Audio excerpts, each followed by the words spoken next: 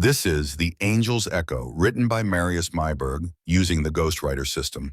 Audio narration is also by the GhostWriter system. Make your stories come alive. Join at ghostwrite.inc. Now enjoy The Angel's Echo. Chapter 1, the 5th December. The ringing phone was a blade in the dark.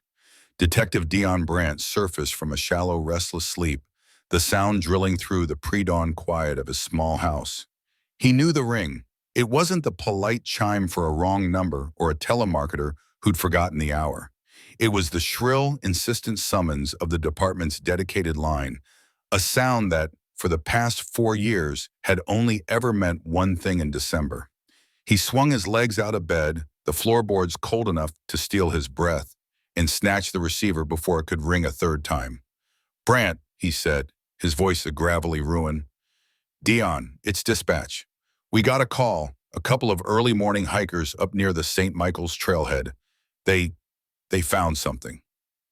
The dispatcher, a young woman named Sarah, whose voice usually carried a bored, late-night drawl, was tight with tension. They found her. Her. The word hung in the cold air. Brandt didn't need to ask for details. For 4 years, the calendar had been the only clairvoyant they needed. Sometime between the 20th and 30th of December, the snow would claim a new body, and the fragile peace Silver Creek pretended to have would shatter all over again. Scene secure? Patrol is there now. They've taped it off. The hikers are with them, shaken up pretty bad. Tell them not to let anyone but me and Cole through. I'm on my way. He hung up without waiting for a reply and stood for a moment in the darkness, the silence of the house pressing in. Outside, the wind howled a low, mournful note against the eaves. The 5th December, he pulled on his clothes, the fabric stiff and cold, the ritual sickeningly familiar. Jeans, wool sweater, worn leather jacket. He paused at the door, catching his reflection in the dark glass. A tall, lean man whose face had been weathered by too many winters like this one. The tiredness was etched so deep it felt like part of his bone structure. Detective Robert Cole was already waiting in the department-issue SUV, the engine rumbling, a plume of exhaust ghosting in the frigid air. The cab smelled of stale coffee and Cole's perpetual cynicism. His stocky frame filled the passenger seat, his bulldog face set in a permanent scowl that had deepened with each passing year. "Morning," Brandt said, sliding behind the wheel. "Is it?" Cole grunted, not looking at him.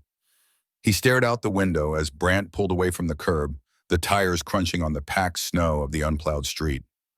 5 years to the day since the first one. You think he marks it on a calendar? A little holiday reminder for himself? Brandt didn't answer. He focused on driving, navigating the slick streets of the town as it slept under a thick blanket of white. Christmas lights, unplugged and inert, drooped from rooftops and wrapped around silent pine trees in front yards. They were meant to be cheerful, but in the gray light of dawn, they looked like festive nooses. The town had tried to pretend this year might be different. Shop windows were painted with holly and fake snow, a stubborn defiance that now felt naive, almost tragic. "Every year, I let myself believe he's gone," Cole said, his voice low and raw. "Moved on, died in a ditch somewhere, and every year that damn phone rings. Hope isn't a strategy, Rob," Brandt said quietly. "Neither is whatever the hell we've been doing." The bitterness in Cole's voice could have cracked the frozen windshield. He'd been born in Silver Creek, had raised his kids here. He didn't just police this town, he carried its fear in his own gut. "We've interviewed every deviant in a 300-mile radius. We've collected enough DNA to clone a new town. 5 years, Dion, and we are no closer than we were when we found Amy Jaspers." Brandt's hands tightened on the wheel. Amy Jaspers, the first. A high school senior with a bright future found on December 21st, 5 years ago. Her name was the first on a list that had grown with the implacable certainty of a terminal disease. 4 victims, 4 Decembers, and now a 5th. They turned off the main road, heading up the winding mountain pass towards St. Michael's Woods. The SUV's headlights cut a tunnel through the falling snow. The forest crowded in on them, a silent, watching legion of snow-laden pines. It was a place of profound, stark beauty, a postcard image of a mountain winter. But for 5 years, it had also been the killer's stage. The blue and red lights of a patrol car pulsed ahead, a lurid, silent disco in the heart of the monochrome woods. Brant parked behind it and they got out, the cold hitting them like a physical blow. It was the kind of cold that felt ancient and absolute, sinking into your lungs with every breath. A uniformed officer, young, his face pale and pinched, met them at the yellow tape. Detectives? She's just over that rise. Forensics is on their way up from the city, but it'll be an hour, maybe more with this snow. You keep everyone back, Brant ordered. Everyone. Press will be sniffing around soon. I don't want a single footprint that doesn't belong to us. The officer nodded, his eyes wide. He looked like he wanted to be anywhere else in the world. Brant ducked under the tape, Cole right behind him. The path was barely visible, just a slight depression in the deep snow. The only sounds were the crunch of their boots and the sighing of the wind through the high branches of the aspens. The air smelled of pine and ice and something else, something metallic and wrong that clung to the back of the throat. They crested the small rise and stopped. Below them, in a small, natural clearing, the scene was laid out with the terrible precision of a diorama. She was kneeling in the snow, her head bowed as if in prayer. Her back was to them. A long white nightgown covered her, its fabric frozen stiff. But it was what rose from her shoulders that made the breath catch, that turned the pristine clearing into a place of profound desecration. Two large, impossibly intricate wings, crafted from what looked like thousands of real feathers, were attached to her back. They arched upward, catching the faint morning light, a study in shades of white and gray and brown. The craftsmanship was breathtaking. The purpose, monstrous. The Christmas killer, the angel maker. Brant felt the familiar leaden weight settle in his chest. It was a feeling he had come to associate with December, a hollowed-out ache of failure and dread. He moved forward slowly, methodically, his eyes scanning the surrounding snow. No other tracks. The killer was careful, always so damn careful. Cole swore, a low, savage sound ripped from his throat. God damn him, Cole spat, his fist clenching at his sides. God damn his soul to hell. Brant approached the body, circling it from a distance. He could see now where the wings were attached. The nightgown was slit down the back, and the pale, frozen skin beneath was a canvas of dark, meticulous stitching. The killer hadn't just placed them on her, he had sutured them into her flesh. It was a violation so profound, so personal, it transcended murder. It was an act of remaking, of ownership. Look at the ground, Brant said, his voice flat, trying to keep the emotion out. Around her knees. Cole followed his gaze. The snow directly around the victim wasn't disturbed. It wasn't trampled or messy. It was smooth, as if she had been lowered into place from above, as if she had simply alighted there. He carried her, Cole said, the realization dawning with horror. He posed her just so, down to the last goddamn feather. Brant knelt, his gaze sweeping the scene, forcing himself to see it not as a tragedy, but as a collection of details, of clues. He wanted us to see this. He wants us to see the care he takes. He saw a glint of something near her folded hands. Rob, your light. Cole produced a small, powerful flashlight from his jacket, its beam cutting through the gloom. In the victim's hands, which were clasped together, rested a single perfect dove feather. It was pristine, untouched by blood, placed there after the fact. A final signature. A grace note. Same as the others, Cole muttered. Always something held in the hands. A pine cone for Jaspers, a rosary for the second girl, a child's music box for the one last year. It's a symbol, Brant said, more to himself than to Cole. Each one means something. We just don't have the dictionary. He stood up, the cold seeping through the knees of his jeans. He could feel the killer's presence in the silence, in the meticulous arrangement of the scene. It was the work of a calm, patient mind, an artist in his own twisted way. This wasn't the result of rage or passion. This was the product of obsession. It's a message, Dion, Cole said, his voice ragged, and after 5 years, we're no closer to reading it. 2 hours later, the Silver Creek Police Department was a humming hive of barely controlled chaos. The air was thick with the smell of wet wool, burnt coffee, and the low-grade hum of institutional anxiety. Phones rang, keyboards clicked, and the low murmur of hushed, grim conversations filled the squad room. On the far wall, a massive corkboard was covered in the faces of the 4 previous victims. 4 smiling young women, their lives reduced to pins on a map and strings of yarn connecting theories that went nowhere. A space had been left empty, a silent, awful placeholder for the face they would soon add. Brant stood in the doorway of his office, watching his team move with a practiced, weary efficiency. They were good cops, but they were small-town cops, overwhelmed and outmatched. This killer was a phantom, a ghost who materialized once a year to perform his ghastly art and then vanished back into the ether. He left behind a perfect tableau and not a single shred of usable evidence. No fingerprints, no DNA, no witnesses. Cole slammed the file down on his desk, making a rookie tech jump. "The victim's name is Chloe Benson," he announced to the room, his voice loud and brittle. 26. A librarian at the county library. Lived alone. Her car is still in the library parking lot. No one's seen her since she clocked out last night. Brant walked over to the board and pinned up a spare photo of Chloe they'd pulled from her driver's license. She was smiling, her eyes bright. He stared at her face, another ghost to add to the collection, and felt a profound, soul-crushing exhaustion. It wasn't just about finding the killer anymore. It was about the weight of these faces, the promises made to their families, promises he and Cole had failed to keep. "He's escalating," Brant said, turning to face Cole in the relative privacy of his office. He shut the door, the noise of the squad room muting to a dull thrum. "Escalating? How the hell can you tell?" Cole sank into the worn chair opposite the desk, rubbing a hand over his tired face. "Looks like the same damn playbook to me." "The wings," Brant said.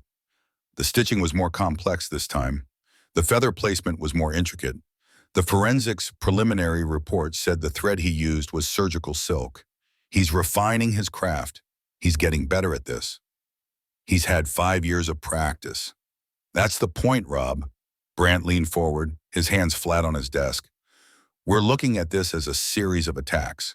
We're running forensics, checking alibis, doing standard police work. And every year he beats us. Because this isn't standard. He's not just killing them. He's creating something. It's a performance. And we are the intended audience." Cole snorted, a humorless, ugly sound. "So what are you saying? We need a theater critic?" "Something like that," Brant said slowly, his mind turning over an idea that had been a low hum in the back of his thoughts for the last year. A thought he'd dismissed as too desperate, too unconventional. Now desperation felt like their only remaining resource. "We're looking for a man with a hammer, but he's using a scalpel.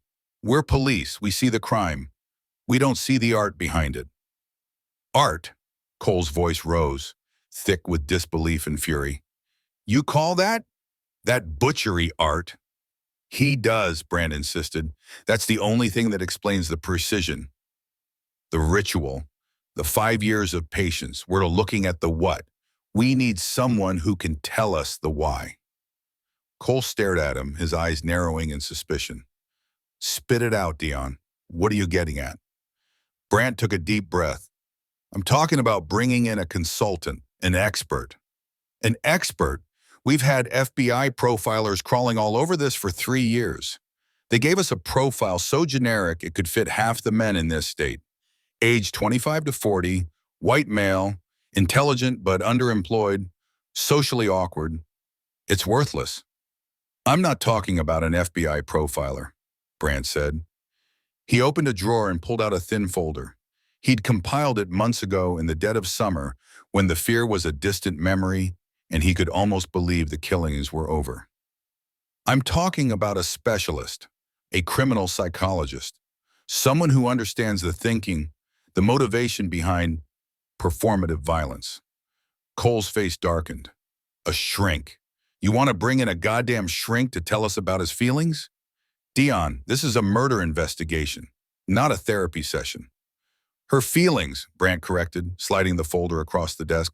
"Dr. Gail Adler." Cole looked at the name but didn't touch the folder, as if it were contaminated. "Adler? Never heard of her." You wouldn't have. She keeps a low profile, used to be a big name in academia, wrote some radical papers, theories on the theatrical nature of psychopathy, argued that for some killers, the act itself is a form of communication, a meticulously crafted narrative. Then she fell off the map. Some ethics complaint at an institute she worked at. Sealed thesis. The works. And this is who you want to bring into our town? Cole scoffed. A disgraced academic with radical theories? She'll probably tell us the killer had a bad childhood and we should all try to understand him. She's the only one I've ever paid who talks about murder this way, Brant pressed, his voice firm, cutting through Cole's cynicism. Not as an act of rage, but as an act of art. As a message. She's not a cop. She won't look at the evidence the way we do. She'll look at the stage he's built, the story he's trying to tell. Maybe she can translate. And maybe she'll turn this whole investigation into a circus, Cole shot back, slamming his hand on the arm of the chair. The press will have a field day. Desperate cops hire controversial shrink. It makes us look weak. It tells him he's won, that he's so smart he broke the Silver Creek PD. We are broken, Rob. The words came out louder than Brand intended, sharp with 5 years of pent-up frustration. The room fell silent. Can't you see that we are chasing our own tails while he plans his next masterpiece? Another girl is dead. Chloe Benson is on a slab because we failed. Everything we've tried has failed. I am done failing. Cole stared at him, the anger draining from his face to be replaced by a deep, weary sorrow. He looked at the murder board, at the smiling faces, and the fight went out of him. He ran a hand through his graying hair, his shoulders slumping in defeat. I made a promise to the Jaspers, he said, his voice barely a whisper. Told them I'd find the man who did that to their little girl. Looked them right in the eye. I know, Brant said, his voice gentle again. This is how we keep it. For a long minute, the only sound was the ticking of the clock on the wall, marking time that had already run out for Chloe Benson. Finally, Cole gave a slow, tired nod. It wasn't agreement. It was surrender. It's your call, Dion, he said, pushing himself to his feet. It's always been your call. But if she makes this worse, if she turns this into some freak show, that's on you. He walked out of the office, closing the door softly behind him, a gesture more damning than if he'd slammed it. Brant sat alone in the quiet, the folder with Gail Adler's name on it sitting under his hand. He felt the weight of Cole's words, of the town's fear, of Chloe Benson's stolen life. He was out of options. This was more than a long shot. It was a prayer whispered into a blizzard. He picked up the phone on his desk and dialed the number on the top page of the file, a number he'd gotten from a contact who owed him a major favor. It rang 3 times before a woman's voice answered, crisp and professional. Adler, he cleared his throat. Dr. Adler, he began. My name is Detective Dion Brant. I'm with the Silver Creek Police Department. I'm calling because we have a situation here. We have a killer, and we need your help. Chapter 2, The Outsider. The road to Silver Creek didn't just climb, it coiled, strangling the mountainside in a series of switchbacks that grew tighter with every 1,000 feet of elevation. Dr. Gail Adler kept her hands steady on the wheel of the rented sedan, its tires chewing nervously at the packed snow. Flurries drifted in the headlight beams, hypnotic and dense, erasing the world behind her. The town wasn't just remote, it was being actively swallowed by the winter, a perfect incubator. Her phone had lost its signal an hour ago. The isolation was a physical pressure against the glass, a palpable silence that the hum of the engine couldn't fully pierce. It was a silence she understood. It was the same sound that filled the empty lecture halls of her memory, the quiet that followed a question too uncomfortable to answer. For a town held hostage for 5 years, she imagined the silence here was heavier, thick with unspoken fears and the ghosts of girls who would never see another Christmas. When the first lights of Silver Creek appeared, they were disappointingly mundane. A gas station with a flickering neon sign, a diner promising hot coffee, a smattering of houses whose windows glowed with the warm, false hope of holiday decorations. Wreaths hung on doors like targets. Strings of colored lights blinked against the oppressive white, a desperate, cheerful defiance that felt more like a plea than a celebration. This was a community pretending at normalcy, a patient insisting they were fine while the fever raged. She pulled into the designated spot in front of the Silver Creek Police Department, a squat brick building that seemed to be sinking into the snowdrifts. The cold was a shock as she stepped out of the car, a sharp, clean pain in her lungs. The air smelled of pine and wood smoke, a deceptively wholesome scent for a place plagued by such methodical violence. She pulled the collar of her severe wool coat tighter, her gaze sweeping the street. Every curtained window felt like an eye. She was the outsider, the specialist, the last resort. In towns like this, that made her both a savior and a threat. The door chimed weakly as she entered. The immediate sensory input was overwhelming. The blast of dry, overheated air, the bitter smell of burnt coffee, the underlying damp scent of wet boots and wool. The space was cramped, a cluttered nerve center of anxiety. Maps plastered one wall, dotted with colored pins that marked a constellation of horror. Another wall was a gallery of ghosts, the smiling, bright-eyed faces of the victims. 4 of them staring out from school photos and candid snapshots, their lives reduced to a case file number. 2 men turned from a large table buried under stacks of folders and photographs. The taller one, lean and weathered, stepped forward. His face was a roadmap of exhaustion, but his eyes were sharp, watchful. Detective Dion Brandt. He matched the files she'd been sent. Dr. Adler, he said, his voice a low rumble of fatigue. He extended a hand. Thank you for coming. I'm Dion Brandt. Her handshake was firm, brief. Doctor, it's good to put a face to the voice. Her gaze flickered to the other man who remained by the table, arms crossed over a stocky chest. His bulldog face was set in a permanent scowl, his suspicion a palpable force in the room. This is my partner, Detective Robert Cole, Brandt said, the introduction carrying a faint note of apology. Cole offered a curt nod, his eyes doing a slow, dismissive sweep of her practical attire, from her sensible, waterproof boots to the severe knot of dark hair at the nape of her neck. He didn't bother with a handshake. So you're the expert, he said. It wasn't a question, it was an accusation. Gail met his stare without flinching. She was accustomed to men like Cole, men who trusted calloused hands and gut feelings over the meticulous cartography of a damaged mind. They saw her as an academic intruder, a purveyor of mumbo-jumbo who couldn't possibly understand the grim reality of their work. They were always wrong. I'm the consultant, she corrected him smoothly, her tone devoid of warmth or challenge. You're the experts on Silver Creek.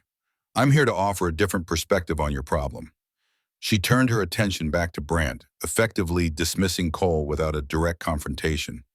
You have the complete files? Brandt gestured to the table. 5 years of it, everything we have. Victimology, forensics, witness statements, the whole depressing library. We just got the initial report back on Chloe Benson. He pointed to an empty space on the wall of victims. Number 5. The name hung in the air, fresh and raw. Gail walked to the table, shrugging off her coat and draping it over the back of a worn chair. The room felt smaller with the 3 of them in it, charged with a fragile, volatile chemistry. She ignored the photos of the bodies for a moment, her eyes scanning the reports, the neatly typed summaries, the dead-end leads. Start from the beginning, she said, her voice quiet but commanding. Tell me about the first one. Not what the file says, what you remember. Brandt glanced at Cole, who grunted and turned away to pour another mug of sludgy coffee. The gesture was clear. This is your circus. You handle the shrink. Brandt sighed, a sound heavy with the weight of years. Her name was Sarah Jenkins, found December 22nd, 5 years ago. Out in St. Michael's Woods, same as the others, a hiker found her. At first, we thought it was a tragic accident, exposure maybe. Then the coroner's report came back. He paused, rubbing a hand over his tired face. And then we saw the wings. Gail picked up the first file, its manila folder soft and worn from countless hands. Sarah Jenkins, a 22-year-old ski instructor. Blonde, smiling, vibrant. She opened it, and the crime scene photos spilled the truth. The girl was laid out on a bed of pristine snow, her arms crossed over her chest, and on her back, stitched with a precision that was both ghastly and beautiful, was a pair of wings crafted from the feathers of a snowy owl. The stitching, Gail murmured, her finger hovering over a close-up photograph. Forensics identified it as surgical silk in the latest victim. Was it the same from the beginning? Identical, Brandt confirmed. The knot is a figure-8 suture. Complex. Takes practice. We canvassed every doctor, vet, and tailor in a 100-mile radius. Nothing. It's one of his signatures. It's more than a signature, Gail corrected softly, her eyes not leaving the photo. A signature is a compulsion, a piece of the killer's psyche that leaks out. This is a statement. This is deliberate. It's performative. From across the room, Cole snorted into his mug. Performative? He's butchering women, not putting on a goddamn play. Gail finally turned to look at him, her expression unreadable. That's exactly what he's doing, Detective. For him, the world is a stage, and these women are his props. The violence is the script. The only question is, who is the audience? Cole just shook his head and retreated to his desk in the corner, a clear demarcation of his territory. He would observe, he would judge, but he would not participate. Fine. Gail preferred to work without the peanut gallery. For the next 3 hours, she worked in silence. The only sounds were the rustle of paper, the low hum of the station's furnace, and the occasional muttered curse from Cole's corner. Brandt watched her, a quiet, looming presence, refilling her water without being asked. He recognized the intensity of her focus, a state of intellectual immersion so deep it was almost a trance. She lined up the photos of the victims, one for each year. Sarah Jenkins, Owl Wings. Year 2, Rebecca Price, Raven Wings. Year 3, Maya Torres, Hawk Wings. Year 4, Ashley Dunn, Falcon Wings. And now Chloe Benson. Forensics hadn't yet identified the feathers, but the pattern was clear. Birds of prey, predators, a deliberate, escalating symbolism. But it wasn't the symbolism that held her. It was the consistency. She laid out the autopsy reports, the forensic analyses, the timelines. Every detail was terrifyingly, pathologically uniform. The time of death, always estimated between 2 and 4 a.m. The placement of the bodies, always within a specific quadrant of the woods. The lack of any forensic evidence, no fibers, no DNA, no footprints other than the victims. He was a ghost. Most killers evolved. They grew bolder or sloppier. Their methods changed with their confidence or their desperation. But this killer, it was as if he had perfected his craft on day one and had simply repeated the performance every year since. The only change was the intricacy of the wings, the skill of the stitching. He was getting better at his art. "He's disciplined," she said aloud, the words breaking the long silence. Brandt, who had been staring at the pinpricked map, turned to her. "What do you mean?" "I mean this level of control is extraordinary. 5 years, 5 victims, and almost no deviation in method. He isn't frenzied. He isn't ruled by rage or sudden impulse. This is planned, rehearsed. He's patient." She tapped a photo of the figure-8 knot. "This is the work of a calm mind, the mind of a craftsman, not a maniac." "He's still a monster," Cole growled from his desk, not looking up from his paperwork. "A monster with a rule book," Gail countered. "And if we can figure out the rules, we can predict his next move. That's why you brought me here, isn't it, Detective Brandt?" Brandt nodded slowly, his eyes fixed on her, a glimmer of something that might have been hope warring with his deep-set weariness. "We're out of moves, Doctor. He's been 5 steps ahead of us since the beginning." Gail leaned back in her chair, the cracked vinyl groaning in protest. Her gaze swept over the faces on the wall again. Beautiful, vibrant young women, chosen for reasons they could not yet fathom. The killer wasn't just taking their lives. He was transforming them, turning them into his own grim iconography. He was an artist, and this was his gallery. She looked down at the files, at the sterile language of the reports describing unspeakable acts. The phrase from her own sealed thesis echoed in her mind, a ghost she could never quite exorcise. Performative violence is not about the victim. It is a dialogue between the killer and their chosen audience. The body is simply the medium. The words felt cold, alien, written by a different woman in a different life. A woman who had believed she could understand monsters without ever having to face one. "There's something missing," as she kept pushing the files around the table, creating a new arrangement. A 5-year gap between his education and his first recital. What was he doing? Where did he learn to be so meticulous? A surgeon's knot, the skill of a taxidermist, the patience of a stalker. These skills aren't acquired overnight. Brandt ran a hand through his thinning hair. We've checked every military record, medical school dropout, and hobbyist taxidermist in the state. Nothing. It's like he didn't exist before he started killing. Everyone exists, Gail said. You just haven't found the right records. She stood up and walked to the large map of the county. The pins marking the body locations formed a loose semicircle around the northern edge of St. Michael's Woods. She stared at it, her mind sifting through the data, searching for a pattern, a logic hidden within the chaos. For 5 years, these men had been looking for a monster. They needed to start looking for an artist, a performer, an echo of a lesson taught long ago. Has the choice of feathers been cross-referenced with local avian populations? She asked, her back still to them. Of course, Cole said, his voice thick with condescension. All native species. That's not what I asked, Gail said, turning. Her eyes were sharp, intense. I asked if you cross-referenced them with the victims. Sarah Jenkins, the ski instructor. Snowy owl wings. Owls hunt at night, silently. Rebecca Price, a bartender at the Crow's Nest, Raven Wings. Maya Torres, a park ranger, Hawk Wings. She let the connections hang in the air. Brandt's eyes widened slightly as the pieces clicked into place. He walked to the board, staring at the victims' photos with new eyes. My God, he whispered, it's symbolic. He's matching the bird to the victim's life, or their name, or their job.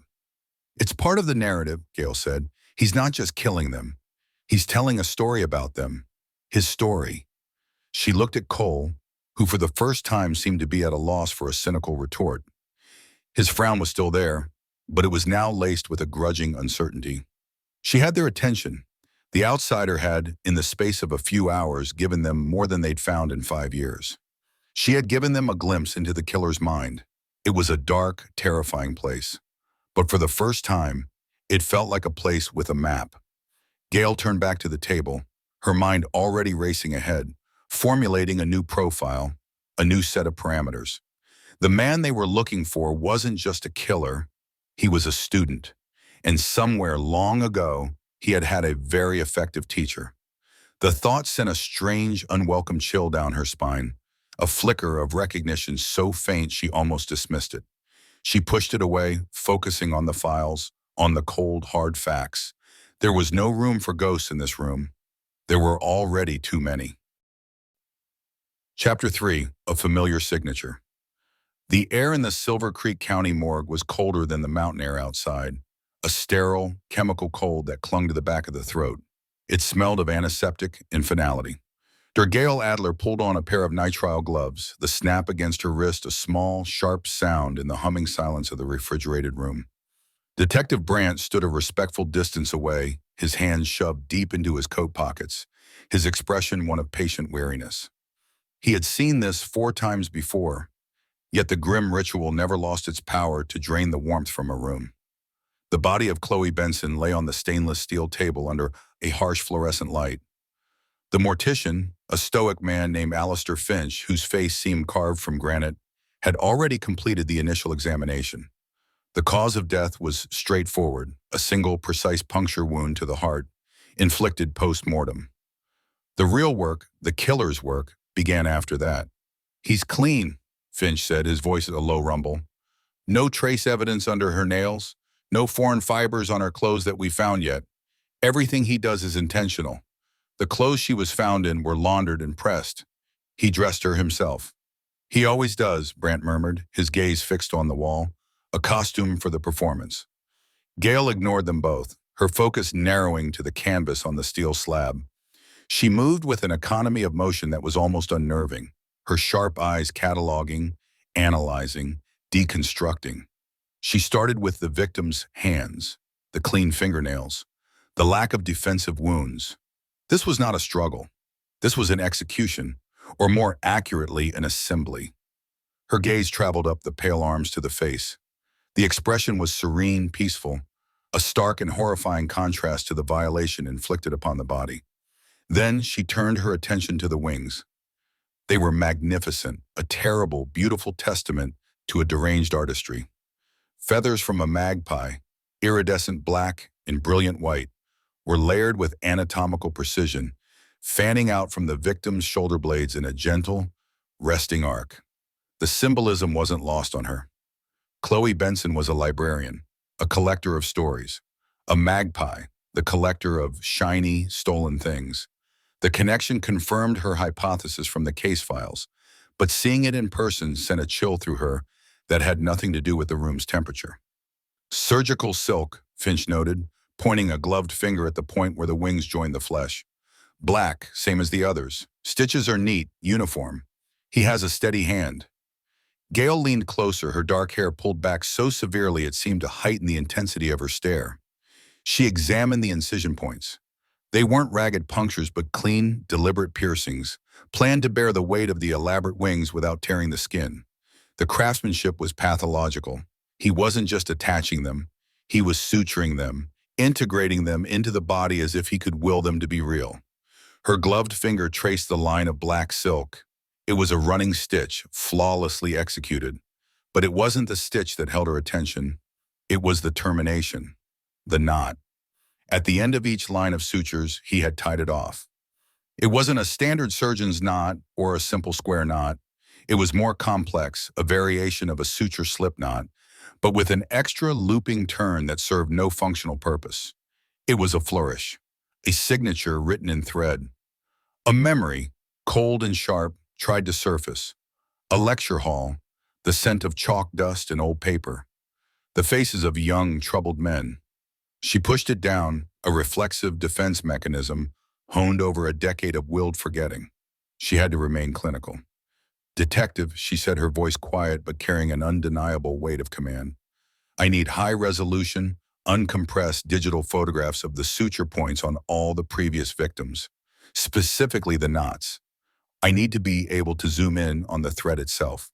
Brandt's eyes shifted from the wall to her. He saw it, a flicker in her professional armor, a tension around her mouth that hadn't been there moments before. He'd brought her here for this, for the insight he and his team had been missing for 5 agonizing years. He wasn't going to question the request. "I'll have them sent to your laptop at the motel immediately," he said. "Something there?" Gail straightened up, pulling her gaze away from the knots as if it might burn her. "It's a methodological tick, highly specific. Most killers evolve or devolve. Their methods get sloppier as they rush, or more extreme as they seek a greater thrill. This one doesn't. He refines. That knot, it's unnecessarily complex. It's vanity." She peeled off her gloves with a second sharp snap. "I want to see where he placed her." The drive to St. Michael's Woods was a journey into silence. The police cruiser's tires crunched softly on the packed snow of the narrow road, the only sound besides the gentle whir of the heater. Outside, the world was a monochrome sketch of white and gray. Snow clung to the branches of the pines in thick, heavy clumps, muffling all sound. It was beautiful in a way that felt oppressive, suffocating. Brandt drove, glancing at Gail occasionally. She stared out the window, her reflection a pale ghost against the passing trees. She hadn't spoken since they left the morgue. He could feel the change in her, a new frequency of tension humming beneath her controlled exterior. "Cole thinks you're wasting our time with this," Brandt said, breaking the silence. "He thinks we should be knocking on doors, checking alibis. Good solid police work." "Detective Cole's opinion is noted," Gail said without turning. "But he's looking for a man. I'm looking for a ghost who leaves a very particular echo. You can't find an echo by knocking on doors." "And you think that knot is part of it? The echo?" "A signature is a claim of authorship. An artist signs a painting, a writer puts their name on a book. A killer like this, he needs to sign his work. Not with a name, but with a method. With a flourish only a specific audience will recognize." The word hung in the air between them. Audience. "And who is the audience?" Brandt asked, his voice low. This time she did turn to look at him. Her eyes were dark, unreadable. "That is the question we need to answer, Detective. He isn't doing this for the police or for the media. He's performing for someone. The memory returned, stronger this time. It was from a seminar she'd taught at Northwood Juvenile Institute, a special session for a handful of gifted and profoundly disturbed older boys. A theoretical discussion on psychopathy and narcissism. True malignant narcissism doesn't just demand admiration, she recalled herself saying, her voice echoing in the drab institutional classroom. It demands recognition of its superiority. An artist doesn't want you to just like their painting. They want you to understand the genius of their brushstroke. A pale, quiet boy in the front row had raised his hand. Julian, a boy she had considered a success story, a boy who absorbed every word. But if the brushstroke is too subtle, he had asked, his eyes unnervingly steady, how can you be sure the right person will see it? She had used knot tying as an analogy, an obscure sailor's knot, a modified surgical suture. You make the signature part of the work itself, an unnecessary flourish that proves authorship to anyone who knows what they're looking for. She had demonstrated on a piece of suturing leather, a simple running stitch tied off with a slip knot. With one unique looping turn, the cold dread that had begun in the morgue now seeped into her bones. It couldn't be. It was a coincidence. A textbook variation she'd read somewhere and forgotten. One he could have read too. It had to be. Brant pulled the car to a stop behind a line of police tape strung between two massive aspen trees. Their white bark looked like bone against the snow. The crime scene was a trampled circle of pristine white, marred by the footprints of the first responders and the forensics team. In the center was a shallow, human-shaped depression, already beginning to soften at the edges from the faint winter sun. Gail stepped out of the car. The cold was immediate and biting. The silence was absolute. She walked to the edge of the tape, ducking under it. Brant followed, his boots sinking into the deep snow. This was not a dumping ground. This was a stage. The spot was a small clearing, a natural amphitheater of pine and aspen. The body had been placed at its exact center, positioned to face east. Gail walked around the indentation, her gaze sweeping over the area, seeing not what was there, but what had been. He brought her here before dawn, Gail said, her voice quiet, almost a whisper. He would have needed time, an hour, maybe more, to position her, to arrange the wings just so. The dog walker found her at 7:15 a.m., just after sunrise, Brant confirmed. Of course, Gail breathed. The reveal. She looked up through the skeletal branches of the aspens to the pale sky. He wanted the first light of morning to hit her, the golden hour, the perfect lighting for his creation. She could almost feel him here, the patience, the reverence, the utter lack of humanity. He hadn't dragged the body. The snow around the indentation was undisturbed, save for a single set of tracks leading in and out, already documented by forensics. He had carried her, cradled her like a bride or a saint. Her thesis. It was all there. The performance of violence, a study in theatrical homicide, a paper sealed by a university ethics committee a decade ago, a paper she had discussed in detail with only one group of students, a paper she had given, a printed draft of to one particularly promising, particularly broken boy. This wasn't an echo. This was a direct quote. Dr. Adler? Brant's voice broke through her spiraling thoughts. Are you all right? You look like you've seen a ghost. She forced herself to meet his gaze, pulling the mask of the detached professional firmly back into place. The terror was a screaming thing inside her chest, but her face showed nothing but clinical focus. She couldn't tell him. Not yet. To voice the suspicion would be to make it real, to admit a failure so profound it was monstrous. I'm fine, detective, she said, her voice steady, betraying none of the chaos in her mind. I'm simply beginning to understand our artist. She looked back at the empty space in the snow, the stage where Chloe Benson had played the final role of her life. The performance wasn't for the town, it wasn't for the police, it was for her. He had learned his lessons well, and now class was back in session. Chapter 4, The Thesis of Cruelty. The lock on the door to room 12 at the Overlook Motel was a cheap, brass-plated thing, cold enough to steal the warmth from her fingertips. Gail Adler's hands trembled, not from the biting December air, but from a tremor that had started deep in her marrow at the crime scene and had yet to subside. The key resisted, scraped, and finally gave way with a hollow clatter that sounded unnervingly loud in the profound silence of the mountain night. She pushed the door open and stepped inside, shutting out the lonely hum of the motel's neon sign and the accusatory whisper of the wind. The room was a sterile box of beige and brown, smelling of industrial cleaner and the faint ghostly scent of 1,000 other transient lives. It offered no comfort, only isolation. For the first time since arriving in Silver Creek, that isolation felt less like a sanctuary and more like a cage. She didn't turn on the main overhead light, preferring the single jaundiced glow of the bedside lamp. It cast long, distorted shadows that turned the mundane furniture, a particle board desk, a worn armchair, into lurking shapes in the periphery. She dropped her briefcase on the desk, the thud echoing the heavy beat of her own heart. The knot, the theatrical staging, the chilling sense of being watched, not by a killer, but by an audience of one.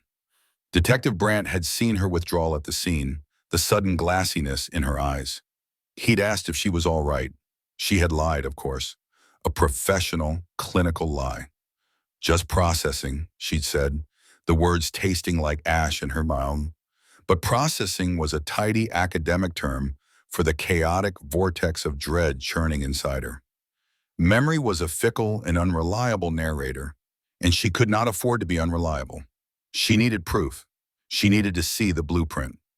From the bottom of her briefcase, beneath case files and notebooks, she retrieved a flat black rectangle of hardened plastic. An external hard drive, featureless save for a single USB-C port. It was fireproof, waterproof, and protected by 3 layers of escalating encryption. It held the ghost of her former life, the work that had built her reputation, and then, just as swiftly, dismantled it. The work she had sealed away 10 years ago, promising herself and a university ethics committee that it would never see the light of day. She connected the drive to her laptop. The machine was a sleek, silver slab of anodized aluminum, a stark contrast to the motel's faded decor. Its cold, clean precision was a comfort, an extension of her own mind. She entered the first password, a 32-character alphanumeric string. A second prompt appeared, asking for a passphrase from a randomized list she kept in a safe deposit box 2 states away, a list she had long since committed to memory. She typed, "The monster is a mirror, not a window." A third and final security layer demanded a biometric scan of her thumbprint. With a soft chime, the drive mounted. A single folder appeared on her desktop. Northwood Archive sealed. Her breath hitched. Opening it felt like breaking a tomb seal. Inside, decades of her life's work were organized with obsessive neatness. Patient notes stripped of names and reduced to case numbers, lecture transcripts, research papers, and one file that sat apart from the others, the one she was looking for. Thesis Final Adler, Sir GPDF. The full title appeared under the icon, The Actor of Atrocity, a thesis on weaponized empathy and the semiotics of performative violence. Her finger hovered over the trackpad. This paper was the reason she was here, consulting in this frozen town instead of holding an endowed chair at a university. It was a theoretical exploration, an academic exercise in understanding the most aberrant minds. She had argued that for a certain type of narcissistic psychopath, violence was not merely an act, but a form of communication. A theatrical performance designed to manipulate the emotional response of an audience. She had deconstructed their horrors into a kind of grammar, a language of cruelty. She had never, in her most terrifying nightmares, imagined someone would use it as an instruction manual. Meow. Her click was sharp, decisive. The document opened, 180 pages of dense, academic text. The abstract stared back at her, the words clinical, detached, and now utterly damning. This thesis posits that a subset of violent offenders, termed performative narcissists, utilize homicide as a medium for complex symbolic communication. Their methodology is not driven by chaotic rage, but by a meticulous, artistic desire to author a narrative upon the public consciousness. This study will analyze the core components of this behavior, including thematic resonance, the symbolic linking of victimology to methodology, the signature of intellect, the inclusion of functionally superfluous but semiotically significant markers, and weaponized empathy, the strategic selection of victims to maximize public emotional response. It argues that to understand such an offender, one must cease to view them as a monster and instead analyze them as an author and their crimes as a text. Her stomach clenched. An author. He was writing a story for her. She minimized the PDF and pulled up the Silver Creek PD's digital case file, creating a split screen. On the left, her life's work. On the right, its monstrous reflection. She navigated to the folder for the first victim, 5 years ago. A ski instructor named Ashley Reed, young, vibrant, beloved in the town. Found in a snowdrift near the ski resort's main lodge. Wings of a snowy owl stitched to her back. A creature of the snow, gifted with the wings of a silent, white predator. She scrolled down in her thesis to Chapter 3, Thematic Resonance in Victim Selection. Her own words accused her from the screen. The performative narcissist does not choose victims at random. The victim is the canvas. Their life, profession, or even their name becomes a foundational element of the grotesque tableau. The act of murder is secondary to the act of transformation. The killer seeks not to simply end a life, but to recontextualize it within their own narrative. A firefighter might be immolated, a swimmer drowned. The methodology becomes a dark poem, with the victim as its central metaphor. This resonance is key, as it proves to the intended audience that the killer knows their subject, elevating the act from mere brutality to a demonstration of intellectual and emotional dominance. She closed her eyes, the image of Ashley Reed's file photo, smiling, alive, burning against the darkness. Then came the others, the park ranger with hawk wings, the local gardener with the wings of a hummingbird, a creature of the flowers she tended. And now Chloe Benson, the librarian, a woman of words and stories, given the wings of a magpie, a bird known in folklore for its intelligence, its chattering tales, and its theft of shiny objects. Perhaps she had stolen something, or perhaps the killer saw her as a keeper of stories, now a part of his. Each murder was a perfect, horrific execution of the principle, a dark poem, just as she'd written. Her trembling started again, a violent shudder this time. She wrapped her arms around herself, the thin fabric of her blouse doing nothing to warm the ice flooding her veins. This wasn't a coincidence. This couldn't be. Someone somewhere had read this, but that was impossible. Only 3 copies had ever been printed. One for her faculty advisor, now deceased, and one for the university archives, sealed under lock and key. The digital copy was here, on this drive. No one else had seen it, no one except. Her mind flashed back to the lecture halls at Northwood. Not the university, but the Juvenile Institute, the place where she'd tested her theories, where she had tried to understand the budding minds of boys who had already destroyed lives. She had never shown them the thesis itself, of course not. But she had lectured.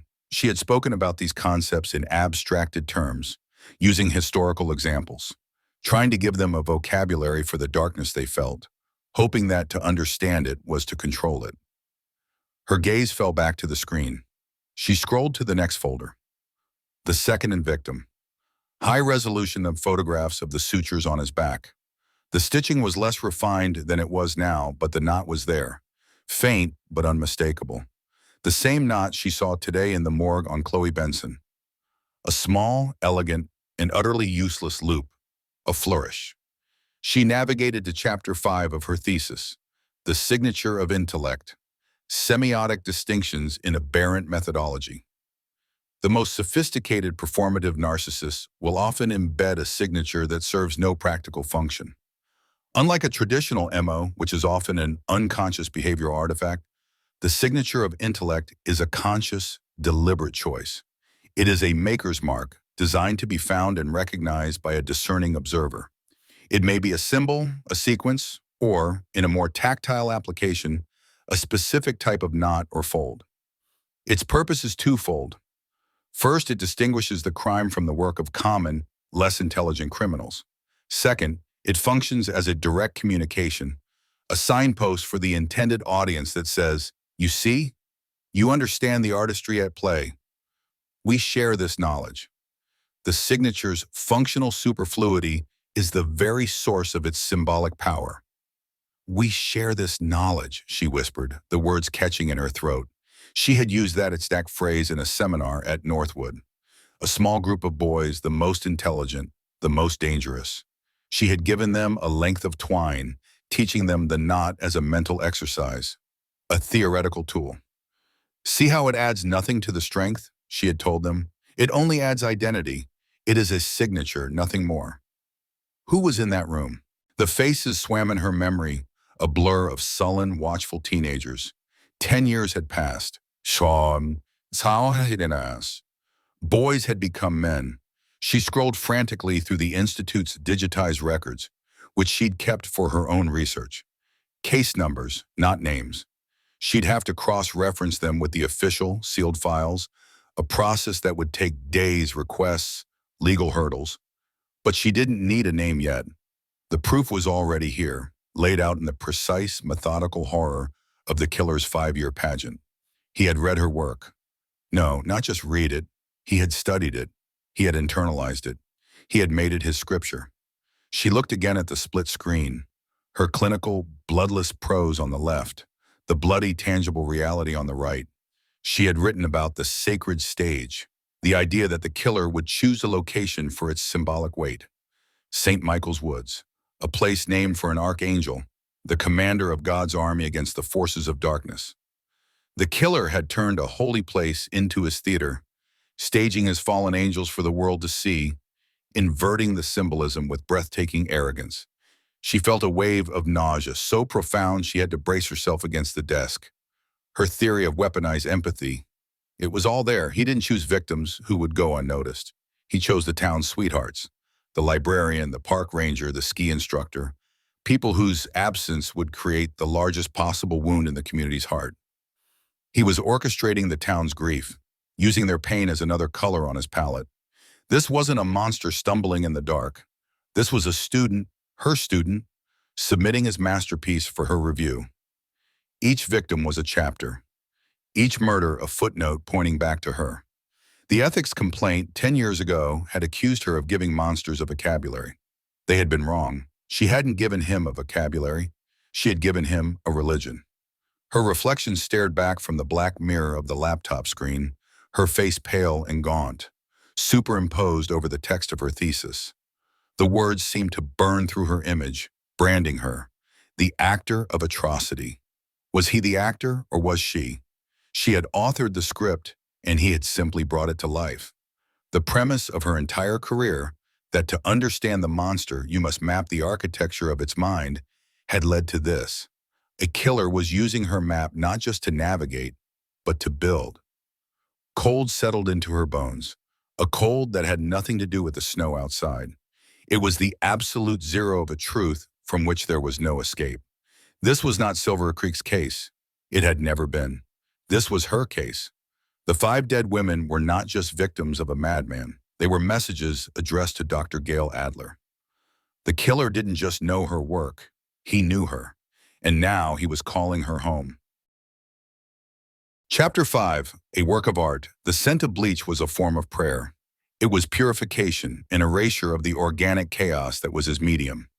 Julian Croft drew the antiseptic-soaked cloth across the stainless steel surface of the table in a final sweeping gesture, the motion as practiced and precise as a surgeon's incision. The fluorescent light overhead hummed a sterile hymn, reflecting off the polished metal with a cold white glare that left no shadow, no place for imperfection to hide.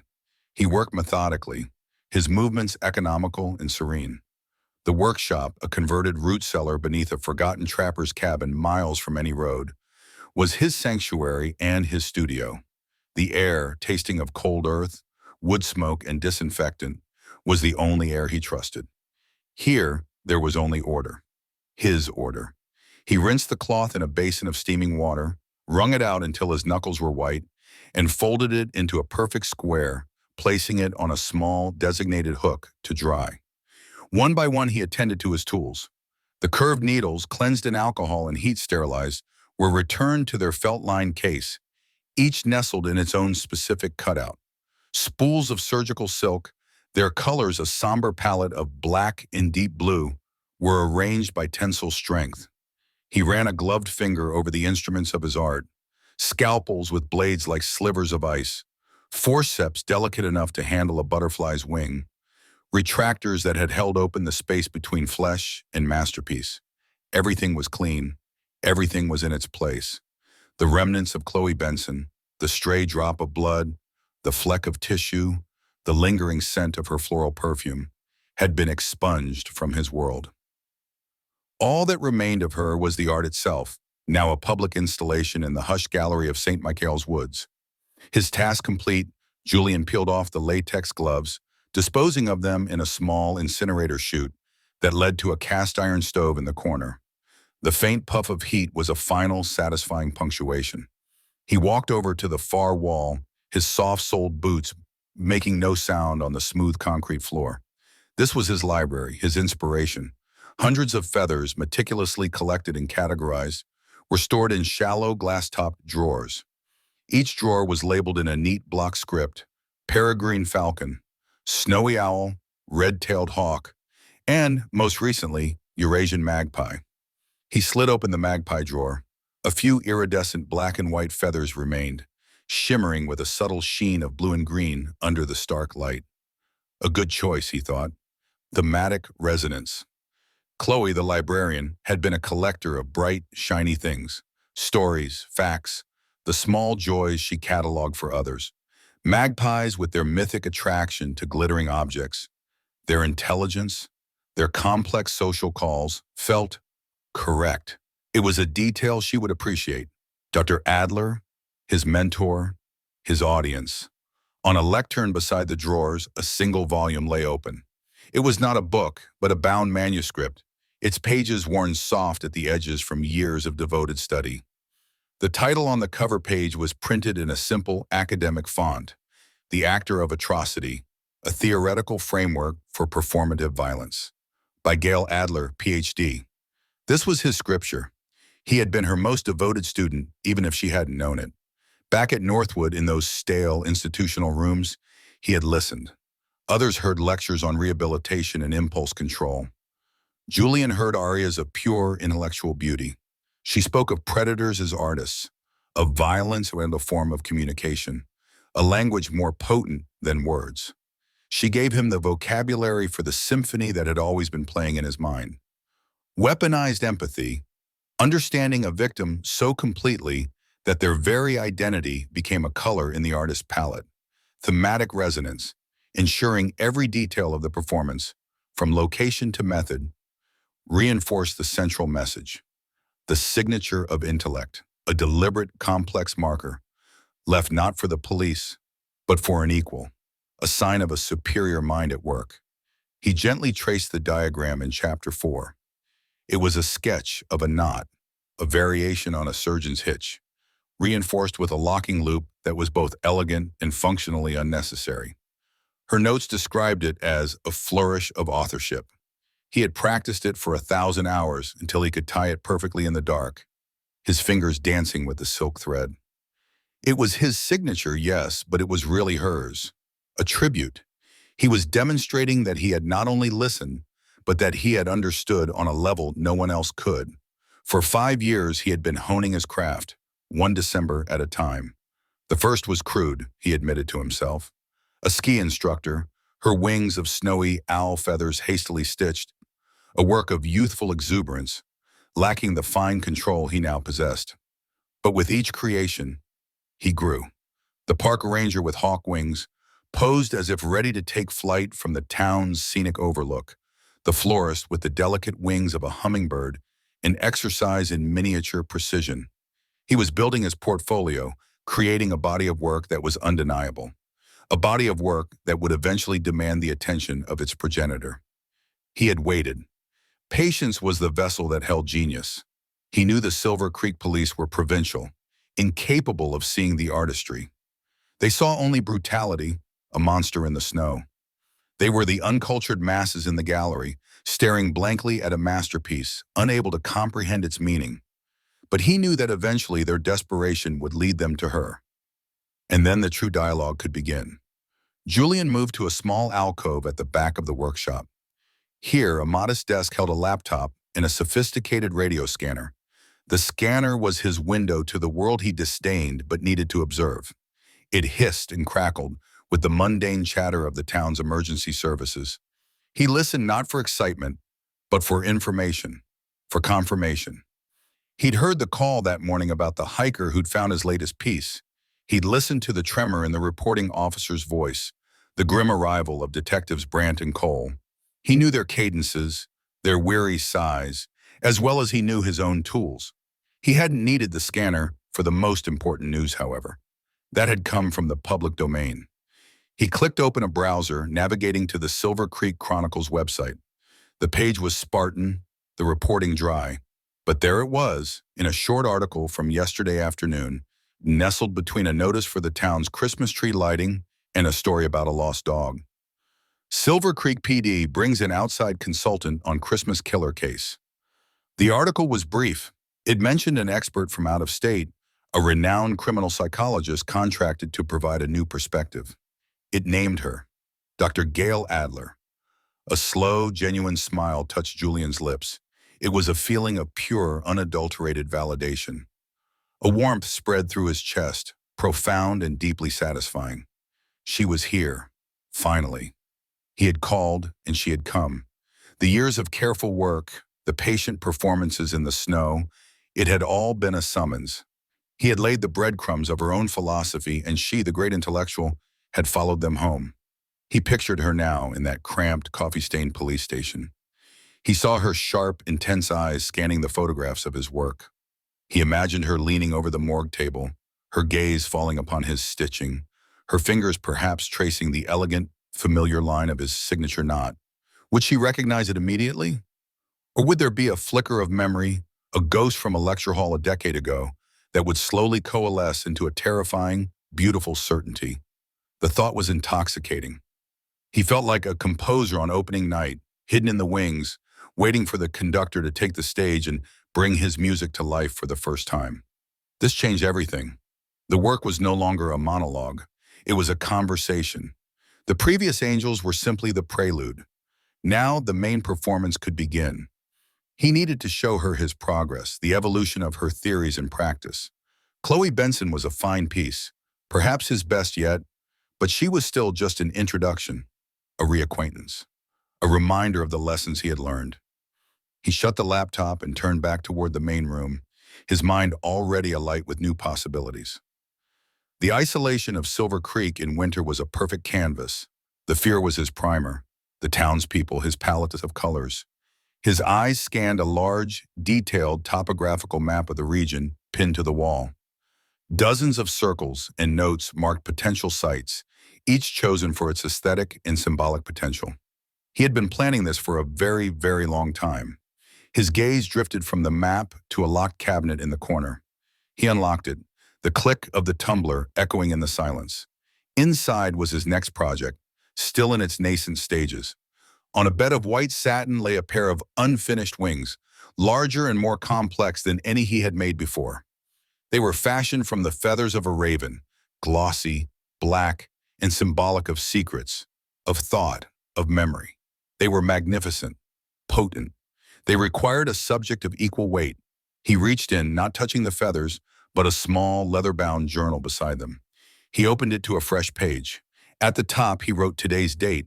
Below it, he began to write, his script as neat and controlled as the stitches on his victims. Dear Dr. Adler, I hope my recent work pleases you. I have endeavored to be a faithful student. You taught me that art requires an audience capable of appreciating its complexities. Welcome to the gallery. The exhibition is just beginning. The exhibition is just beginning. His pen glided across the page, the ink a stark, definitive black against the cream-colored paper. He did not need to pause or consider his words. They had been waiting, fully formed, for this exact moment. This was not a confession. It was a prologue, an artist's statement for the catalog. You always taught that the act itself is a text, a semiotic puzzle. The common reader, the police, the media will see only the horror. They will read the surface narrative of brutality. But you, my dear doctor, you will read the subtext. You will see the citations. Chloe Benson was a footnote, an academic courtesy to remind you of the core principles. Note the thematic resonance, the precision of the stitching. Note the signature of intellect. It is unchanged, a constant in a world of variables, a promise kept. I have followed your framework to the letter. No extraneous emotional residue, no base motives for the police to grasp onto, only the pure, clean expression of an idea, your idea. I wonder if you feel it yet, the disquieting thrill of seeing your theory brought to life, of seeing your abstract concepts made flesh and feather. Do not mistake this for a challenge, Divin. This is a collaboration. I am merely the research fellow who has finally secured the grant money. He paused, capping the pen and placing it precisely parallel to the journal's spine. His gaze returned to the locked cabinet, to the raven wings waiting within. They were a statement piece, heavy, somber, intellectually dense. They were not for an incidental player like a librarian, however fitting her magpie resonance had been. They were for someone who carried the weight of secrets. A raven is a keeper of memories, a messenger between worlds, a symbol of prophetic insight. Who in Silver Creek held the town's forgotten stories? Who was the gatekeeper of its past? He thought of the town historian, a frail man who smelled of decaying paper and peppermint. Too obvious, too cliché. He thought of the retired sheriff, living in a small cottage on the lake, his mind a repository of old sins and unsolved cases. Closer, but still too literal. The subject had to be someone whose absence would create a vacuum of knowledge, a black hole of memory that would force Gale to look deeper. Not at the who of the crime, but the why of the victim. The selection was as critical as the execution. It was the central thesis of the entire composition. He could feel her mind working, even miles away through the snow and silence. He pictured her in a sterile conference room at the police station, a projector screen illuminating her sharp features as she deconstructed his work for the local detectives. She would speak of narcissism, of a God complex, of a perpetrator who was organized and forensically aware. She would be technically correct, of course, but she would be missing the spirit of the thing. This wasn't about ego, it was about devotion. It was an act of supreme academic integrity. He was providing the ultimate peer review, the bloody, irrefutable proof for her hypothesis. He had seen her destroy lesser minds in the lecture hall at Northwood, students who offered facile textbook interpretations. She would dismantle their arguments with a few quiet, surgical questions, exposing the hollow thinking within. He imagined she was doing the same now to detectives Brandt and Cole. They would be talking about patterns, about geographical profiling, about fibers and footprints. They were mechanics looking at a clockwork universe, searching for a broken cog.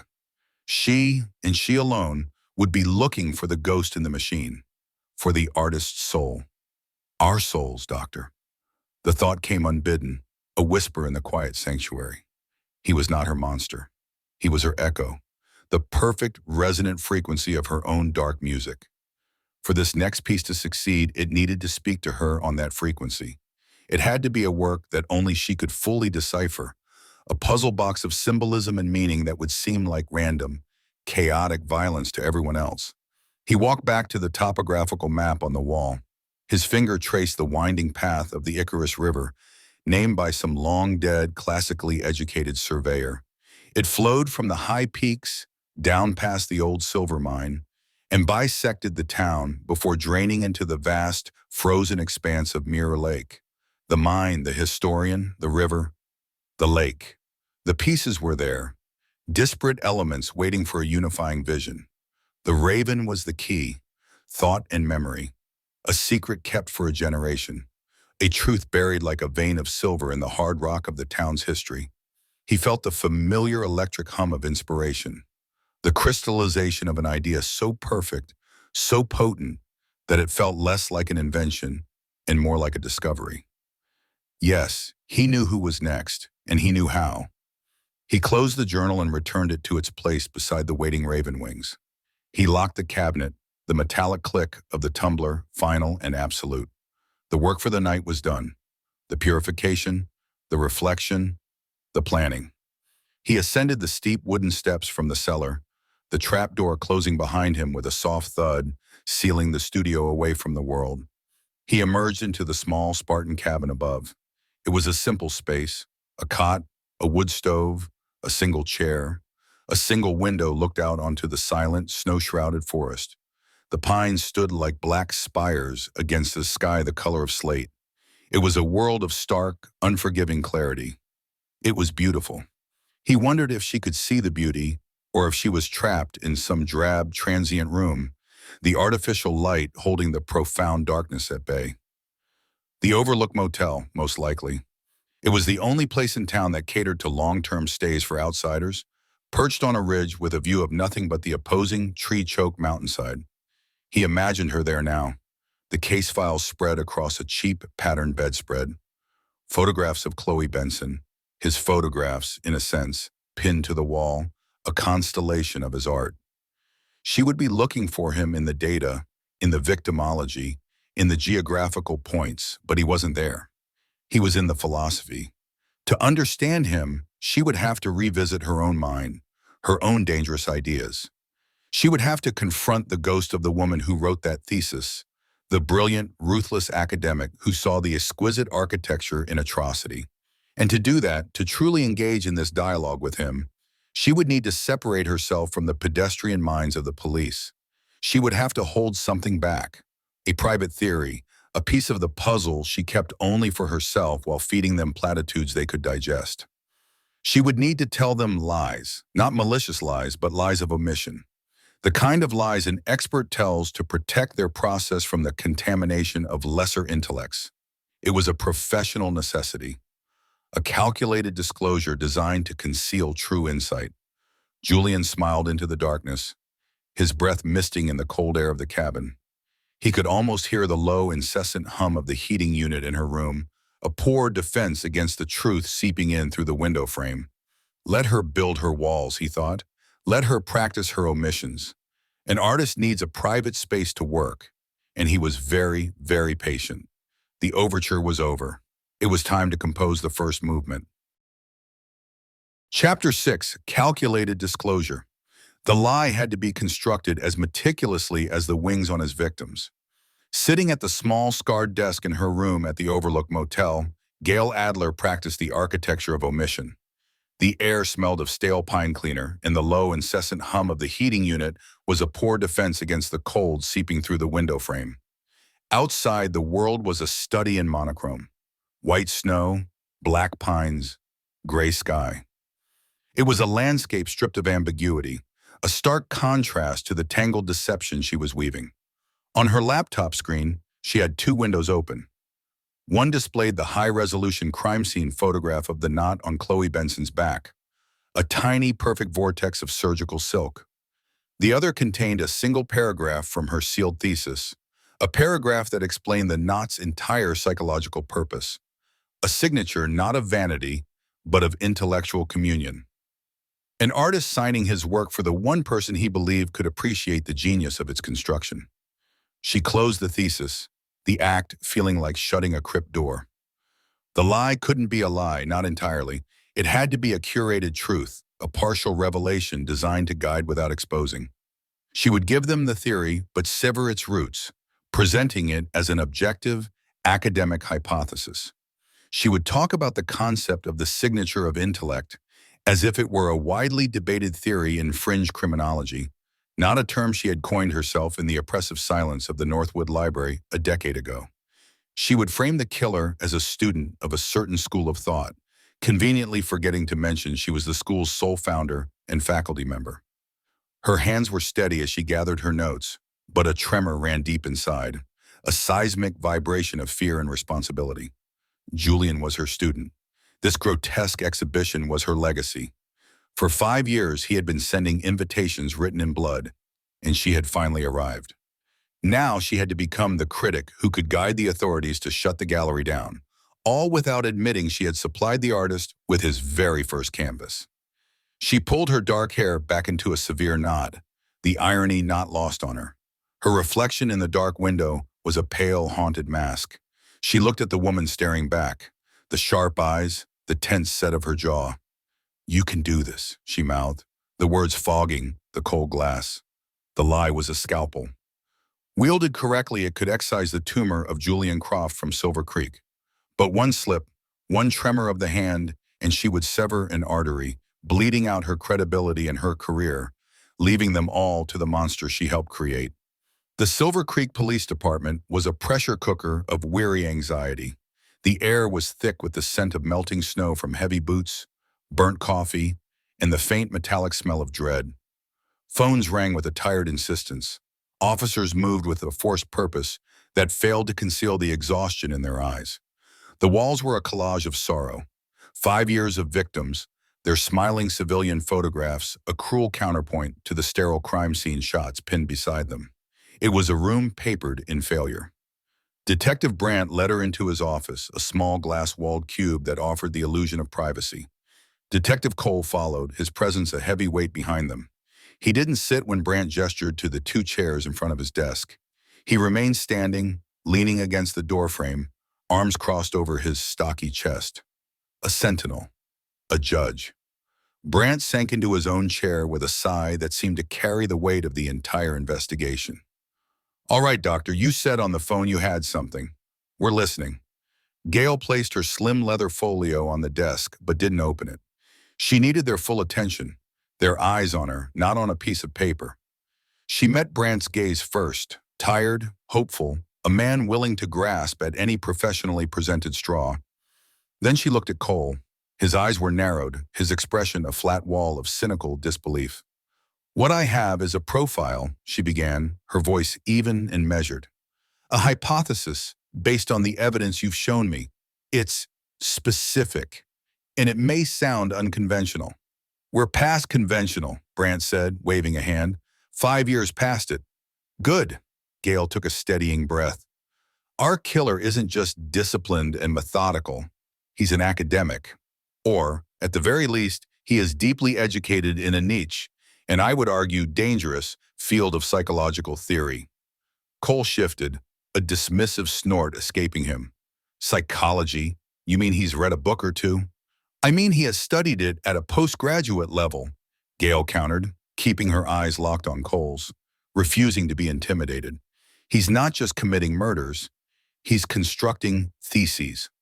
Each victim is a chapter in a long-form dissertation.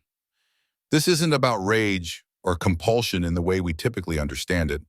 It's about demonstration." Brandt leaned forward, his elbows on the cluttered desk. Demonstration of what? His intellectual superiority. And more than that, his artistic mastery of a specific psychological framework. "Let's start with the wings," she said, pivoting back to the more open-minded of the two. "We established the thematic link between the bird species and the victims. A librarian gets magpie wings, a bird known for collecting shiny objects, for its intelligence and mimicry. Chloe Benson was writing a local history book, collecting stories. This isn't a random choice, it's a symbolic one. It's a concept some theorists call thematic resonance. The act of murder is amplified by a layer of symbolic meaning only a certain kind of observer would appreciate." "Theorists like you?" Cole interjected, his voice sharp. "Theorists like me," Gail acknowledged coolly, the half-truth sliding easily from her tongue. "It's a fringe concept, not widely accepted, because it suggests a level of intellectual detachment in a killer that most find unbelievable. But the evidence here is consistent across all 5 victims." Brandt was nodding slowly, processing. "Okay, so he's smart, and he's an artist. That helps narrow it down from everyone to every smart artist." "It's more specific than that," Gail pressed, moving to the core of her deception. "The most significant piece of evidence isn't the wings themselves, but how they are attached. The knot." She finally opened her folio and slid the magnified photograph across the desk to Brandt. Cole pushed himself off the doorframe and moved to look over his partner's shoulder, his shadow falling over the desk. "It's a fly-tying knot," Cole grumbled. "We already knew that. Silver Creek is full of fishermen. It's a variation of a whip-finish knot, Yes, Gale said. But look at the triple loop cinch and the way the tag end is tucked back through. It's unnecessarily complex for its purpose. A simple surgeon's knot would be stronger and faster. This is flourish. It's a signature. A signature, Brant repeated, his eyes fixed on the intricate weave of the silk. In some criminological circles, there's a concept called the signature of intellect, Gale said, the words tasting like ash in her mouth. She felt a bead of sweat trickle down her spine. It posits that certain highly narcissistic offenders will leave a marker that has no functional purpose within the crime itself, but serves to identify them to a perceived peer. It's not for the police. It's not for the public. It's a quiet boast, a message that says, see how clever I am? See the craft? Cole finally spoke, his voice dripping with sarcasm. Criminological circles? Or your circles, Doctor? This all sounds tailor-made. You come in and suddenly the killer isn't just some psycho. He's a PhD candidate who just happens to be murdering people in ways that prove your pet theories right. The accusation hung in the air, sharp and glittering as a shard of ice. This was the moment, the crux of her performance. My pet theories, as you call them, Detective, Gale said, her voice dropping, becoming colder, are based on years of studying predators more sophisticated than the brutes you're used to. They exist. They're rare, but they are meticulously organized, patient, and they operate on a level of intellectual abstraction that makes them incredibly difficult to catch with traditional police work. They don't leave fingerprints and DNA because they consider such mistakes to be intellectually vulgar. Instead, they leave puzzles. They leave art. She stood up and walked to the murder board, her back to them for a moment. She pointed to the first victim 5 years ago, a ski instructor. Wings from a snowy owl, a silent predator of the alpine regions. Thematic resonance. She pointed to the third, a music teacher. Finch wings, the signature of intellect would be the knot, which I'll bet you a year of my consulting fees you'll find on every single one of them if you look closely enough. And there's another component, weaponized empathy. Brant looked up. Weaponized what? He chooses victims who are loved, pillars of your small community. A librarian, a teacher, a park ranger. He doesn't kill transients or outcasts. He kills people whose absence will create the largest emotional wound in the town. He's not just killing individuals. He's targeting the community's sense of safety and cohesion. He's using your own empathy, your grief, as a psychological weapon to amplify the terror. It's all part of the performance. Silence descended on the small office. The only sound was the hum of a computer fan and the distant, muffled ringing of a telephone. Brant stared at the board, then at Gale, a new light in his eyes. He was seeing the connections, the horrifying, elegant pattern she was illuminating. Cole, however, was staring only at her. It's a hell of a story, Doctor, he said, his voice dangerously quiet. You've got a name for everything, don't you? A neat little label for every sick thing he does. Almost like you wrote the playbook yourself. Brant shot him a warning look. Rob, that's enough. Is it? Cole pushed back, taking a step toward Gale. She comes into town for 2 days and suddenly she has a complete psychological breakdown of a guy we haven't been able to touch for 5 years. She's telling us what he thinks, what he reads. How? How do you know with such certainty that he's leaving a signature of intellect and not just a weird knot he likes to tie? The air crackled. Gale felt her carefully constructed composure begin to fracture. He was pushing at the exact point where the truth began. She had to hold the line. Because a pattern, Detective, is not a coincidence, she said, forcing herself to meet his hostile gaze. And this is the most rigidly patterned set of crimes I have ever encountered. My job is to interpret that pattern. His consistency is his vulnerability. This man, this academic, is so convinced of his own brilliance, so adherent to his chosen methodology, that he cannot deviate from it. His narcissism is a cage. He's given us the blueprint of his mind. We just have to learn how to read it. Or maybe you already know the language, Cole muttered, just loud enough for her to hear. That's enough. Brant's voice was sharp as a gunshot. He stood up, placing himself partially between Cole and Gale. Dr. Adler is giving us the first viable psychological architecture we've had, ever. We're looking for an educated male, late 20s to mid-30s, familiar with the area, meticulous, patient, someone who can blend in, someone with an artistic or surgical skill set, someone with a background in academia, maybe a student who dropped out, or a professor who was fired. This is a profile, Rob. It's actionable. Cole shook his head, a look of profound betrayal on his face as he looked at his partner. It's a ghost story, Dion. She's giving us a ghost to chase while the real monster is still out there. He turned his glare back on Gale, his eyes filled with a raw, undiluted suspicion. I'm watching you, Doctor. Every step. He turned and left the office, his heavy footsteps echoing down the hallway. The tension did not leave with him. It remained, clinging to Gale like the winter cold. Brant slumped back into his chair, rubbing his face with his hands. I apologize for him, Doctor. This case has worn us all down to the bone. He promised the first victim's mother he'd find him. His suspicion is understandable, Gale said, her voice a little shaky now that the immediate confrontation was over. I'm an outsider presenting an extraordinary theory. But you believe it, Brant said. It wasn't a question. I do, she said, the simple words feeling like the heaviest lie of all. Good, he said, his gaze returning to the photograph of the knot. Then so do I. What do you need? I need a list, Gale said, her mind already moving, rebuilding its defenses. A list of every academic institution, art school, and medical training facility within a 500-mile radius. And I need to know if any of their former students or faculty match our profile and have ever lived in or near Silver Creek. It'll be a long list, Brant warned. I know, Gale said, and I need to go to Northwood. Brant's head snapped up. The Juvenile Institute? It's been closed for years. Why? Institutions like that sometimes fostered mentorship programs with local colleges, psychology students, art therapists. It's a long shot, she lied smoothly, but a place like that is a nexus for troubled minds and the people who study them. It's a loose end. He studied her for a long moment, his detective's intuition probing at the edges of her story, but in the end, his desperation won out over his doubt. Okay, I'll get you the access, and I'll get you that list. He looked at her, his expression grim. Just find me something, Gale. Find me a ghost I can put handcuffs on.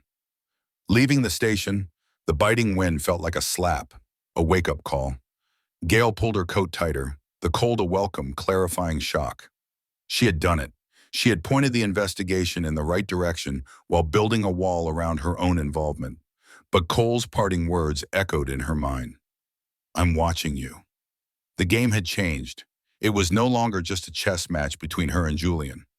Now there was a third player on the board, and he was watching her every move, convinced she was the one cheating. Chapter 7, A Gift for the Teacher. The ring of the motel phone was a physical violence in the pre-dawn dark. Gale Adler came awake instantly, heart hammering against her ribs, not from surprise, but from a grim, cold certainty. It was the call she had been waiting for, the one her body had been coiled in anticipation of since she'd handed the detectives her carefully constructed profile. He wouldn't be able to resist.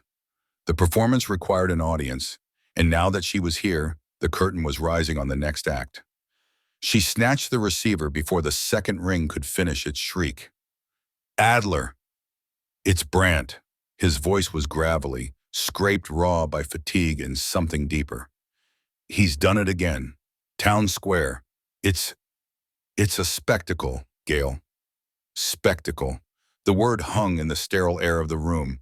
It was one she had used herself, a clinical term from her thesis.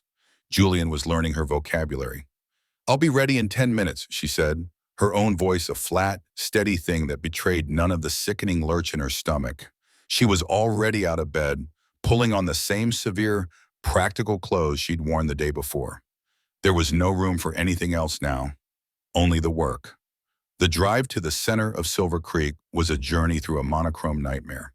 Flashing blue and red lights bled silently across the fresh fallen snow, painting the quaint storefronts in hues of alarm and violence.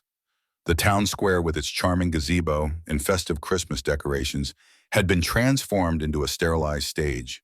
Yellow tape formed a stark, geometric perimeter, inside of which uniformed officers moved with the grim, quiet efficiency of men who have seen too much. Detective Cole was waiting for them at the tape, his stocky form a block of pure resentment against the swirling snow. His bulldog face was pale, his eyes fixed on Gail as she stepped out of Brant's sedan. The suspicion she'd seen in him yesterday had hardened into something uglier, something close to accusation. "Morning, Doc," he grunted, the words puffing out in a frosty cloud. "Come to see the next chapter in your academic theory?" "Rob," Brant warned, his voice low and sharp. He held the tape up for Gail, his face a mask of tired professionalism. "She's with me." Cole just shook his head, a flicker of disgust in his eyes, and turned to lead them into the scene. "You're going to want to prepare yourself." He's getting bolder. It wasn't just bolder. It was an enunciation. The victim was at the very center of the gazebo, posed on a stone bench. In life, she might have been a young woman in her late 20s. In death, Julian had made her a centerpiece. He had dressed her in a simple, flowing white gown, her long blonde hair meticulously arranged to cascade over her shoulders. The wings were magnificent, terrifying things, crafted from the iridescent black feathers of a raven, each one stitched with the same impossibly precise suturing. They were larger than before, spread wide as if in a moment of sublime ascension. Her head was tilted back, her mouth slightly open, her sightless eyes fixed on the gray pregnant sky. "Her name's Anya Sharma," Brant murmured, his voice tight with controlled anger. "Taught music at the elementary school. Her car is parked 2 blocks away, no signs of a struggle there. Just like the others, he took her from somewhere else and brought her here." Gail moved closer, her mind a cold, whirring engine of analysis, pushing down the wave of nausea that threatened to rise. This was a direct refutation of her profile. She'd told them he was an academic, someone who operated in the shadows. This was the opposite of hiding. This was a declaration. Posing a victim in the most public space in town, just hours before it would be filled with families and shoppers, was an act of supreme arrogance. He was telling her he wasn't afraid. He was telling her he was in control. "Thematic resonance," she said, the words tasting like ash in her mouth. "Ravens are associated with prophecy, with knowledge, sometimes with death. A music teacher, maybe he saw her as a bearer of secrets, like the raven." It was weak, a flimsy academic shield against the raw personal horror of what she was seeing. He wasn't just following the manual anymore. He was improvising, elaborating, showing off for her. "Or he just likes birds," Cole growled, kicking at a drift of snow with his boot. He pointed a gloved finger toward the victim's hands. "Forensics hasn't touched her yet, but look there, he left something." Gail's eyes followed his gesture. The victim's hands were folded peacefully in her lap, her fingers laced together, but they weren't empty. Resting in the delicate cup of her palms was a small, exquisitely carved wooden object. She took a step closer, her breath catching in her throat, a sharp, painful little snag. The air seemed to thin, the sounds of the crime scene, the quiet murmurs, the crunch of boots on snow, the distant hum of the town, all faded into a dull, roaring silence. It was a bird, no bigger than her thumb, carved from a piece of pale, fine-grained wood, its tiny form sanded impossibly smooth. The detail was astonishing, the slight tilt of its head, the delicate fanning of its tail feathers, the pinprick eyes that seemed to hold a spark of life. It was a wren.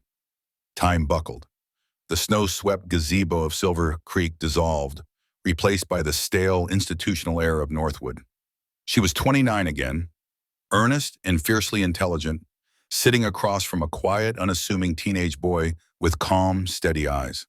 A boy who never spoke of the rage that simmered beneath his placid surface, but whose slender fingers were never still, always working a piece of scrap wood with a small, sharp knife. He carved wrens, dozens of them.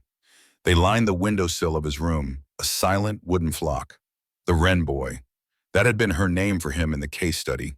Case Study 4B, Chapter 6, Transitional Objects and Sublimated Violence.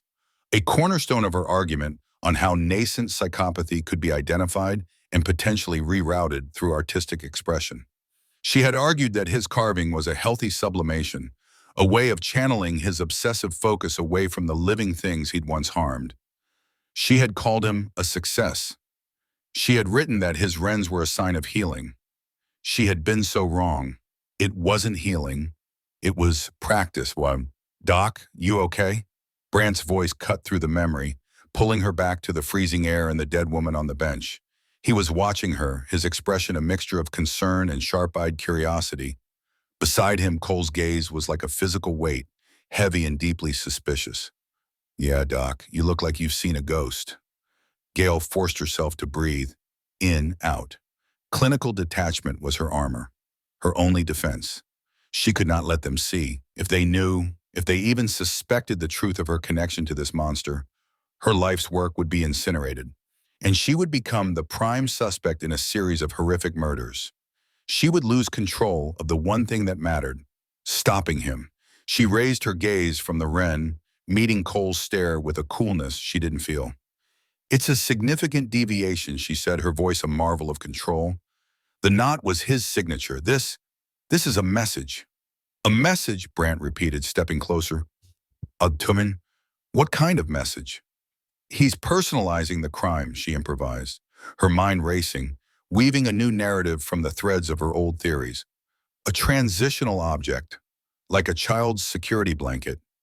Leaving it behind is a profound gesture. It suggests he's evolving, moving past a need for self-soothing. Or, she paused, letting the weight of the idea settle. He's leaving a piece of himself with her. A tribute. It elevates her, in his mind, from a mere victim to something more. A confidant. It sounded plausible. It was pulled directly from psychological theory. But it was a lie, a careful, calculated misdirection. The wren wasn't for the victim. The entire woman, this entire horrifying tableau, was just the gift wrap. The wren, that was the gift. And it was for her. Cole wasn't buying it. He took a half step toward her, his posture aggressive. That's a whole lot to get from a little wooden bird, don't you think? You talk about it like you've seen it before. I've seen 1,000 objects less like it in case studies, Detective, Gail replied, her tone sharp and condescending, a deliberate tactic to put him on the defensive. It's a classic manifestation of arrested development in violent offenders. Perhaps if you'd spent the last 5 years reading something other than your own case files, you'd recognize it too. The barb hit its mark. A flush of angry color rose in Cole's cheeks. You watch your mouth, he snarled. Enough, Brant's voice cracked like a whip. He placed himself physically between them. Both of you. This isn't helping Anya Sharma. He turned to Gail, his expression unreadable. Get your pictures, he said to the forensics photographer. Bag the bird. I want everything back at the station. Dr. Adler, a word. He led her a few paces away toward the edge of the police tape, lowering his voice. The falling snow swirled around them, muffling the world. He's rattled you, Brant stated, not a question. I saw your face. This isn't just another clue to you. Gail hugged her arms to her chest, a gesture less for the cold and more to hold herself together. He's escalating, Dion, faster than I anticipated. A public display, a personalized totem. He's becoming manic, more confident. He feels untouchable. And you think you know why? Here it was, the precipice. I think my presence here has validated him, she said carefully, choosing another partial truth. In his mind, he's a peer, an academic presenting his thesis. He believes I'm the only one who can truly appreciate his work. This, she gestured vaguely at the gazebo, is his attempt to engage me, a gift for the teacher. Brant was silent for a long moment, his tired eyes scanning the scene, the body, the flashing lights. He seemed to age a decade right before her. A gift, he repeated, the word hollow. He looked back at her, and she saw not suspicion, but a deep, weary trust that was somehow worse. It felt like a betrayal.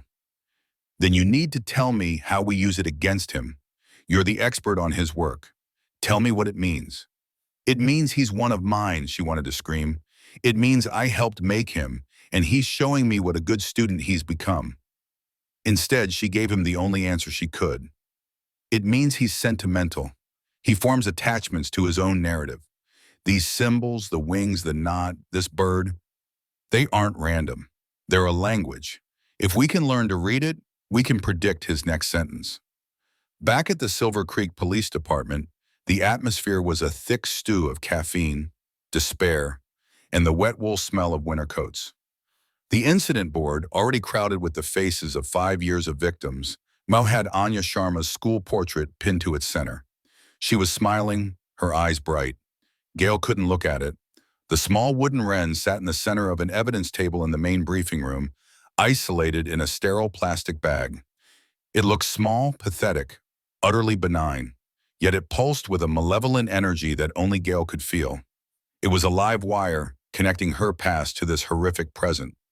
Cole stood brooding by the coffee machine, pointedly ignoring her, while Brant paced the length of the room, running a hand through his hair. "Okay," he said, stopping to stare at the bird. "Let's assume you're right, Gail. It's a symbol. What do we do with it? Is it a clue to the victim? Something she owned?" "No," Gail said with absolute certainty. "He made it. Look at the craftsmanship. It's obsessive.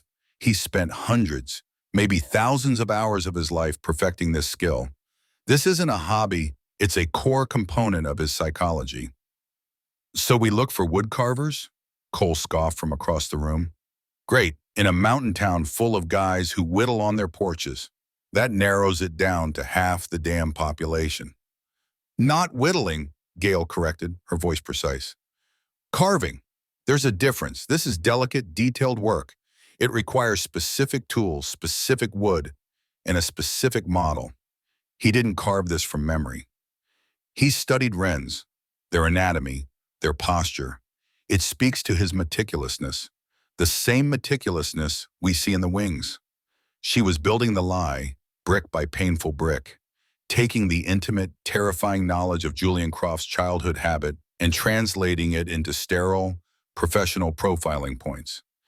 Each word was a betrayal of Anya Sharma, of the other victims, of the truth. But it was the only way forward. She needed to stay ahead of him, and to do that, she needed to control the narrative of the investigation. "I want a list of all hobby shops, craft suppliers, and specialty wood retailers within a 100-mile radius," she told Brant. "Look for anyone making repeated purchases of small blocks of basswood or butternut, and check university library records. See if anyone has been checking out books on ornithology, specifically on passerine birds." Brant nodded, already relaying the orders to a junior officer. It was a direction, it was something tangible. For him, it was hope. For Gail, it was a smokescreen. As the day wore on, Gail retreated to a small, borrowed office. The case files spread before her like a tarot reading of her own damnation. But she wasn't looking at them. She was staring at a high-resolution photo of the wren on her laptop screen. The gift. He had chosen the wren for a reason. It wasn't just a callback to his therapy sessions. Wrens, in folklore, were sometimes seen as messengers from the underworld. Tiny, fierce birds with disproportionately loud songs. He was singing to her, a song of creation and destruction, a song only she was meant to hear. The cat and mouse game she had anticipated had begun, but she had misunderstood the stakes. She thought she was the hunter, brought in to analyze the predator. She saw now that she was the prize. Julian wasn't just performing for her, he was courting her, luring her deeper into his world with these terrible, intimate offerings. This wasn't a puzzle to be solved. It was a dialogue, and he had just spoken. Now it was her turn to answer. Chapter 8. The Unspoken Past. The lock on the door to room 112 of the Overlook Motel turned with a cheap, metallic grind. Gail Adler pushed it open and stepped inside, the manufactured warmth of the room a stale blanket against her chilled skin. She didn't bother with the main light, letting the lurid red pulse of the vacancy sign outside bleed through the thin curtains, painting the cramped space in strokes of blood and shadow. She dropped her keys on the small laminate desk, the clatter unnaturally loud in the oppressive silence. The motel was a soundbox for the wind, which moaned around the eaves like a restless spirit. For hours, she had maintained a facade of clinical detachment at the station, dissecting the symbology of the wooden wren for Brandt, carefully omitting the part where it felt like a brand seared onto her soul. She had steered them toward theories of transitional objects and sublimated artistry, words from her own lexicon weaponized to create a smokescreen. Every syllable had tasted of ash. Now alone the shield crumbled. The image of the wren, small and perfect in Anya Sharma's cooling hand, was burned onto the back of her eyelids. It wasn't a clue. It was a signature on a love letter written in blood. A gift, he had called it in her memory. A gift for the teacher. Her breath hitched. She pressed the heels of her hands into her eyes, trying to force the image out. Julian Croft, the Wren boy. The name, a ghost she hadn't summoned in a decade, now filled the room, more solid than the rickety furniture. He wasn't just a follower of her work. He was its most devout, its most monstrous disciple. And he had been waiting for her. The premise of her entire career had been to understand the architecture of a killer's mind. Now she stood in the antechamber of a cathedral he had built in her honor, and the blueprints were her own. She shed her coat, draping it over a chair. The chill wasn't external. It was a systemic poison spreading from a single point of recognition. Cole's accusation from earlier echoed in the room's silence. "You know more than you're saying." He was right, but not in the way he imagined. Her silence wasn't a conspiracy. It was a dawning horror she could not yet articulate. A confession for a sin she hadn't known she'd committed. To tell Brandt would be professional suicide. "Detective, the killer you've been hunting for 5 years is a former patient of mine. He's murdering people based on theories I developed. Theories so controversial they were sealed by an ethics committee." "That knot you found?" I taught it to him. "This latest clue? It's a pet name he had for himself in my case notes." She could already see Cole's bulldog face alight with vindictive triumph. She would be off the line, likely under investigation herself. And Julian would continue his performance, perhaps escalating it in response to her removal. No, she couldn't allow that. This was a dialogue he had started with her, and she was the only one who could finish it. Movement became a necessity, a way to outpace the spiraling thoughts. She went to the small counter and switched on the coffee maker, the machine gurgling to life with a pathetic hiss. While it brewed, she unzipped her laptop bag, the decisive sound cutting through the wind's lament. Her fingers trembled slightly as she pulled out the sleek black rectangle of her encrypted external hard drive. It was her shadow self, the repository of a past she had tried to bury under a decade of consultancy work. She sat at the desk, the red light from the sign washing over the keyboard. She plugged in the drive. The screen prompted her for the first password. She typed, Daedalus 17, a reference to the master craftsman who built the labyrinth and was then imprisoned within it. The irony was not lost on her. A second authentication screen appeared, this one for the partition containing the Northwood files. The security question was one she'd set an eternity ago. What is the primary function of the actor? She typed the answer without hesitation. To create an echo of the truth. The partition unlocked. A stark file directory appeared, a digital graveyard of acronyms and case numbers. NWI admin, NWJ research, NWJI patient files. Her heart hammered against her ribs, a frantic bird trapped in a cage of her own making. She navigated to the patient files, the directory alphabetized by last name: C. Callahan, Chapman, Collins, Croft, Julian, case number 734. She clicked. The folder opened, populated with dozens of files, scanned intake forms, psychiatric evaluations from previous doctors, session transcripts, her own progress notes, and a subfolder labeled Art Therapy IMG. Her hand hovered over the mouse. This was the precipice. Opening this file was an admission, a step into the labyrinth from which there might be no escape. She was no longer a consultant. She was a participant. The prize, not the hunter. The thought sent another tremor through her. With a final steadying breath, she opened the main case summary, the one she had written herself. Case Study, JC, the Wren Boy. Transitional Objects and Sublimated Violence. The title of her own academic paper stared back at her. The clinical, detached language was a mockery of the carnage it had wrought. She scrolled down, her eyes scanning her own analysis, her own confident pronouncements. Subject JC, a 17-year-old male admitted for dissociative violence and pathological lying, demonstrates a remarkable capacity for symbolic transference. His initial aggression and antisocial tendencies have been effectively channeled into a focused, artistic outlet. The carving of small wooden birds, primarily wrens, T. troglodytes. The repetitive, meticulous nature of the carving serves as a meditative practice, allowing for the sublimation of violent impulses into a creative, non-destructive act. The objects themselves function as classical transitional objects, providing a tangible source of comfort and control in a chaotic internal environment. She remembered writing those words, feeling a surge of pride at her own insight. She had seen him not as a broken boy, but as a complex psychological mechanism she could recalibrate. She had been so sure of her methods, so arrogant. She clicked open the image folder. The first photo loaded, slightly pixelated by today's standards.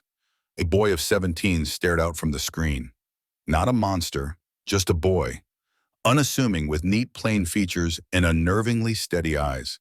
That was the detail that had always snagged her, his stillness. Even in the sterile environment of the Institute, Julian Croft possessed a preternatural calm, a placidity that other staff members mistook for progress. She had seen it as containment, a vessel holding immense pressure, which she was expertly helping him vent. His photo was followed by images of his carvings, dozens of them. A flock of wooden wrens, each no bigger than her thumb, lined up on the windowsill of his room at Northwood. They were exquisite, each feather etched with impossible detail, each tiny head cocked at an inquisitive angle. They were beautiful, and she had encouraged him. She had called it a success.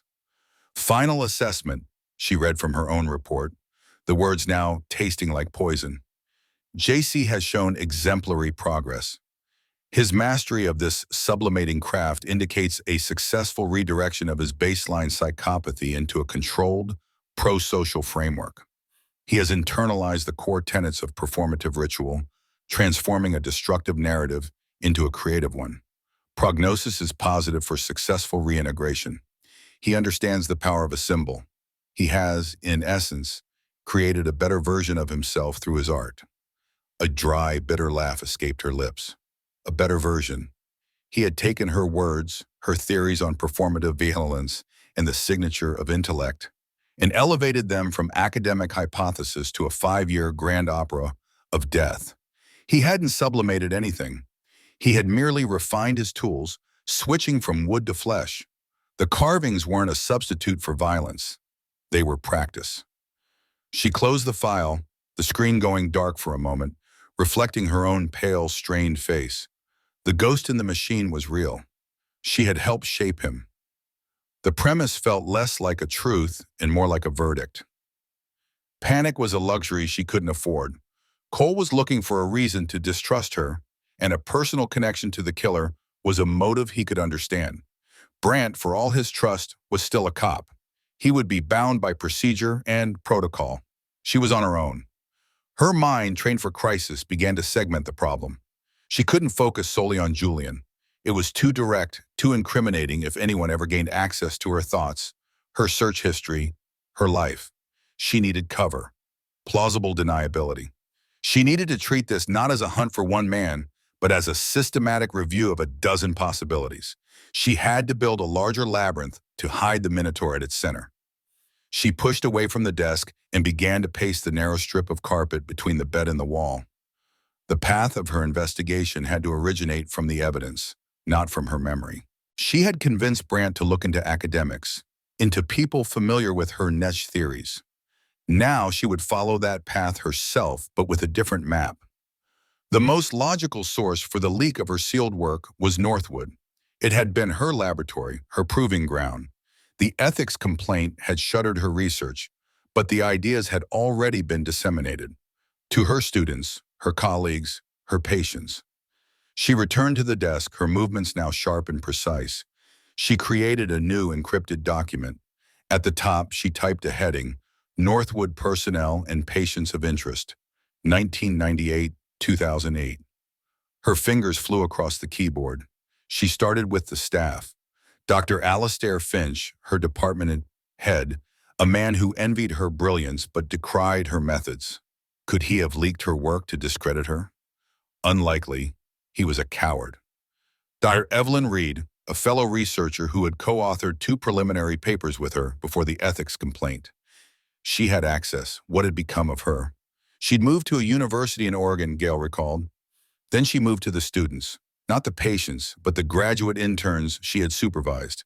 Ambitious, bright young minds who had listened to her seminars, who had transcribed her session notes as she typed out 3 names from memory, each one a potential vector. Had one of them seen a darkness in her work that she herself had refused to acknowledge?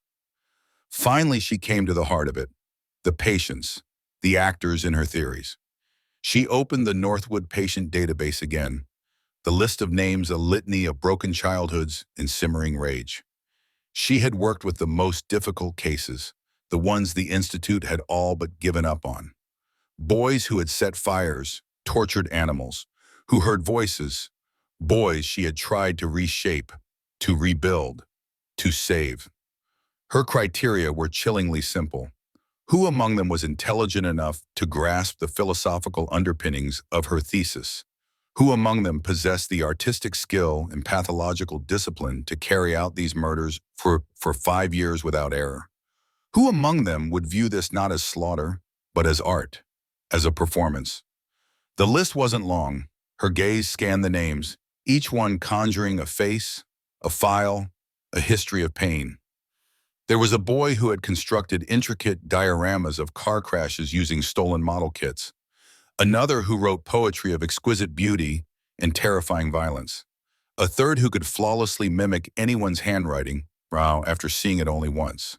She added their names to the document, each one a potential ghost. For each name, she created a small profile based on what she could recall. Their diagnoses, their particular obsessions, her final prognosis. It was a gallery of her potential failures, a monument to her hubris. And at the bottom of the list, she typed his name. Julian Croft. She paused. Then next to his name, she added the details. Diagnosis, conduct disorder, narcissistic personality traits, psychopathy, latent. Skills, meticulous craftsmanship, patience, emotional mimicry. Access, direct. He had a printed copy of her thesis drafts given to him as therapeutic reading material. The memory of handing it to him, of his quiet, intense gratitude, made her feel physically ill. She stared at the list on the screen. It looked professional, objective, a logical starting point for a consultant exploring a new lead. It was a perfect lie, constructed around a terrible truth. It was a document she could, if necessary, show to Brandt. It was her shield. But as she looked at the names, a cold certainty settled deep in her bones. The others were ghosts, echoes. The signal was coming from only one place. The boy who had perfected his craft in the quiet of his room, carving birds from scraps of wood while she praised his artistry. The boy she had called a success. She looked at the clock. It was nearly 3 a.m. The snow had started again, thick flakes swirling in the red glow of the motel sign. Silver Creek was being buried, cocooned in a blanket of white. It felt like the whole world was being silenced. Gail leaned back in her chair, the flimsy wood groaning in protest.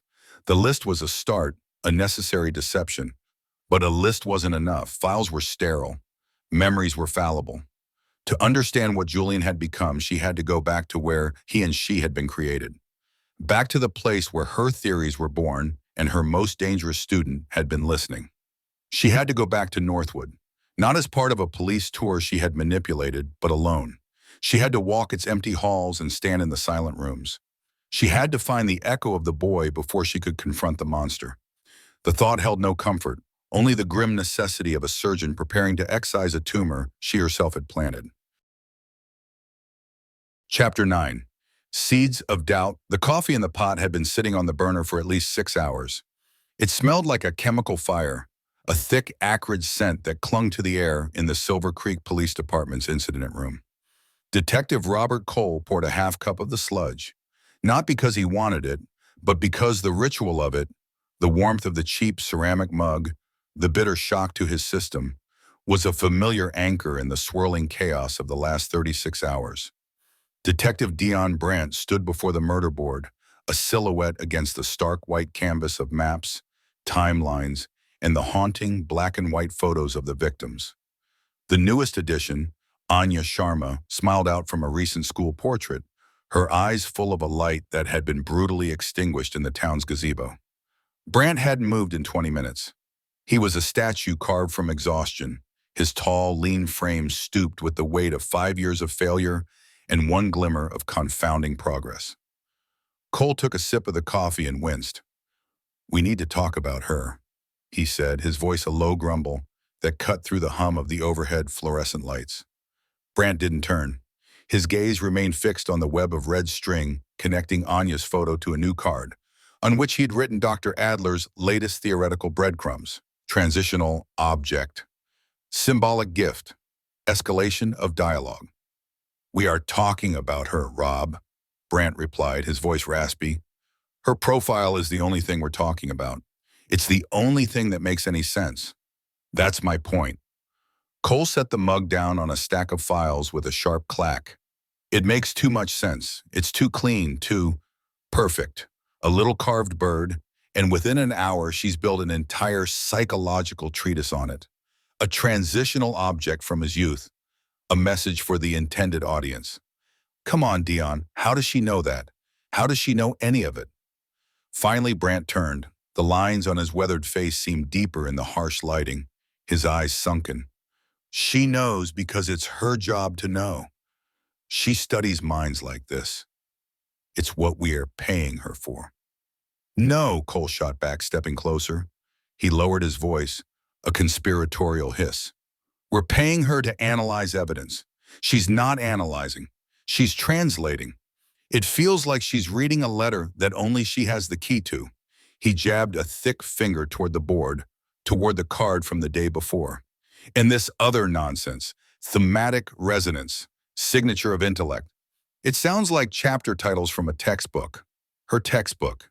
She presents this killer as some kind of dark academic, a twisted scholar following a set of obscure rules. It's a convenient narrative, isn't it? One that makes her indispensable." Brandt ran a hand over his face, scrubbing at the fatigue. "What's your alternative, Rob? That he's a ghost? A random psychopath who just happens to be a master craftsman and a forensic savant? For 5 years we treated him like a monster in the woods. She's the first person to suggest he's a man with a blueprint. It feels right. It feels like a script," Cole insisted, his frustration making his words clipped and hard. "One that she wrote. She walks in here, takes one look at our files, and suddenly has the killer's entire philosophy mapped out. She knew about the knot, a knot no one here recognized. She knew about the bird symbolism. Now this wooden wren. Every clue we find, she doesn't investigate it. She recognizes it. There's a difference, Dion. A big one." The air between them thickened, charged with the unspoken history of a partnership that had weathered everything until now. They had stood over bodies together, delivered bad news to families together, shared silent drives home when the leads ran dry. Through it all, there had been an unshakable foundation of trust. Cole could feel that foundation cracking under his feet. "So what are you saying?" Brandt asked, his voice dangerously quiet. "Spell it out." Cole met his partner's gaze, his own bulldog face set in a grim mask of certainty. "I'm saying I don't trust her. I'm saying her insight is too specific, too intimate. Either she knows this killer, or she's so much like him that she might as well be his twin. Either way, she's a liability. She could be a suspect." Brandt let out a short, incredulous laugh that held no humor. "A suspect? Dr. Adler? The woman we brought in to help us? That's where you're going with this?" "Where else can I go?" Cole's voice rose, the carefully controlled whisper forgotten. "She's feeding us a perfect narrative, leading us by the nose exactly where she wants us to go. To Northwood, an abandoned institution 50 miles away. Why there? She gives us a flimsy excuse about looking for academics who might have worked there, but her eyes, they looked right through you when she said it. She wanted to go there from the beginning. She's following the logic of her own profile, Brandt argued, though a flicker of uncertainty crossed his face. If the killer is an academic with a history of this, Northwood is a logical place to start digging. Is it? Or is it a place she needs to get to for reasons she's not telling us? A place to find something? Or a place to hide something? Cole leaned against the desk, the fight draining out of him, replaced by a cold, heavy dread. For 15 years, you and I have worked together. Have you ever known my gut to be wrong? Ever. Brandt was silent for a long moment. He looked from Cole's earnest, worried face to the board, to the smiling photos of the dead. He was tired of being wrong. He was tired of the dead ends and the false starts. Gail Adler was the first real storm to break the 5-year drought, and he wasn't ready to give that up. Not yet. Your gut isn't evidence, Rob, he said, his tone softening slightly, but his resolve hardening. Right now, Dr. Adler's leads are the only thing we have. She's given us more in 2 days than we've found in 5 years. We follow her leads. We investigate Northwood. We do it by the book. But you will treat her with professional respect. That's an order. The finality in his tone was absolute. It was the senior detective speaking, not the partner. A line had been drawn. Cole stared at him, a muscle twitching in his jaw. He felt a profound sense of betrayal, not malicious, but a quiet, dismissive kind that stung far worse. Dion was so desperate for a win that he was ignoring the red flags waving right in his face. Fine, Cole said, the word clipped. He pushed himself off the desk. By the book. He walked away without another word, leaving Brandt alone with the ghosts on the wall. But as he retreated to his own desk in the quiet corner of the bullpen, the promise he'd made himself was anything but by the book. If Brandt wouldn't see it, Cole would have to make him see. He waited until the station had emptied out, until the only sounds were the hum of the computers and the distant rumble of a snowplow on the main road. Brandt had finally gone home. His shoulders slumped in a way that spoke of a man carrying the world on them. Cole stayed, telling the night duty officer he was catching up on paperwork. In reality, he was staring at his phone, the name on the screen glowing in the dark office. Pat Ryerson, an old friend, a dinosaur from his early days on the force in Denver, now a deputy chief with access to databases that Cole couldn't touch without filling out a mountain of official requests. Requests Brandt would have to approve. This had to be off the books, a favor for a friend. His finger hovered over the call button. He thought of Anya Sharma's bright eyes. He thought of Chloe Benson, the librarian from last year, and Sarah Dunn from the year before that. He had made promises to their families. Silent promises, maybe, but promises nonetheless. He had sworn he would find the man who did this, and he wouldn't let some silver-tongued psychologist from out of town derail it all with her intellectual games. Dr. Adler's words echoed in his head. He's an artist, detective, and this is his masterpiece. Cole felt a cold knot tighten in his stomach. What if she wasn't profiling the killer? What if she was admiring him? He pressed the button. The voice on the other end was gravelly with sleep. Cole, you know what time it is? I do, Pat. Sorry to wake you, Cole said, keeping his voice low. I need something unofficial. There was a groan, a rustle of sheets. Always unofficial with you mountain boys. What is it? I need a background check, deep dive. A Dr. Gail Adler, Adler. She's consulting on a case up here. Adler, Ryerson repeated, the name suddenly cutting through his sleep-addled fog. Gail Adler, the psych? Yeah, I know the name. Caused a bit of a stir about a decade ago. Why are you digging into her? Cole's grip on the phone tightened. His gut had been right. There was something. That's what I need you to find out. Anything you can. Employment history, publications, any and all complaints, especially anything related to an institution called Northwood. Northwood Juvenile Institute. Northwood, Ryerson mused. That place was a snake pit. Got shut down, didn't it? So I hear, Cole said. Just see what you can find, Pat. Quietly. It's important. All right, Rob, for you, but you owe me a big expensive steak next time you're down from your frozen rock. Done, Cole promised. Thanks, Pat. He hung up, the silence of the station pressing in on him. He had crossed a line. He had gone behind his partner's back and initiated an investigation into their own consultant. It was a breach of protocol, a breach of trust, a career-ending move if it came to light, and he was wrong. But as he looked back at the murder board, at the constellation of pain and mystery, he felt a certainty settle in his bones. He wasn't wrong. 2 hours later, his phone buzzed. It was a text from an unknown number, containing only a secure link and a short message. "Pay up on that steak. This is interesting." Cole's heart hammered against his ribs. He clicked the link and entered the password Ryerson had sent in a follow-up text. A digitized file appeared on his screen, a collection of PDFs culled from university archives and sealed municipal records. He started with the file labeled Adler Personnel Review Northwood. He scrolled through the standard commendations and peer reviews, his eyes scanning for the cracks. And then he found it. A formal letter dated 10 years prior from the Northwood Institute's Ethics Committee. The language was sterile, bureaucratic, but the meaning was devastating. Following a review of the formal complaint lodged regarding Dr. Adler's unorthodox therapeutic methodologies, specifically the introduction of her theoretical framework on performative violence to a cohort of high-risk juvenile offenders, the committee finds Cole's breath hitched. Performative violence. She hadn't been profiling a killer who followed her work. She had been teaching it. He read on, his blood turning to ice. The complaint alleged she had treated her sessions less like therapy and more like academic seminars, pushing the boundaries of ethical treatment by using disturbed adolescents as a testing ground for her radical theories. The complaint mentioned a specific document she had disseminated among a select few of her star pupils, a manuscript titled The Actor of Atrocity, the same theme she had deduced about their killer, thematic resonance, signature of intellect. It was all there. No criminal charges had been filed. It was handled internally.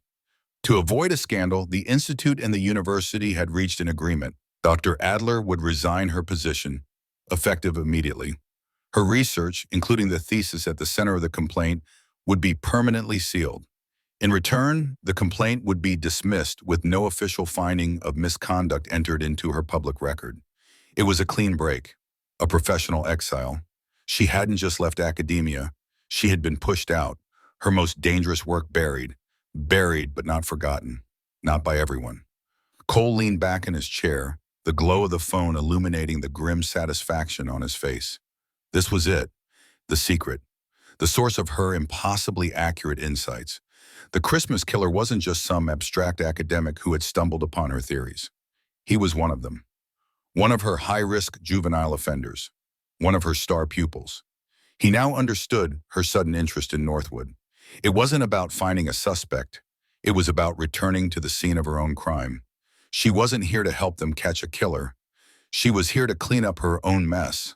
The trust between him and Brandt was fractured.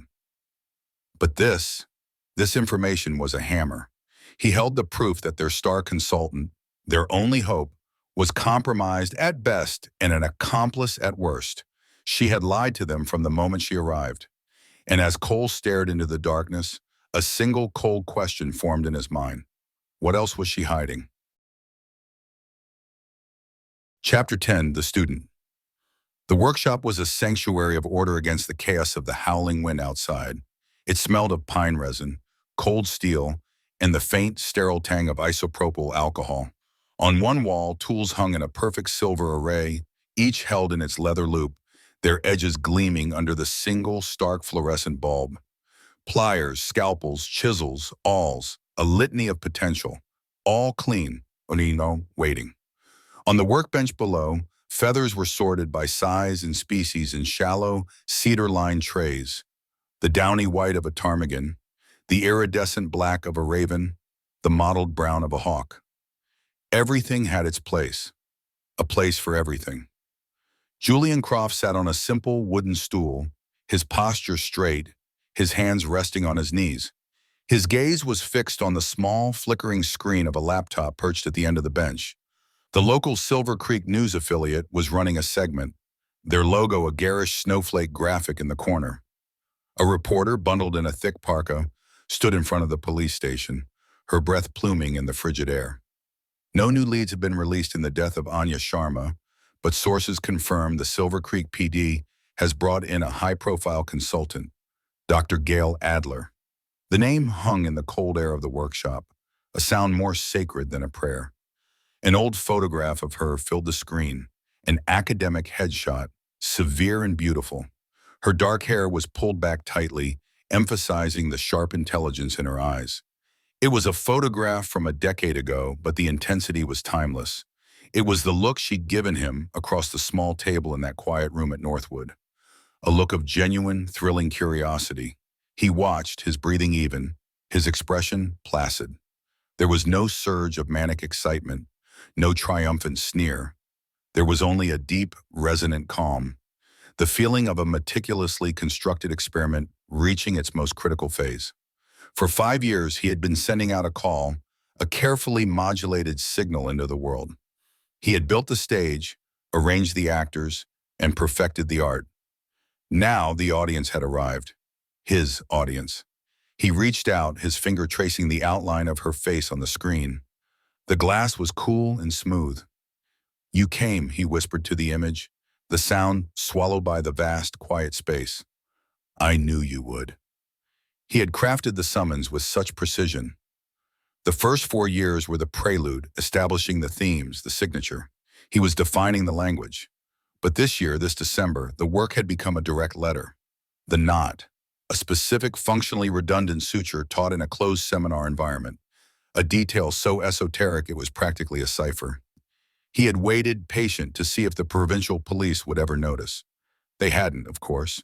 They saw only brutality, not artistry. They were reading the cover, not the text. But she would. She would see it. She had taught him the language, after all, and the Wren. That had been the true test, a gift, yes, but also an examination, a question posed in carved basswood. "Do you remember me, Doctor? Do you remember the boy who saw the world in broken things and tried to make them beautiful?" Her arrival in Silver Creek was the answer. It was a resounding yes, a validation that echoed across the 10 years since he had last seen her. She remembered. The connection, the unspoken understanding between them, was not a figment of his memory. It was real. It had survived the intervening years of silence. Julian closed the laptop, the screen going black, returning his own unassuming reflection. Plain features, calm eyes, a face no one ever remembered, a vessel for a mind she had helped unlock. He stood and walked to a large flat file cabinet in the corner of the workshop. He slid open a drawer with a quiet metallic hiss. Inside, laid flat on archival paper, was not a blueprint or a map, but a single brittle sheet of paper, a photocopy worn at the creases from years of reverent handling. The Actor of Atrocity, a thesis on performative violence and thematic resonance, by Gail Adler, Ph.D. He had read it 100 times, perhaps more. It was not a warning, it was a manual, a textbook for the soul. She had given it to him herself, page by page, during their sessions. "For therapeutic insight," she had said, her voice clinical and precise, "to help you understand the structures of your own ideations." He remembered that day with perfect clarity. The therapy room at Northwood was painted a nauseating shade of institutional beige. The air was thick with the smells of floor wax and adolescent despair. He was 17, a coiled spring of quiet rage that no one else had ever bothered to unwind. The other doctors, the orderlies, they saw a problem to be medicated, a defect to be corrected. They wanted to smooth him out, to sand down his edges until he fit into their neat, round holes. Then she came, Dr. Adler. She didn't try to fix him. She tried to understand him. "Tell me about the birds, Julian," she had said in one of their first sessions. Her voice never held judgment, only a keen academic focus that he found more intoxicating than any drug. He had shrugged, a typically sullen teenage gesture. "I just find them, the ones that fly into the windows or get hit by cars." "And what do you do with them?" she'd pressed, leaning forward slightly. Her eyes, those sharp, analytical eyes, missed nothing. "You don't just bury them." "I try to fix them," he'd admitted, the words feeling heavy and strange in his mouth. "Their wings are broken, the most important part of them. I try to make them whole again, with wire and thread and glue." She didn't recoil. She didn't call it morbid or disturbed. Instead, she had nodded slowly, a small, thoughtful frown on her face. "You're trying to impose order on the chaos of death," she'd mused, more to herself than to him. An attempt to reclaim the aesthetic, to turn a tragedy into a piece of art. Art. No one had ever called it art before. They had called it sick. They had called him damaged. He ran his finger along the title of her thesis. She saw him. In that moment, he felt seen for the first time in his life. He wasn't a broken thing. He was an artist working in a medium no one else had the courage to appreciate.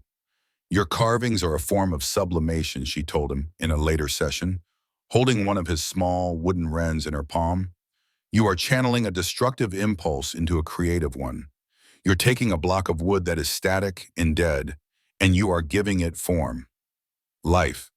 That is a pro-social act, Julian. It shows remarkable progress." Progress. He had held on to that word. Progress meant moving forward. It meant evolving. The wrens were practice. They were scales played on a piano before a symphony. She had praised his progress, celebrated his sublimation. But he knew even then that sublimation was a compromise. An artist cannot be constrained to practice forever. Sooner or later, he must perform. She had given him the pages of her thesis as a reward for this progress. She thought she was giving him a mirror to see his own distorted reflection. Instead, she had given him a map. Weaponize empathy. The concept had sung to him, using an understanding of the victim's life to choose the thematic elements of the performance. It was a way to honor them, to make their meaningless deaths mean something. The ski instructor received the wings of a snowy owl, a predator of the alpine peaks she loved. The librarian, wings of a barn owl, a silent keeper of nocturnal knowledge. The music teacher, Anya Sharma, wings of a raven, a bird of myth and intelligence, a singer of dark, complex songs. It was poetry. It was what Dr. Adler had taught him, the signature of intellect. He carefully slid the drawer closed. The memory was a warm, pleasant hum in his chest, a reminder of his purpose, their purpose. He walked back to the workbench, his movements economical and precise. It was time to prepare the next lesson. Anya Sharma had been a test of memory. The next piece needed to be a test of understanding.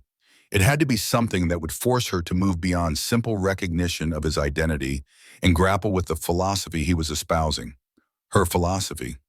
He pulled a large cork-backed map of Silver Creek and the surrounding national forest from a tube and unrolled it across a clear section of the workbench, pinning the corners down with heavy steel calipers. The town was a small spiderweb of streets, nestled in a vast white wilderness. He had studied its geography for years, knew its trails, its abandoned cabins, its lonely scenic overlooks. He knew where the thin veil of civilization frayed and gave way to the profound silence of the woods. His finger traced a route from the town center up the winding mountain roads toward a place marked St. Michael's Overlook. It was too obvious, too close to where the others had been found. Repetition was the mark of a lesser mind. Dr. Adler had taught him that too. The truly gifted artist, she had written in her thesis, evolves their methodology. They build on themes but avoid crude repetition, lest the performance become predictable and therefore powerless. He needed a new stage, one with significance. His eyes scanned the map, passing over familiar landmarks until they settled on a small, unassuming square of green on the outskirts of town, Crestwood Park. It had a small, frozen pond, a gazebo, much like the one downtown but older, more neglected, and a small stone memorial to the town's founding families. Yes, a public space, but one steeped in the town's history, in its very identity. The violation would be more profound. It would speak to the decay of the town's illusions of safety. It was a perfect thematic choice. Next, the canvas. This was the least important part, in a way. The vessel. But weaponized empathy demanded a connection. He opened another drawer. It was filled with manila folders, each neatly labeled. They were not police files, they were his own. Meticulous surveillance, research, schedules, habits, relationships. He ran his finger over the tabs, a sommelier selecting a wine. His choice settled on one labeled Bedelia Nash, a nurse at the local clinic, mid-30s, known for her kindness, for staying after her shift to sit with elderly patients who had no one. A woman who dedicated her life to staving off death. The irony was exquisite. He pulled her file. A picture was clipped to the inside. A smiling woman with kind eyes and blonde hair. She would be perfect. And for her, the wings. He moved back to the cedar trays of feathers. A nurse, a healer, a guardian. The answer was immediate. The wings of a swan, a symbol of grace, beauty, and light. He would build the largest, most immaculate wings yet. It would be his masterpiece, a testament to everything Dr. Adler had taught him about aesthetic contrast, the sublime horror of turning a symbol of life into an artifact of death. He selected the first primary feather, a long white quill as pristine as the snow outside. He held it to the light, admiring its structure, its perfect aerodynamic form. This was not destruction. He was not a monster. He was a student presenting his thesis, a student who had not only mastered the material, but had elevated it. He was her greatest success, and he would continue his work, lesson by lesson, until she was forced to stand before the world and admit it, too. He would make her see the beautiful, terrible angel she had helped him become. Chapter 11, A Test of Memory. The voice on the other end of the line was a dead thing, sterilized of all human inflection. It was a digital ghost processed through a cheap modulator that flattened every syllable into a monotone drone. In the cluttered office of the Silver Creek Chronicle, Mavis Carr held the receiver tight against her ear, the plastic slick with sweat. She was a journalist of the old school, weaned on ink and pavement, and anonymous tips usually smelled of crank calls or petty revenge. But this was different. The voice was methodical, devoid of the frantic energy that accompanied most tipsters. It was patient. "Who is this?" Mavis asked for the third time, her pen poised over a dog-eared notepad. "A concerned citizen," the voice buzzed. "You're covering the Christmas killer. You're missing the story. The story is that a fifth woman is dead, and the police are no closer than they were 5 years ago. They are closer. They've hired a consultant, Dr. Gail Adler." The name was pronounced with a chilling precision, each consonant a perfect clipped sound. "You should look into her. The police won't tell you the truth." Mavis's pen began to move. "What truth?" "Ask her about Northwood, the Northwood Juvenile Institute. Ask her about the ethics complaint. Ask her why her great work, her masterpiece, was sealed away." A pause stretched, filled only with the faint hiss of the digital connection. "Ask her about an essay called The Actor of Atrocity. The killer isn't just a monster, he's a student." "A student of what? Of who?" Mavis pressed, her heart starting to thud against her ribs. This was real. This had the weight of fact. "Of a very specific, very disgraced psychological theory," the voice droned. "The key isn't in the morgue. It's in a sealed archive. The police have brought the architect of this tragedy to consult on her own design. A test of memory, you might say. Dig, Ms. Carr, you'll find it." The line clicked dead. Mavis Carr stared at the wall, at the pinboard covered in 5 years of faces, the smiling school photos of the dead. A student, the architect. She circled the name on her pad. Dr. Gail Adler. The story had just changed. The article went live at dawn. It didn't need the print edition to detonate. It spread through the town's social media feeds like a virus. By the time Detective Dion Brandt walked into the station, the air was already thick with a new kind of panic. The old fear was a familiar dread, a shadow in the woods. This was sharper, a betrayal. "Phone's been ringing off the hook since 6, a uniformed officer said, handing Brandt a steaming mug of what passed for coffee. "Mayor's office, county supervisor, every damn body with an opinion." Brandt took a sip and grimaced. It tasted like ash. He saw Cole in his small office, hunched over his monitor, the pale light illuminating the grim set of his bulldog jaw. He didn't have to ask. He knew. He walked over and leaned against the doorframe. On Cole's screen was the Silver Creek Chronicle's homepage. The headline was stark, brutal. "Consultant in angel killer case linked to disgraced juvenile experiments. Sealed thesis." Well, Brandt said, the single word heavy with exhaustion. That didn't take long. Cole swiveled in his chair, his eyes burning with a vindicated fury. I told you, Dion. I told you there was something wrong with her. Too smart, too fast. She wasn't profiling. She was remembering. He jabbed a thick finger at the screen. The Northwood Institute. The actor of atrocity.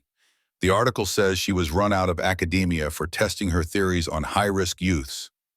My God, what have you brought here? The article says she was linked to it. It's a leak, a smear piece designed to rattle us, Brand said. But his voice lacked conviction. He read the damning paragraphs, the anonymous source, the mention of her work being sealed. It was too specific to be a guess. It's not a smear piece if it's true. Cole stood up, his chair scraping violently against the linoleum. Think about it. The killer uses her specific methods, her signature knot. He leaves a clue only she understands. The damn Wren. And now we find out she has a history of working with violent kids right where these theories were born. This isn't a consultant, Dion. This is the damn co-author. The accusation hung in the air, ugly and undeniable.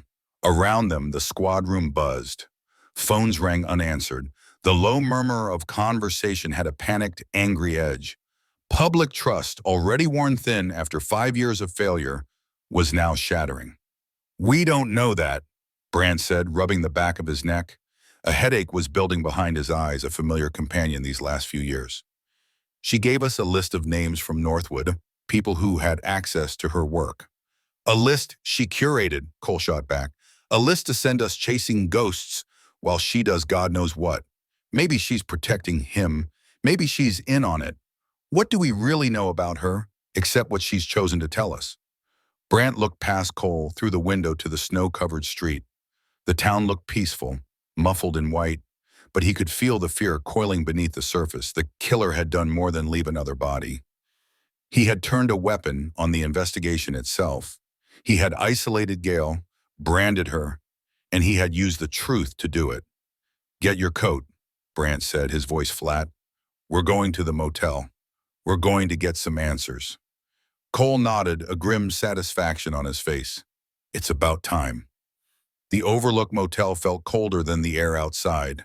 The wind howled a low, mournful note through the eaves, rattling the single-pane window of Gail's room. She sat at the small desk, her laptop open, the Chronicle article glowing in the dim light. She'd been reading it for an hour, dissecting every word, every insinuation. Julian hadn't just left a clue. He had dropped a bomb. It was brilliant, horrifyingly, devastatingly brilliant. He had weaponized her own history, using carefully selected truths to poison the well. A student, the architect. He was framing their relationship for the world, but in a language only they truly understood. He was testing her, forcing her to publicly defend the very work he was privately honoring. It was a move of supreme narcissistic confidence. A sharp knock on the door made her jump. She closed the laptop, her heart pounding. She didn't need to ask who it was. She took a breath, composed her features into a mask of professional calm, and opened the door. Brandt and Cole stood in the frigid walkway, their expressions grim. Snowflakes dusted their shoulders. Cole's stare was openly hostile, a prosecutor's glare. Brandt just looked tired, the skin around his eyes drawn and gray. Detectives, she said, her voice even. Is there a development? You could say that, Cole grunted, pushing past her into the room. Brandt followed, closing the door behind him, shutting out the wind. You've seen the news, I assume? Gail gestured to the desk. I have. It appears someone is trying to derail your investigation by attacking my credibility. She kept her posture relaxed, her hands loosely clasped. An innocent person would be indignant. A guilty one would be defensive. She needed to be something else, clinical.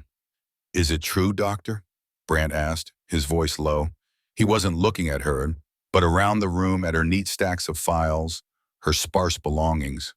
Northwood, the ethics complaint, the actor of atrocity. Did you share your thesis with juvenile patients? Parts of it, yes, she said without hesitation. In a therapeutic context, the complaint was a gross mischaracterization of my work, filed by a professional rival. The Institute's board reviewed the matter, and it was dismissed. We mutually agreed to seal my work to protect the privacy of the minors involved. It's standard practice. She was editing the truth, slicing it thin. The complaint had been far from frivolous, and her resignation had been anything but mutual. But the core of her statement was defensible. Standard practice? Cole scoffed, turning to face her. It sounds like you were experimenting on damaged kids. It sounds like one of your experiments got out of the lab. My work was about understanding the mindset of performative violence, detective, not encouraging it, Gail countered, her eyes locking with his. She would not be intimidated. It was about finding ways to redirect those impulses into non-destructive channels. For most, it was successful. But not for all of them, Cole pressed. This killer, he's using your playbook. Hey, he's one of yours. He is someone who had access to my theories, yes.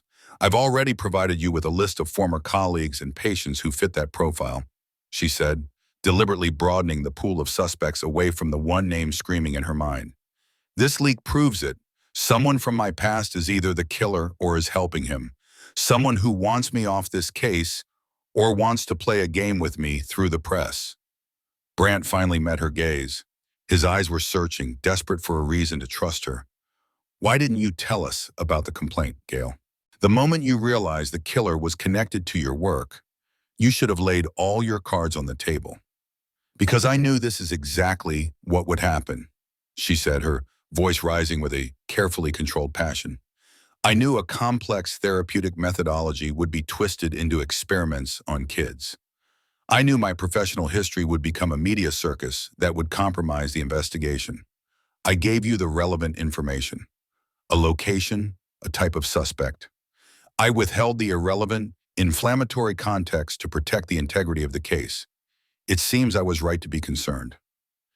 It was a masterful deflection, wrapping her secrecy in the noble guise of protecting the investigation. She watched Brant process it. He wanted to believe her. He needed her to be the solution, not the cause. Cole wasn't buying it. Protect the case? Or protect yourself, he sneered. How deep does it go? Are you in contact with him? Is this whole thing some sick reunion for you and your star pupil? That's a vile accusation, detective, Gail said, her voice dropping to an icy calm. And it is beneath you. Enough, Rob, Brant said, stepping between them. He looked from Cole's furious face to Gail's composed one. The air in the small room was thick with suspicion. He was standing on a fault line. For now, Brant said, his gaze fixed on Gail, you're to stay put. Don't talk to the press. Don't talk to anyone. We need to contain this. I need to know everything in your sealed files that could be relevant. No more edits, no more protecting the case. I want it all. Of course, Gail said, nodding. You'll have it. It was another lie. He would have what she chose to give him. She couldn't give him Julian's name. Not yet. To name him would be to confess her failure, to admit that the monster stalking Silver Creek was a product of her own hubris. They would take her off the case, and she would lose any chance of stopping him herself. After a long, tense silence, Brant nodded curtly and turned to the door. Cole gave her one last look of pure contempt before following him out. The door clicked shut, and Gail was alone again with the howling wind. She sank onto the edge of the bed, the rigid control draining out of her. Her hands trembled. Julian had outplayed her. He hadn't just exposed her past, he had chained her to the present. Brant's order to stay put was a leash. The police would be watching her now. Her secret trip to Northwood had just become infinitely more complicated and infinitely more necessary. He had called it a test of memory. She finally understood. He wasn't just asking if she remembered him. He was asking if she remembered the woman she used to be, the ambitious, reckless academic who believed she could reshape the darkness. He was forcing her to confront the ghost of that woman and the living monster she had left in her wake. She stood up and walked to the window, pushing aside the thin curtain. The police car was pulling out of the motel lot, its red taillights disappearing into the swirling snow. They thought they were containing a problem. They had no idea. They had left her alone in a cage, right where the hunter wanted his prey to be. And now she had to find a way out, not to run, but to hunt him back in the one place it all began. The game had changed, and she was dangerously behind. She had to move, and she had to move now. Northwood was no longer an option. It was an imperative. Chapter 12, The Northwood Files. The room at the Overlook Motel was a cage made of peeling wallpaper and the smell of pine-scented disinfectant. Gail sat on the edge of the stiff polyester bedspread, her laptop the only source of light. Outside, snow fell in a silent, suffocating curtain, muffling the world. The thin walls offered no defense against the low hum of the ice machine down the hall or the mournful whistle of wind through the eaves. A little after midnight, she'd seen the headlights of the unmarked sedan parked across the street finally pull away, likely a shift change for the officer Brandt had unofficially assigned to watch her. They thought her contained. They were wrong. Julian's move had been brilliant, a classic application of her own theories on disrupting a system from the outside. By leaking her past to the press, he hadn't just attacked her credibility. He had poisoned the investigation, turning her primary asset, her intellect, into a liability. He had isolated her, shackling her to this room while he remained free to prepare his next performance. The irony was a cold, sharp thing in her gut. He was using her own lessons to teach her about powerlessness. Her fingers hovered over the keyboard. Accessing the Northwood archives was a desperate, unethical long shot. The Institute had been closed for over a decade, its physical records supposedly sealed or destroyed. But in the final years, they had begun a massive digitization project, a bureaucratic push for modernization that was never fully completed. She knew because she had overseen part of it, a project meant to track patient outcomes that had ultimately been abandoned. Her administrative credentials tied to her old university research grant were likely defunct, purged from the system years ago. But institutional IT was notoriously sloppy. Sometimes ghosts remained in the machine. She opened a secured browser, routing her connection through a series of encrypted proxies that would bounce her digital footprint across 3 continents before it landed anywhere near Silver Creek. It was a precaution that felt both paranoid and wholly insufficient. She typed in the archaic address for the Northwood internal server, a string of numbers and letters she hadn't thought about in 12 years.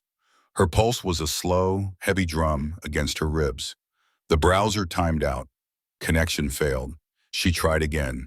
Failure. Her jaw tightened. He was out there planning, selecting feathers, while she was here, locked in a digital fistfight with a dead server. She closed her eyes, forcing herself to breathe, to think. The main server would have been decommissioned, but the backup server, the archival unit maintained off-site for legal compliance, that was another matter. She reran the access request, appending the archival redirect code she vaguely remembered from a dry IT memo. The screen flickered. A login portal appeared.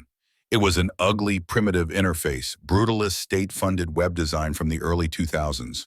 The Northwood Institute logo, a stylized pine tree, was pixelated and faded at the top. User ID, Gadler NWI Res. Her fingers felt stiff, alien. She typed the password, a combination of her mentor's last name and the publication year of his seminal work on adolescent psychopathy. A password she hadn't used since she was an ambitious, dangerously certain academic. Access denied. Her shoulders slumped. Of course. It was gone. Wiped clean like the rest of her history there. She was about to close the connection when a detail snagged her attention. The denial message wasn't the standard system error. It was a user-level rejection. The system recognized the ID, but not the password. It hadn't been purged. It had been locked. She thought back, trying to recall the protocol. After the ethics complaint, the university IT department had systematically changed her passwords on every shared system, but they always used a default placeholder, a simple one. She entered the user ID again. This time for the password, she typed P@SSword1, access granted. The screen resolved into a search database. It was a digital graveyard. Row after row of patient files, identified only by 6-digit case numbers. Names, dates of birth, and other identifying information were redacted, visible only to Level 1 administrators. But case notes, diagnostic summaries, and therapy logs were searchable. This was it. This was the tomb she needed to excavate. She began to build her query, her fingers flying across the keys now with renewed purpose. Julian was a student, her student. She knew the components of his psychology because she had helped identify and name them. Her search had to be as precise as one of his sutures. First, the timeline. He was a patient during her tenure. She set the date parameters, intake between 10 and 15 years ago, discharge no later than 10 years ago. That gave her a 5-year window, the most active period of her research. Second, the core traits. Intelligence was key to his meticulousness. She added a search filter for IQ scores. Wechsler Adult Intelligence Scale, above 1 in 25. That would narrow the field significantly. Third, the artistic component. This was his method of sublimation, the very thing she had encouraged. She searched the text of all attached therapy logs for keywords: art, sculpture, drawing, carving, creative expression. She added a filter for patients who were active in the art therapy program, cross-referencing instructor notes. The system churned. The number of results dropped from thousands to a few hundred. Still too many. She needed the final critical piece, the dark heart of his pathology, the signature of intellect without the anchor of empathy. She added her fourth set of parameters, searching diagnostic summaries for specific terms she and her colleagues had used.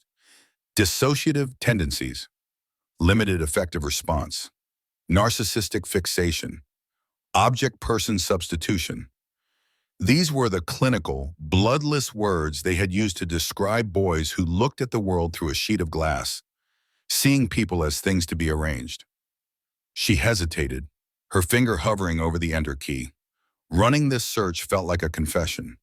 It was an admission that she had curated a specific list of dangerous minds, studied them, and in the process had perhaps polished the lens through which one of them saw his dark world. It was her own profile, weaponized against its creator. She hit enter. The database processed the query for a long, silent minute. The hum of the laptop's fan was the only sound in the room.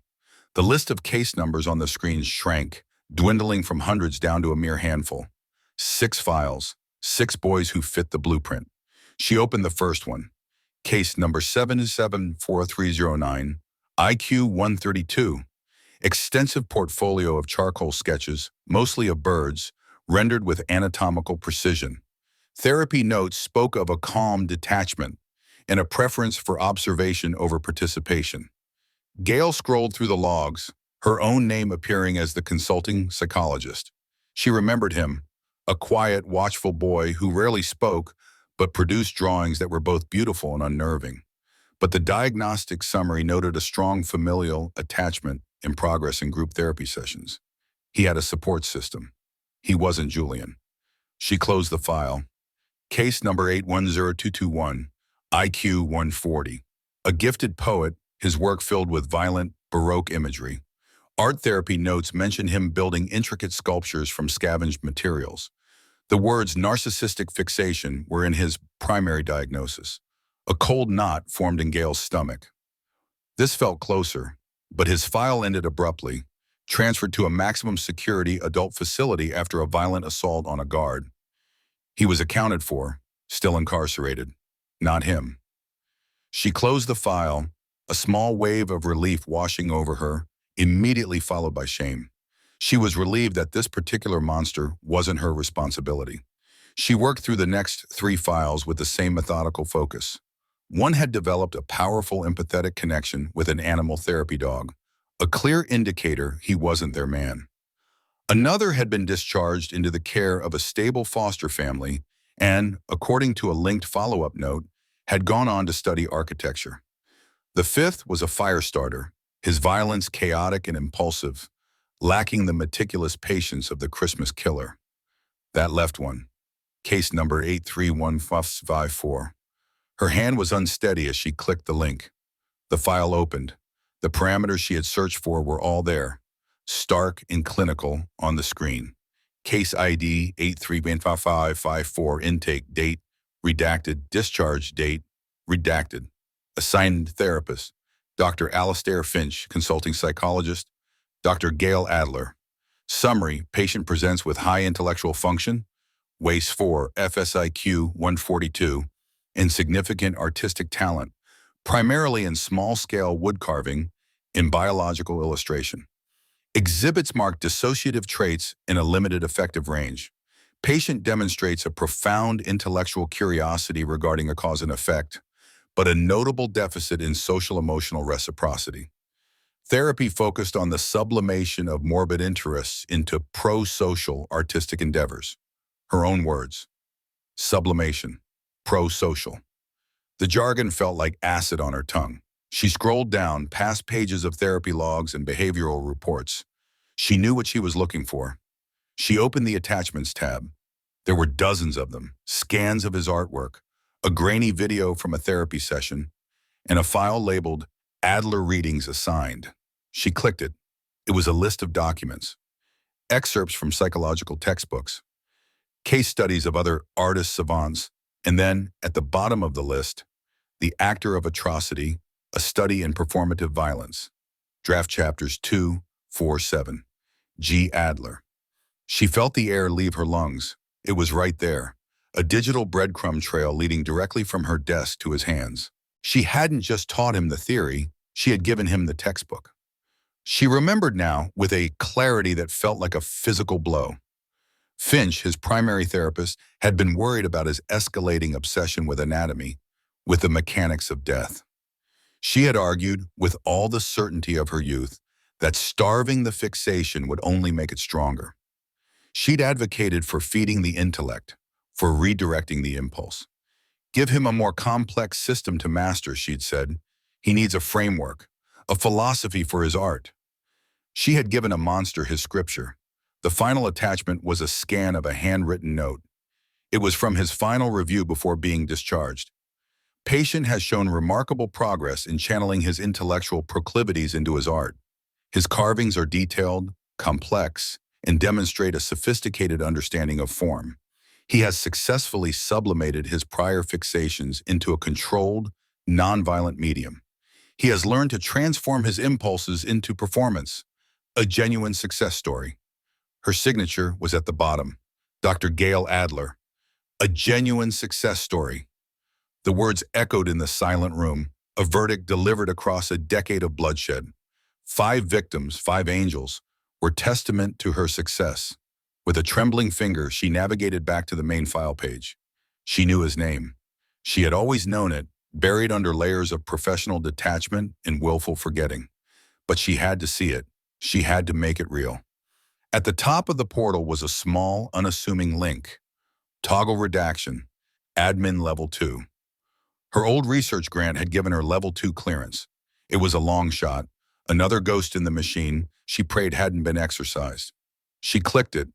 A pop-up appeared called Enter Admin Authorization Code. Her mind went blank. The code was a 7-digit number she hadn't thought of in over a decade. It was tied to the grant, to the project, to the life she had fled. She closed her eyes again, picturing her old office at Northwood. The overflowing bookshelves, the scent of old paper and coffee, the small sticky note on the corner of her monitor with essential numbers. She could almost read it. She typed the number from memory, 2881999. Authorization accepted. The screen refreshed. The black redaction bars vanished, and she saw his name. Patient name, Croft Julian. Next to it was his intake photograph. A boy of 17 with plain, neat features and calm, unnervingly steady eyes. He wasn't smiling. He was observing, looking through the camera lens as if it were a specimen under glass. The boy who carved wrens from scraps of wood. The boy she had called a success. The boy who was now waiting for her in the snow-draped silence of Silver Creek. The search was over. The hunt had just begun. Chapter 13, 2 detectives, 1 truth. The door to Dion Brandt's office clicked shut with a sound too soft for its finality. Robert Cole didn't turn from where he stood before the murder board, his stocky frame a bulwark against the 5 years of failure pinned to the cork. The scent of stale coffee and damp wool, the signature perfume of the Silver Creek Police Department, seemed to thicken in the enclosed space. Brandt didn't sit. He remained by the door, his tall, lean frame casting a long shadow in the low light of the late afternoon. The window behind his desk showed only a swirl of falling snow, turning the world outside into a featureless, gray void. It was an isolation he was beginning to feel in his bones. "Tell me what you have been doing, Robert," Brandt said. His voice was quiet, stripped of emotion, which was far more dangerous than if he had been yelling. "Tell me about the calls to Northwood, the requests for sealed academic records. Tell me why you're investigating our consultant behind my back." Cole finally turned. His bulldog face was set in lines of grim satisfaction, his eyes holding no apology. "I was doing my job, the one you seem to have forgotten in your rush to find a miracle worker." He gestured with a thick-fingered hand toward the board, toward the smiling faces of the dead women. "My job is to protect this town. That includes protecting it from the people you invite in." "She gave us a lead, the first real lead in half a decade," Brandt countered, moving towards his desk but still refusing to sit. It felt like a surrender. "The knots, the bird symbolism, that's more than we've had since Chloe Benson." "Oh, she's given us plenty," Cole said, his voice a low growl. "She's given us a media circus. She's given every crackpot in a 3-state radius a new conspiracy to chew on. And she gave our killer exactly what he wanted, an audience. You saw the article, Dion. The actor of atrocity. He's playing with her, and she's playing right back. The leak came from the killer to discredit her, to isolate her," Brandt argued. But the words felt weaker now, less certain than they had in the motel room with Gail Adler. He had seen the flicker of something in her eyes then, not just defiance, but fear and calculation. "Or it came from a source who knew the truth was more dangerous than the lie," Cole shot back. He crossed the small office in 2 heavy strides, stopping in front of Brandt's desk. He slapped a thin file folder down on the scarred wood. The sound was like a gunshot in the silent room. "I'm not talking about theories, Dayon. I'm not talking about gut feelings. I'm talking about this." Brandt stared at the beige folder. It was unmarked, anonymous, the kind of thing that held routine paperwork, not the potential detonation of his entire case. He looked from the folder to his partner's face. The frustration was gone, replaced by a cold, hard certainty that chilled Brandt more than the winter outside. "What is this?" "It's the reason her thesis was sealed," Cole said. "It's the part she conveniently left out when you confronted her. It's the truth you didn't want to find." He tapped the folder. "I have a friend at the State University Archives. Owed me a favor from a long time ago. He agreed that a potential connection to a 5-year-long serial murder case constituted a compelling reason to look past a private ethics agreement." Brandt's hands felt heavy as he reached for the folder. The paper was cool against his fingertips. For 5 years, he and Cole had been a unit. They thought alike, moved alike, anticipated each other's needs at crime scenes with an unspoken synchronicity born of shared trauma and endless, grinding work. That partnership was the only thing that had held steady while everything else fell apart. Now, holding the folder, Brandt felt the foundation crack. This was an act of profound disloyalty. It was also, he feared, an act of profound necessity. He opened it. Inside were a dozen pages, photocopies of official documents. The top page was a summary typed in a bland, bureaucratic font. His eyes scanned the text, snagging on phrases that leapt out like thrown knives. Formal ethics complaint, Northwood Juvenile Institute, Dr. Gail Adler. Subject, unauthorized dissemination of speculative and potentially hazardous psychological theories to high-risk patients. Allegation, Adler, in her capacity as a consulting therapist, provided draft chapters of her unpublished thesis, The Actor of Atrocity, Performative Violence in the Signature of Intellect, to select patients. Brandt felt the air leave his lungs. He sank into his desk chair, his legs suddenly unsteady. This was worse than he imagined. It wasn't academic squabbling. It wasn't professional jealousy. "Read the last paragraph of the formal finding," Cole said, his voice flat. He already knew what it said. He had memorized it. Brandt's eyes found the section. "The committee finds that while Dr. Adler did not act with malicious intent, her decision to share methodologies for the psychological weaponization of empathy with minors, demonstrating sociopathic and narcissistic traits, constitutes a severe and inexcusable lapse in professional judgment. Her actions, while framed as therapeutic tools for sublimation, provided a potential roadmap for the intellectual refinement of violent fantasy. To avoid public scandal and potential litigation, a private agreement was reached. Dr. Adler would resign her position, and all copies of her thesis would be sealed indefinitely. A roadmap, Brandt whispered, reading the words again. He looked up at Cole, whose expression was grim, devoid of any "I told you so." This was too serious for gloating. She gave them a roadmap. She didn't just teach a theory about a signature knot in a lecture hall, Dion, Cole said, his voice low and intense. She sat in rooms with damaged, violent kids and handed them the playbook. She taught them how to be better monsters, more artistic, more theatrical. Brandt closed the file.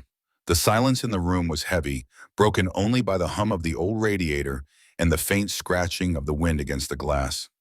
He thought of Gail Adler in her motel room, her sharp, intelligent eyes meeting his, the careful way she had constructed her defense. She had lied. Not directly, not with a single provable falsehood, but with a series of deliberate, calculated omissions. She had painted herself as the victim of a professional smear campaign when she was, in fact, the architect of the very disaster they were now facing.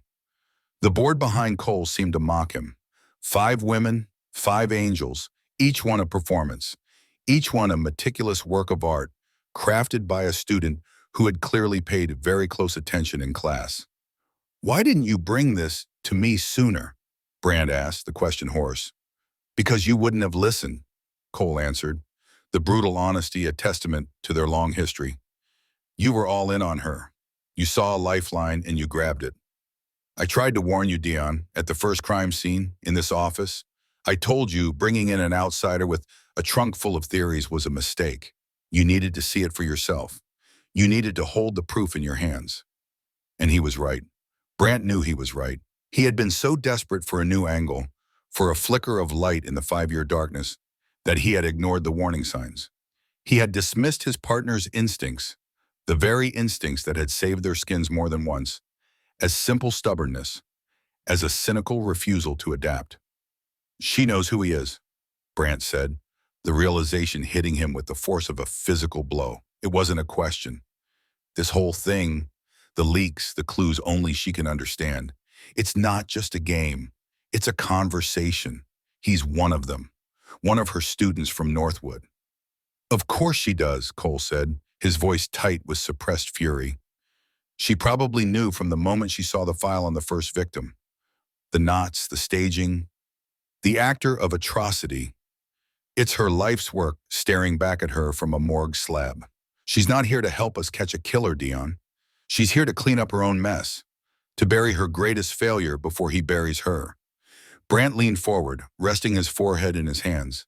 A headache began to throb behind his eyes, a familiar companion these past few years. He felt the crushing weight of his responsibility. To the town, to the victims, to the memory of the promise he'd made to Chloe Benson's parents. He had compromised the entire investigation. He had brought a wolf into the fold because she had the most brilliant camouflage he had ever seen. His trust, once given, was a solid thing. He had trusted Cole for 15 years. He had chosen, against his partner's advice, to trust Gail Adler. Now that trust lay shattered on his desk, contained within a cheap beige folder. The fracture wasn't just between him and Gail. It was a deep, seismic rift between him and the man standing across from him. "We have her under watch," Brandt said, thinking aloud, his mind racing through protocols, contingencies. "The officer outside her motel is a deterrent, not a cage," Cole cut in. "She's smarter than that, smarter than us. That's why you hired her. If she wants to get out, she'll get out. If she wants to meet him, she'll find a way." "What are you going to do, Dion?" It was the real question, the only question that mattered now. The professional protocol was clear. Terminate her contract, bring her in for questioning as a material witness, maybe even an accessory. Read her rights, treat her like what she was, a civilian who had deliberately withheld crucial information in an active serial murder investigation. But his gut, the same gut that had told him to hire her, was screaming something else. She was compromised. She was a liar. But she was also the only person on Earth who truly understood the man they were hunting. She didn't just have a roadmap, she had drawn the map. Taking her off the board might be the safer play, the by-the-book play Cole would advocate for. But it might also be the one thing that allowed Julian Croft, and Brandt had no doubt that was his name now, a ghost from her past, to finish his grand performance and disappear back into the snow-draped silence for another year. He was trapped, caught between his duty as a cop and the terrifying realization that the only way to catch this monster might be to trust the woman who helped create him. "I don't know," Brandt said, and the admission felt like swallowing glass. He looked up at Cole, at the tired, worried face of his partner and friend. The anger in Cole's eyes had subsided, replaced by a familiar, weary concern. The victory was ashes in his mouth. "We're back to square one," Cole said softly. "Worse. We're in a hole she dug for us." Brandt picked up the folder again, his thumb tracing the edges as if he could divine some hidden answer from the cheap cardboard. He thought of Gail's face, her controlled mask of professionalism. Had it all been an act? Was she a fellow hunter, or was she just another performer in this grotesque play? "No," Brandt said, a sliver of his earlier conviction returning, twisted into a new, more dangerous shape. "We're not at square one. We know his origin. We know his motive. We know his audience." He looked directly at Cole, his eyes hard, "and we know who holds the key to his mind." He stood up, the weariness falling away, replaced by a cold, sharp resolve. He had made a colossal error in judgment. He had trusted the wrong things in Gail Adler. But that didn't change the facts. She was their only link. "Keep the watch on her," Brandt ordered, his voice once again that of a lead detective. "Double it. I want to know if she so much as orders a cup of coffee. No one goes in, no one comes out without you or I knowing about it. But we don't move on her yet. We watch. We wait. We let her think she's still in control." Cole's frown deepened. "Dion, that's insane. She's a liability." "She's bait," Brandt corrected him. "She's the only bait he'll ever rise for. You were right to investigate her, Robert. You did your job." He walked around the desk and picked up his heavy winter coat. "Now let me do mine." He opened the door and walked out into the bullpen, leaving Cole standing alone in the office with the damning file and the 5 silent faces on the wall. The fragile trust between them was broken, replaced by the cold, hard calculus of the hunt. And Brandt knew with a certainty that settled deep in his soul that before this was over, they would need more than the truth to save them. Chapter 14, The Third Angel. The call came at 4:17 a.m., a jagged tear in the fabric of the pre-dawn stillness. It found Dion Brandt exactly where it always did. Awake, staring at the ceiling, the ghosts of 5 Decembers swirling in the dark. The phone's vibration on the nightstand was a familiar, venomous rattle. He answered before the second buzz. "Brandt," he said, his voice a gravelly ruin. "It's dispatch, detective. We've got a call. A jogger on the Miller Point Trail. He found... well, you need to see it." Brandt was already swinging his legs out of bed, the cold floorboards a shock to his system. "Same as the others?" There was a pause, a hesitation that was entirely new. "Yes and no, sir. The staging is... it's a match, the wings, everything." "But the Vic..." "Detective, it's a man." Brandt froze, the worn fabric of his jeans halfway up his legs. A man. The word didn't compute. 5 years, 6 victims, all women. It was the unshakable foundation of their profile, the one concrete fact in a sea of terrifying artistry. A male victim wasn't just a deviation, it was a demolition. "Are you certain?" Paramedics confirmed. Young man, maybe early 20s. "Secure the scene. No one in or out but forensics. Call Cole," Brandt ordered, his mind racing, trying to rebuild the case from the rubble of that one word. "And get a uniformed officer to the Overlook Motel, room 12. I need Dr. Adler." He hung up, the implications crashing down on him. This wasn't a mistake. The Christmas killer didn't make mistakes. This was a message. Miller Point wasn't deep in the woods like the other sites. It was a popular, well-maintained scenic lookout just a mile from the edge of town, a place where teenagers drank cheap beer and families took holiday photos. The killer was getting bolder, closing the distance. By the time Gale arrived, escorted by a silent, grim-faced officer, the scene was a carefully controlled bubble of chaos under the harsh glare of portable floodlights. The rising sun was a weak, pinkish smear behind the mountains, offering no warmth. Police tape, stark yellow against the blue-tinged snow, cordoned off the entire lookout. Brant and Cole stood near the edge of the perimeter, their breath pluming in the frigid air. Cole's bulldog face was set in a scowl that seemed to have been chiseled from ice. "Told you," he grunted as Gale approached, not as a greeting, but as a continuation of an argument she hadn't heard. "Your profile's in the toilet. He's losing it. Getting sloppy." Gale ignored him, her sharp eyes scanning the scene, absorbing every detail. The body was positioned on a stone bench overlooking the valley, facing the pathetic sunrise. The tableau was sickeningly familiar. The serene, almost reverent pose, the head tilted slightly back, the hands resting on the lap, and the wings. This time they were crafted from the iridescent black feathers of a raven, vast and dramatic against the victim's pale blue parka. "He's not getting sloppy, Detective," Gale said, her voice quiet but cutting through the cold. "He's changing the lesson." Brant met her gaze.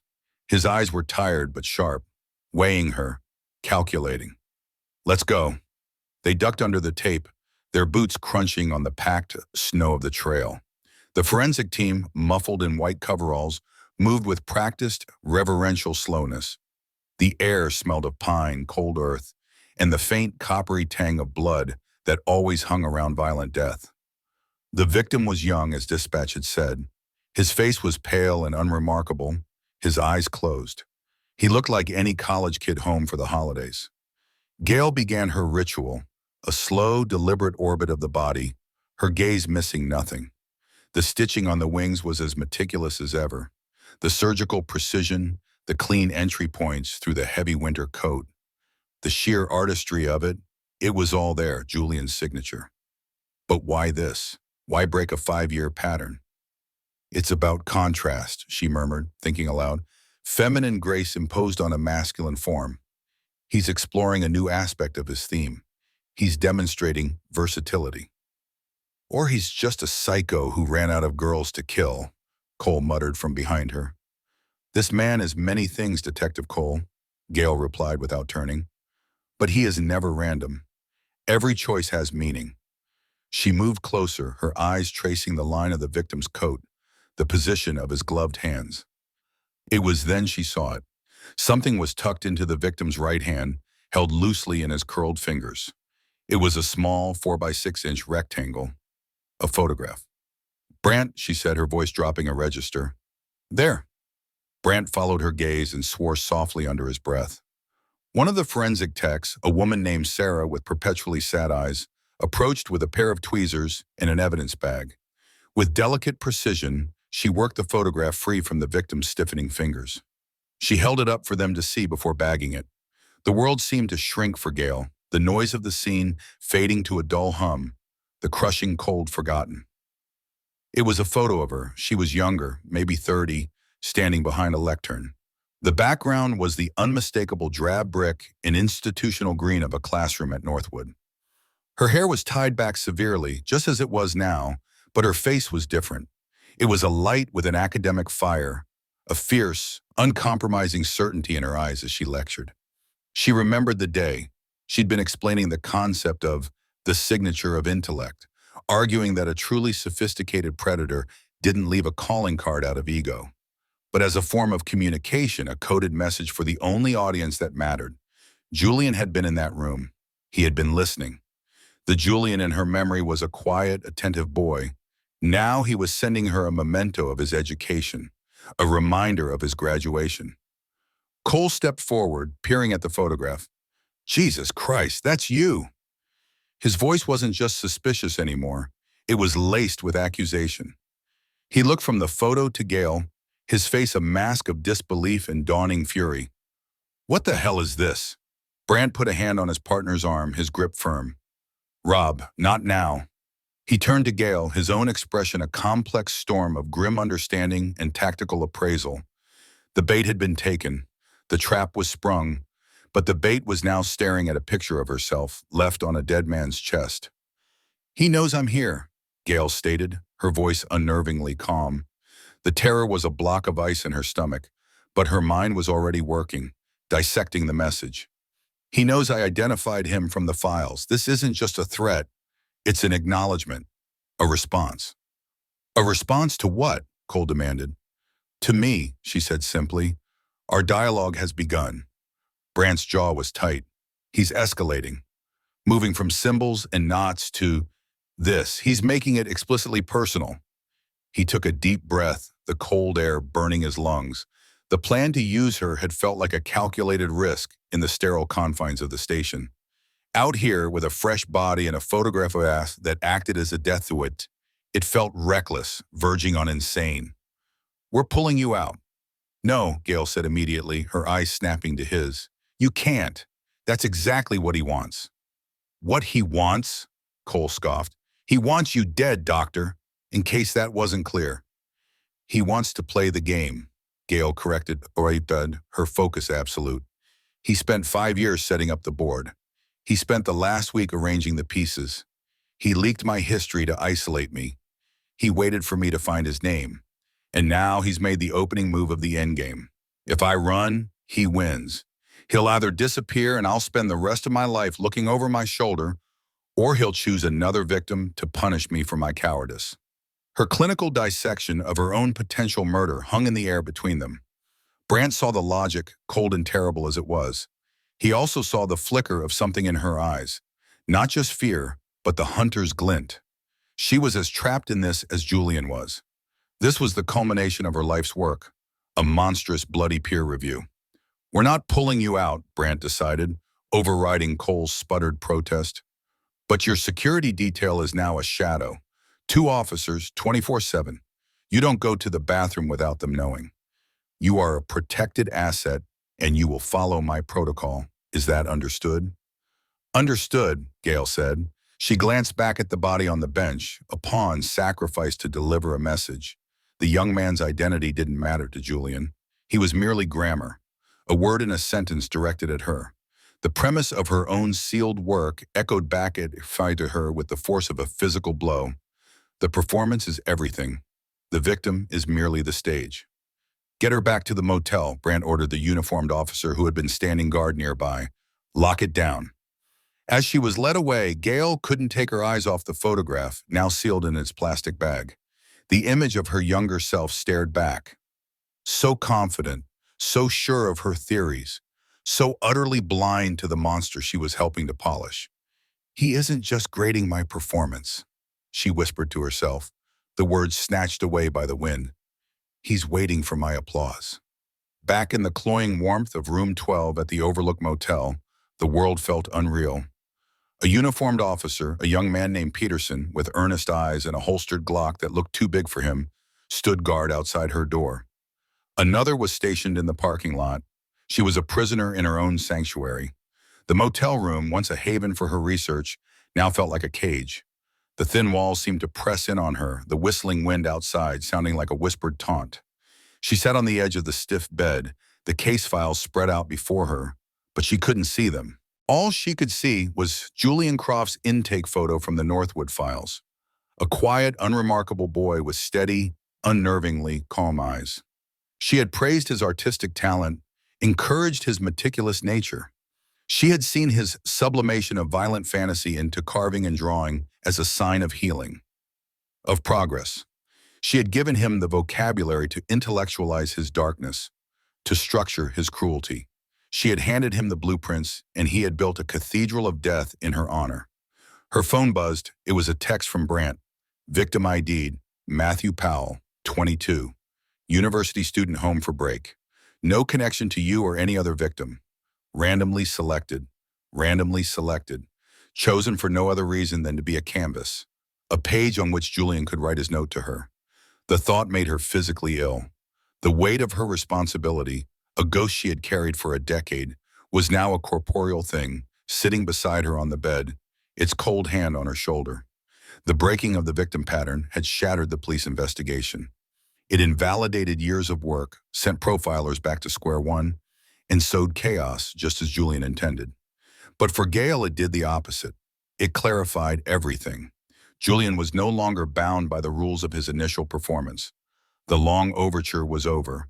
Now he was improvising, composing a new movement in their symphony, a duet for creator and creation. She stood and walked to the window, peering through the west in the cheap curtains. She could see the officer's cruiser in the lot, a dark shape against the snow, its presence both a comfort and an insult. Julian had made her a target, and Brandt had made her bait. Both men were using her, manipulating her according to their own designs. But they were both underestimating her. They saw her as a piece on the board, a queen perhaps, powerful but ultimately subordinate to the players. They didn't understand. She wasn't a piece. She was the one who had written the rules. And it was time she reminded her student of that fact. The fear was still there, a cold, hard knot inside her, but it was being eclipsed by something else, a grim, icy resolve. Julian wanted a dialogue. He would get one. Chapter 15, Patient Zero. The silence in the motel room was a physical weight. It pressed on Gale's chest, thin and cold like the air that seeped through the window frame, carrying the faint, metallic scent of snow and pine. On the cheap laminate desk sat two photographs, side by side, illuminated by the harsh glow of a single lamp. One was a crime scene photo, glossy and clinical, of Matthew Powell. His eyes were open to a frozen sky, his body arranged in a grotesque parody of repose. Tucked into a stiffening hand was the other photograph, a candid shot of a younger Gale Adler, smiling, her dark hair loose around her shoulders, standing on the steps of Northwood's main hall. The ghost of Christmas past. She traced the edge of her own image with a fingertip, the paper cool and slick. This was his message. I see you, I remember you, I am doing this for you. Julian was no longer an abstract student, a ghost from a sealed file. He was here, he was watching. He had reached out from the past and laid a claim on her present. Outside, the crunch of boots on packed snow announced the changing of the guard. Brandt had been true to his word. She was protected. She was a prisoner. She was bait. Every shadow that danced beyond the thin curtains was a potential threat. Every creak of the old motel a prelude to violence. But the real monster wasn't trying to get in. It was already inside, nested in her memory, a creature of her own making. Her laptop was open on the bed, the screen dark. But the image from the Northwood archive was seared onto the back of her eyelids, Julian Croft's intake photo. A boy of 16, with neat, plain features, hair carefully combed, and calm, unnervingly steady eyes that held no hint of the chaos documented in his file. He looked like any other troubled kid, unassuming, forgettable, a blank slate, and she had been the one to hand him the chalk. The thought was a physical blow, stealing the air from her lungs.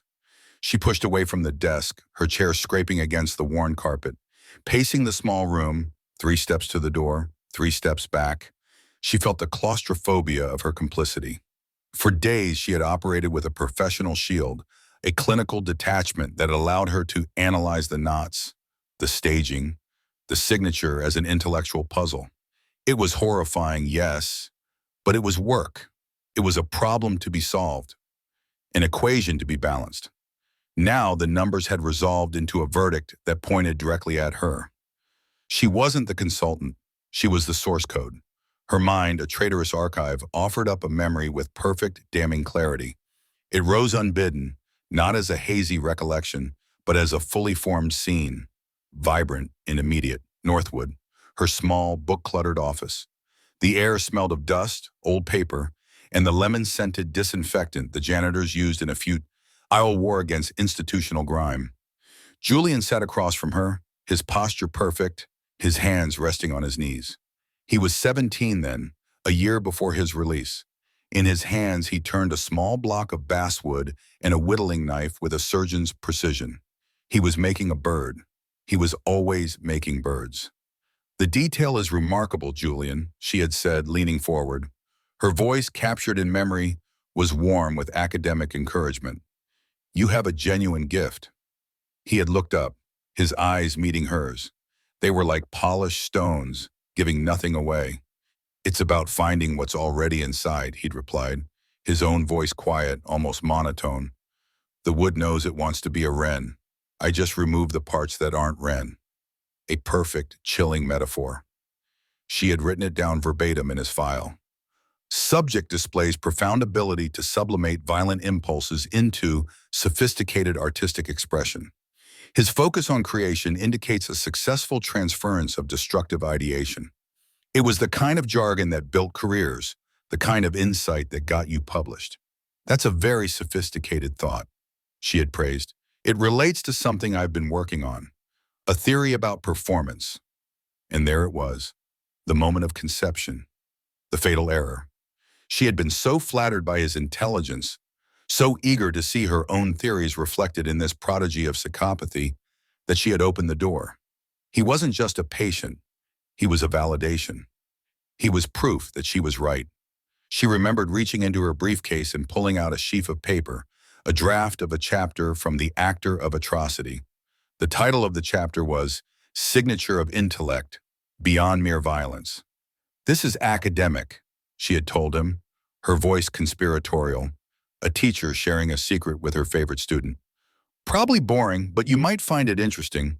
It's about how an intelligent actor can imbue an act with a signature, something that elevates it, gives it a unique voice.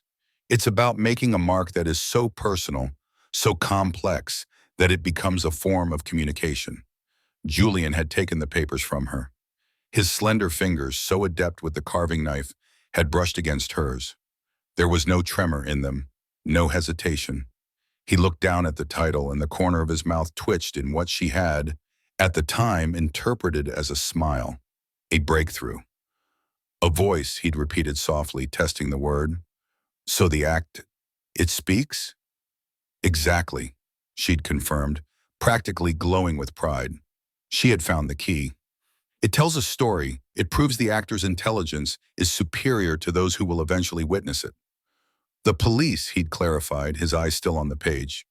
The police, she'd agreed, the media, the public, the audience. He had finally looked up from the page, his calm gaze locking with hers. There was a new light in his eyes, something more than intellectual curiosity. It was the flicker of a flame catching on dry tinder, a look of profound, absolute understanding.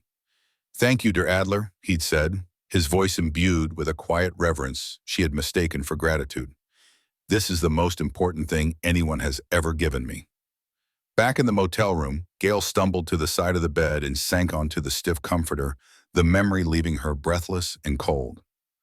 The most important thing. She hadn't given him a therapeutic tool. She hadn't given him an academic paper.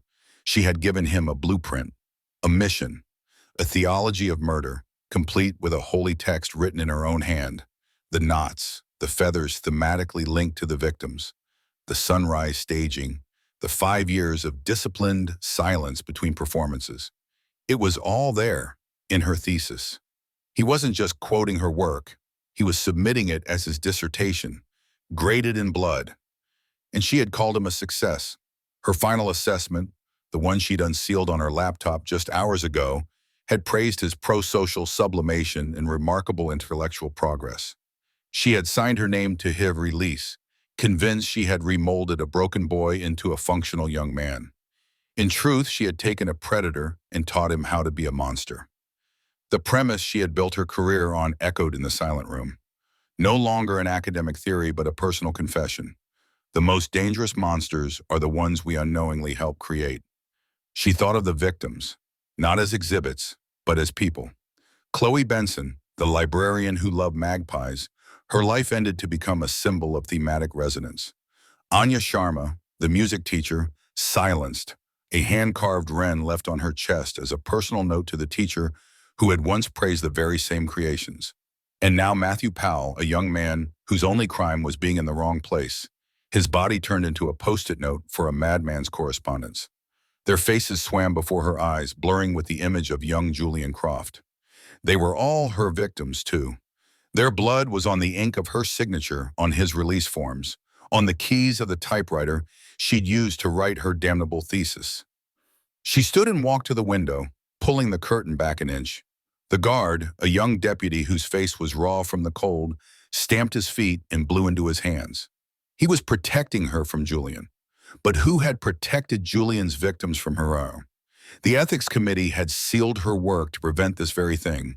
They had seen the danger she was blind to. They called it a roadmap for the intellectual refinement of violent fantasy. They were right. Her sin wasn't just a lapse in judgment. It was a profound act of intellectual arrogance, a hubris so great it had cost at least 4 people their lives. A wave of nausea washed over her. She stumbled into the bathroom, bracing her hands on the cold porcelain of the sink, and stared at her reflection in the cheap, spotty mirror. The woman looking back at her was a stranger. The sharp, intense eyes that colleagues had called perceptive now looked haunted. The severe, practical hairstyle seemed like a futile attempt to impose order on a mind that had birthed nothing but chaos. She was patient zero, the original carrier of the disease. Julian was merely the first one she had infected. For a long time, she just stood there, letting the full, crushing weight of it settle into her bones. The guilt was no longer an abstract concept. It was a physical presence in the room with a name and a face and calm, steady eyes. Julian Croft. There was no running from this. There was no handing it off to Brandt and Cole and retreating to the safety of her quiet life.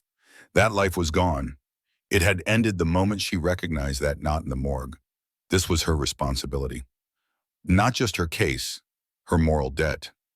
Julian had started a dialogue. The photograph was his opening statement. He was showing her what he had learned, the student presenting his masterpiece to his mentor. He expected a response, applause perhaps, or analysis. He wanted her to see him, to acknowledge his work, to validate his existence as her greatest success.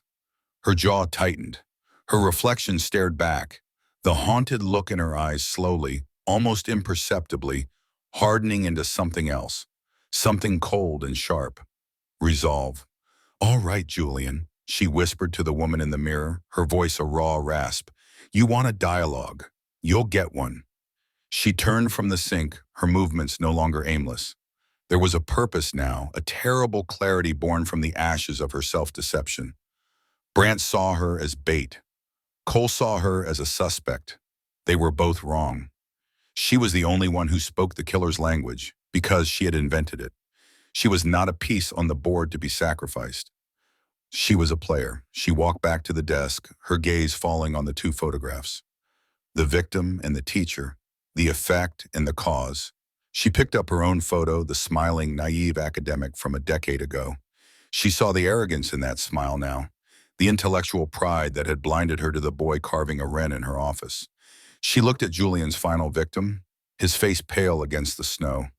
He wasn't a message board. He was the cost of her education. With a steady hand, she retrieved the cheap notepad and ballpoint pen provided by the motel. The pen felt ridiculously light, a pathetic weapon against the horror she had unleashed. But it was the only one she had. Her ideas, her words, they were the tools he had used to build his world of performative violence. Now she would use them to tear it down. She would not be reactive. She would not simply be the target waiting for the next attack. She would engage. She would analyze his work, not as a consultant, but as his teacher. And she would give him his final grade. The pen hovered over the first blank page. The dialogue wasn't just about catching him anymore. It was about confronting the monster in the mirror. It was about penance. The hunt for the Christmas killer was over. The exorcism of Dr. Gail Adler had just begun. Chapter 16, Confession. The air in the motel room was a stagnant mixture of stale coffee and fear.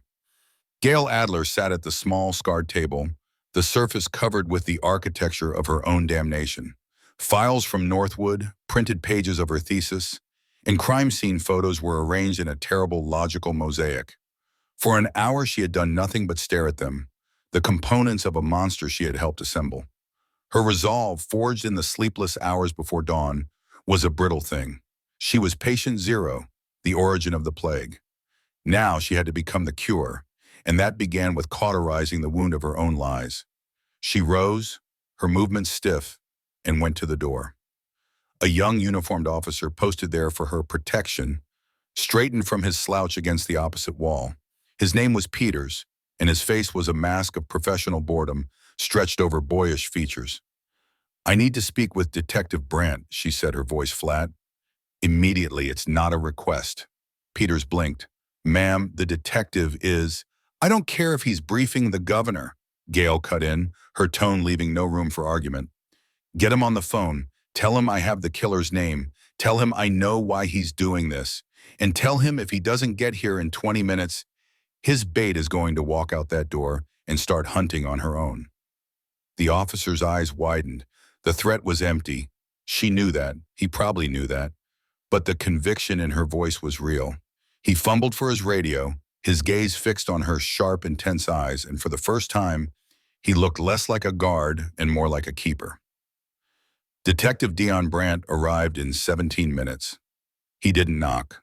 The door opened, and he filled the space, bringing with him a gust of frigid air that smelled of pine and coming snow. He closed the door behind him with a quiet click that sounded like a cell door locking. He didn't look at the files on the table, not at first. His focus was entirely on her, his weathered face an unreadable landscape of exhaustion and suspicion. "You've got a hell of a nerve, Doctor," he said, his voice low and rough, "making threats." "I've got a hell of a lot more than that," Gail replied, gesturing to the chair opposite her. "Sit down, Detective. You're going to want to hear this." He remained standing, a tall, lean silhouette against the thin motel curtains. His quiet watchfulness was a physical force in the room. "I already know enough. I know about Northwood. I know about the ethics complaint. I know you shared your work with the patient. What I don't know is why I haven't charged you with obstruction." "Because you're a good detective," Gail said, her voice steady despite the tremor in her hands. "And a good detective knows when to stop chasing the symptom and start treating the disease. I am the disease, Brandt. Everything else is just a symptom." That got his attention. He moved slowly to the table, his eyes finally taking in the damning spread of paper. He pulled out the chair but didn't sit. He rested his hands on its back, his gaze sweeping over the documents. Talk. This was it, the precipice. Gail took a deep, shuddering breath and began. She didn't start with the killer. She started with herself. 10 years ago at Northwood, I was trying to map the motivations behind performative VLM. I believe that for a certain type of nascent psychopath, violence wasn't just an act of rage or dominance. It was a form of communication, an artistic expression. She pushed a bound copy of her thesis, The Actor of Atrocity, across the table. It was all in here. My theories on weaponized empathy, using a victim's humanity against them to heighten the performance. Thematic resonance, ensuring every detail of the crime tells a coherent story, and the signature of intellect. Brandt's eyes flickered to the photos of the victims, their wings stark against the snow. The knots. The knots, Gail confirmed, a wave of nausea rolling through her, functionally useless. A complex, almost beautiful piece of stitchwork that serves no purpose but to say, I was here, I am intelligent. This was not chaos. It was a theoretical concept I taught in a seminar, a way for a killer to embed his personality into the crime itself. She watched him absorb this, his knuckles white on the back of the chair. He was connecting the abstract theory to the 5 years of bodies, the 5 years of dead ends. I had a patient, Gail continued, her voice dropping. He was brilliant, artistic, quiet, observant. He'd been sent to Northwood for a series of escalating incidents involving cruelty to animals. Small things. Birds, mostly. Her throat tightened. He had this tick. He whittled. He carved these exquisite little birds out of scraps of wood.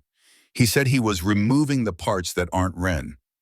That's how his mind worked, chillingly precise. He saw the world as something to be perfected through removal. She slid a file across the table. It was thin, almost forgotten. His name is Julian Croft. Brandt finally sat down. He opened the file, his expression grim. He looked at the intake photo, a boy with neat hair and unnervingly calm eyes. He read through her session notes, his gaze lingering on her final assessment. A genuine success story, Brandt read aloud, the words dripping with bitter irony. Julian has successfully sublimated his violent ideations into pro-social artistic expression. Excellent prognosis. He looked up at her, his eyes cold fury. You called him a success. I did, Gail whispered. It was my greatest failure. I saw his intelligence, his focus, his artistry, and I mistook control for rehabilitation. I didn't cure him. I refined him. I gave him a vocabulary for his madness. I gave him a philosophy. She pushed a printout of a specific log from the Northwood Digital Archive toward him. And then, in a moment of unforgivable professional hubris, I gave him the manual. Brant read the log entry, gave patient J. Croft draft copies of thesis chapters, signature of intellect, and thematic resonance as supplemental therapeutic material. He closed his eyes for a moment, a muscle twitching in his jaw. When he opened them, the weariness had settled in deeper than bone. Jesus Christ, Adler. He's not just a student detective. He's my magnum opus, Gail said, the words tasting like poison. Look. For the next hour, she walked him through it, connecting every act of Julian's terrible art to a line in her own work. The victims were chosen for their symbolic value, their professions tying directly to the birds whose wings he used. The ski instructor and the snowy owl, the librarian Chloe Benson, and the magpie, a bird known for collecting bright, shiny things, for knowledge. It was all there in her chapter on thematic resonance. She showed him how the staging of the bodies, always revealed at sunrise, was a direct quote from a section on theatricality and reveal. Julian wasn't dumping bodies, he was curating an exhibition, a 5-year-long exhibition. Why now? Brant asked, his voice raw. Why escalate? Why come after you? Because the performance is incomplete without the critic, Gail explained. He spent 5 years sending out the invitations. He created a body of work so specific, so tied to my theories, that he knew eventually the world would have no choice but to bring me here. I'm not just the audience detective. I'm the final act. The photo he left on Matthew Powell, that wasn't a threat. It was an announcement. The artist is present. The critic is present. The show can begin. Brant stood up and walked to the window, parting the curtains to look out at the swirling snow and the single police cruiser stationed outside. The neon vacancy sign of the Overlook Motel cast a sickly red glow on his face. So all this time, he said, not turning around, you've been playing his game, letting us chase our tails while you had this dialogue with him. I didn't know it was him until I accessed the Northwood files, she said. But yes, I knew the language he was speaking. I just didn't want to admit I was the one who taught it to him. The silence in the room stretched, thick and heavy with the weight of the dead and the failures of the living. Gail had laid her career, her freedom, and her life on the table. There was nothing left to confess, nothing left to hide behind. She was stripped bare, exposed as the architect of the very monster she'd been hired to hunt. Brant turned from the window. The anger was gone from his face, replaced by something harder and more chilling. Resolve. He walked back to the table and picked up Julian Croft's file. We have his name, Brant said. It wasn't a question. Yes. We have his methodology. We have his motive. Yes. But he has no record since Northwood. No driver's license, no credit cards, no social security activity. He's a ghost. A ghost I created, Gail finished for him. Brant looked at her, his gaze level and piercing. The chasm of her lies and his broken trust still lay between them, but for the first time they were standing on opposite sides of it, looking at the same thing. The same truth. You said you were my bait, Gail said softly. You were right, but you were also wrong. You can't use bait to catch a killer like Julian. Bait is passive. He's not hunting an animal. He's engaging in intellect. He wants a conversation. He wants to prove to me that he's my greatest success. And what do you want, Doctor? Brant asked, his tone devoid of judgment, purely pragmatic. I want to unmake him, she said, the words coming from a place of cold, absolute certainty. I built the cage of his philosophy. I'm the only one who knows how to open it, but I can't do it from this room. Brant nodded slowly, a silent acknowledgement of the new terms of their engagement. He pulled his phone from his pocket and keyed in a number. "Cole," he said into the phone, his voice firm. "Pull the perimeter off the overlook. All of it. Now." "No, I don't want to hear it. Just do it." He listened for a moment, his face impassive. "Because the situation has changed. Dr. Adler is no longer a consultant. She's a collaborator." He ended the call and slid the phone back into his pocket. He looked down at the files, at the photograph of the boy with the calm, steady eyes. Then he looked at Gail. "This stays between us," he said. "Everything you told me, the thesis, your involvement. As far as anyone else is concerned, you provided a profile that gave us the name. Cole will lose his mind, but I'll handle Cole. Your secret is safe, on one condition." "Name it," Gail said, her heart pounding. "You don't do anything, say anything, or even breathe in Julian Croft's direction without me knowing. You're not bait anymore, Doctor. You're the lure, and I'm holding the line." A fragile alliance forged in the fires of confession and sealed with the grim reality of what was to come. Gail nodded, a profound, aching relief washing over her, immediately followed by the cold dread of what she had just agreed to. "All right, detective," she said, her voice a near whisper. "Let's go fishing." Chapter 17, The Believer and the Skeptic. The air in Gail's room at the Overlook Motel had changed. The claustrophobia of her protective custody had evaporated, replaced by the stark, clean chill of purpose. The two officers who had been posted outside her door were gone, reassigned by Brandt an hour ago. Now only the detective himself remained, a tall, lean silhouette against the window, watching the snow fall on the empty parking lot. The buzzing neon sign cast a faint, flickering red glow on his weathered face.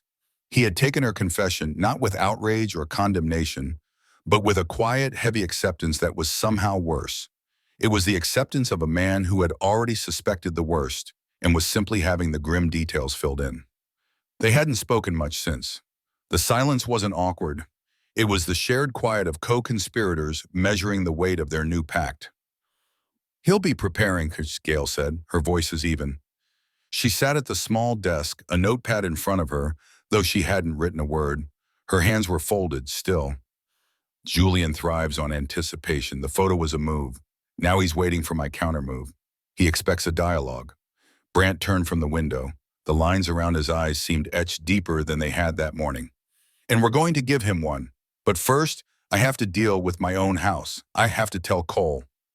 "You can't tell him everything," Gail stated, not as a question, but as a clinical assessment. "You can't tell him I gave Julian the blueprint. He'll see it as confirmation, not context. His cognitive bias is already locked in. To him, I am the anomaly, the foreign agent disrupting the system. The ethics complaint, my presence here, the escalation. He's not building a case against Julian. He's building one against me."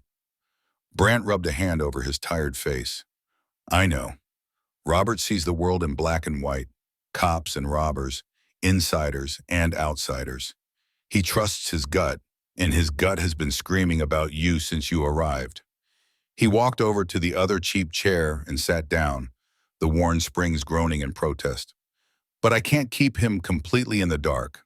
A secret this big, between partners, it festers, it becomes poison. I have to give him a version of the truth. I'll tell him you identified Croft from your Northwood files, that the threat against you triggered a memory. It's thin, but it gives us a name, a target. It won't be enough," Gail predicted softly. "He'll see it as a fabrication, a conveniently remembered patient from a decade ago, a ghost you can't question, can't vet. He'll ask why I didn't recognize the signature not sooner. He'll wonder why I waited until I was personally threatened to produce a name. He will interpret it as a desperate gambit to deflect suspicion." Her analysis was chillingly precise, stripping away the friendship and history between the two detectives and leaving only the raw mechanics of suspicion. Brandt listened, his gaze fixed on her. He saw no fear in her eyes, only a weary analytical focus. She was profiling his partner of 15 years with the same detachment she'd profiled Julian. "Then what do you suggest I do, Doctor?" he asked, a hint of an edge to his voice. "You do exactly as you planned," she replied. "You give him the partial truth. You watch him reject it. You let him follow his own path, because his disbelief will become a tool. Julian is monitoring the police. If he perceives a fractured, divided investigation, he will feel safer, more confident. He'll believe we're flailing, just as he wants. Cole's crusade against me will become our camouflage. Brant was silent for a long moment, the implications of her strategy settling in the cold air. She was proposing they weaponize his partner's mistrust, use the schism in his own department as a smokescreen for their real hunt. It was ruthless, it was manipulative, and it was brilliant. You're asking me to let him waste time, resources, maybe even endanger officers on a dead-end investigation into you. He's already doing it, Dion, Gale said, using his first name for the first time. It landed with quiet impact. The only difference is that now you'll be letting it happen by design, not by default. You can't control him. You can only direct the fallout. He stood up, the decision made. His movements were stiff, like a man bracing for a blow. I'll need everything you have on Julian Croft. Every note, every memory, his family history, his triggers, his last known whereabouts after Northwood. We have a name. Now we have to build a man. I am, Gale said, her voice dropping, thick with a guilt that was a physical presence in the room. I've been building him for 10 years. Brant walked to the door and paused, his hand on the knob. He looked back at her, a lone woman in a cheap motel room, the architect of a monster and now the key to his destruction. Stay put, stay ready. When I call, we move.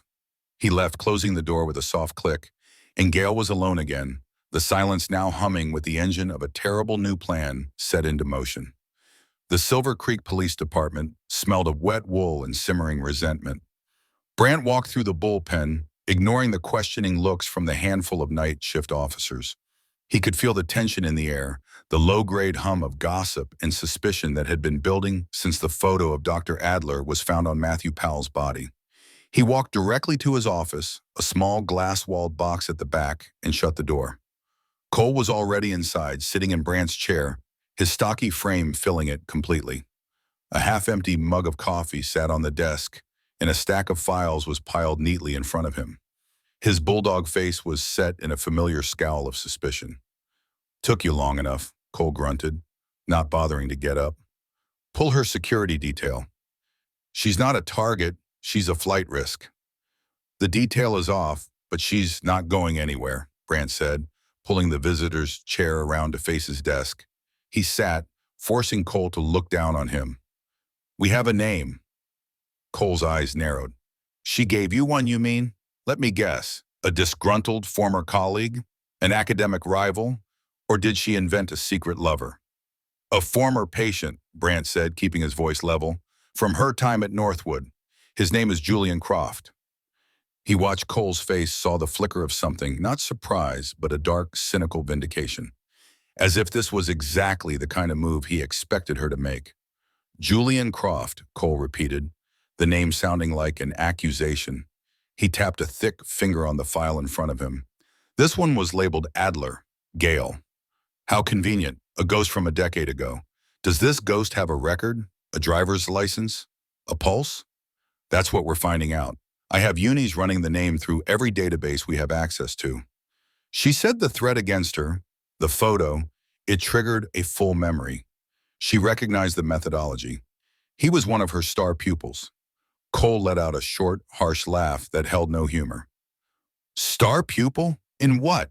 Advanced Murder Theory 101? Dion, open your eyes. This is a script. She's been playing you from the moment she arrived. She fed us a profile that perfectly matched her own academic background. She embedded herself in the investigation, making us dependent on her insights, her terminology, her very specific way of seeing this killer. And now that the heat is on her, poof, she conjures a suspect from thin air, a man no one has heard of, from a hospital that's been closed for years, based on a memory she conveniently failed to have until a photo of her own face showed up. Cole leaned forward, the chair creaking under his weight, his voice dropping to a low conspiratorial growl. Think about it, Dion. Who benefits from Matthew Powell's death? The man was a loose cannon, a journalist sniffing around the edges of her past, the ethics complaint. Who had the psychological expertise to stage these scenes, to create a profile that would send us chasing our own tails? She's not a consultant. She's the goddamn architect. Brant remained still, letting the accusations hang in the stale air. Gale's prediction had been so accurate, it was like watching a play for which he'd already read the script. Every word from Cole's mouth was a line she had anticipated, every beat of his rising anger a rhythm he had foreseen. "I've run the name," Brant said, his voice a flat counterpoint to Cole's fury. "Julian Croft, we're going to build a file. We're going to find him." "There is no him." Cole slammed his hand on the desk, rattling the coffee mug. The sound was sharp, a crack in the 15 years of partnership between them. "There's only her, and you're letting her play you for a fool. She gave you that little story about her past, the one that makes her look like a victim, and you bought it hook, line, and sinker. She's a narcissist, Dion, a manipulator. She's getting off on this, on watching us run in circles while she pulls the strings." "I've made my decision, Robert," Brant said quietly, and the use of his first name was a clear line drawn in the sand. "I'm pursuing the lead." Cole stared at him, his face flushing a deep, mottled red. The anger was curdling into something else now, a profound, wounded betrayal. "You're choosing her over me? Over your partner? Over the evidence right in front of your face?" "I'm choosing to follow the only concrete name we have. It's not concrete, it's smoke. It's a deflection tactic from a guilty party, and you're walking right into it." Cole stood up abruptly, his chair scraping violently against the floor. He paced the small office like a caged bear, his fists clenching and unclenching. "I can't believe this. I can't believe you're this blind. All this time I thought you saw it too. I thought we were on the same page, just waiting for her to make a mistake." "We were on the same page until the evidence changed," Brant lied, the words tasting like ash in his mouth. "The evidence didn't change," Cole roared, jabbing a finger toward the bullpen. "The story did. Her story. And I'm not going to stand by and watch her walk away from this. I'm not going to let you tank this investigation chasing her phantom." He strode to the door and wrenched it open. The low hum of the bullpen ceased as every head turned toward them. Cole stood framed in the doorway, his chest puffed out, his gaze sweeping over the assembled officers. "Listen up," he barked, his voice echoing in the sudden absolute silence. "As of right now, this investigation is split. Detective Brant is pursuing a speculative lead of his own. The rest of us are going to focus on the prime suspect." He turned his head, his eyes locking on Brant with cold fury. "Dr. Gale Adler." A ripple of shock and confusion went through the room. Officers exchanged uneasy glances. This wasn't just a disagreement. It was a schism, a public declaration of war inside their own house. "O'Malley Davies," Cole snapped. "With me. We're going to see a judge. I want a warrant for everything. Her motel room, her car, her laptop, her phone, every file she's ever written. We're tearing her life apart. If Julian Croft is real, he'll be in her notes. If he's not," he let the sentence hang, a clear threat, "then the killer will be." The two younger detectives, O'Malley and Davies, looked from Cole to Brant, their faces a mixture of loyalty and uncertainty. After a tense beat, they pushed their chairs back and stood. Their decision made, they would follow their sergeant. Cole gave Brant one last look of utter disgust and then marched out, his two new disciples in his wake. Brant sat alone in his office, the glass wall making him feel like an exhibit in a zoo. He could feel the eyes of the remaining officers on him. He was isolated, the dissenting voice, the man who had sided with the outsider against one of their own. He had known this was coming. Gale had told him it would. But the reality of it, the cold weight of his partner's contempt and the silent judgment of his colleagues, was heavier than he had anticipated. He let the silence settle for a full minute, letting the moment cement itself. Then, with a slow, deliberate movement, he picked up his phone. He dialed Gale's number, his thumb pressing the screen with methodical precision. She answered on the first ring. Dr. Adler. Her voice was calm, devoid of any question. It's done, Brandt said, his voice low. Cole took the bait. He's officially treating you as the primary suspect. He's on his way to get a warrant for all of your belongings. There was a pause on the other end, but it wasn't one of fear. It was the quiet intake of breath before a difficult task. Then the camouflage is in place. He took two of my best detectives with him. The department is divided. Those who stay with me will be doing so against the grain. The ones who stay with you are the ones who trust evidence over instinct, she corrected him gently. They are the ones we need. Did he mention Croft by name to the others? No, he just called it my speculative lead. He's trying to marginalize me, make me look like I'm on a fool's errand. Good, she said, the single word carrying a chilling finality. That's exactly what Julian needs to believe. That the formidable Detective Brandt is off chasing ghosts while the real police close in on a convenient scapegoat. It will make him feel secure. It might even make him careless. Brandt stared out at the bullpen, at the fractured pieces of his professional life. He was betting everything, his career, his reputation, his 15-year partnership, on the word of a woman he barely knew. A woman who admitted to creating the very monster they were hunting. It was a move born of desperation and a strange, burgeoning trust. He'll have officers at your door within the hour, maybe less, Brandt told her.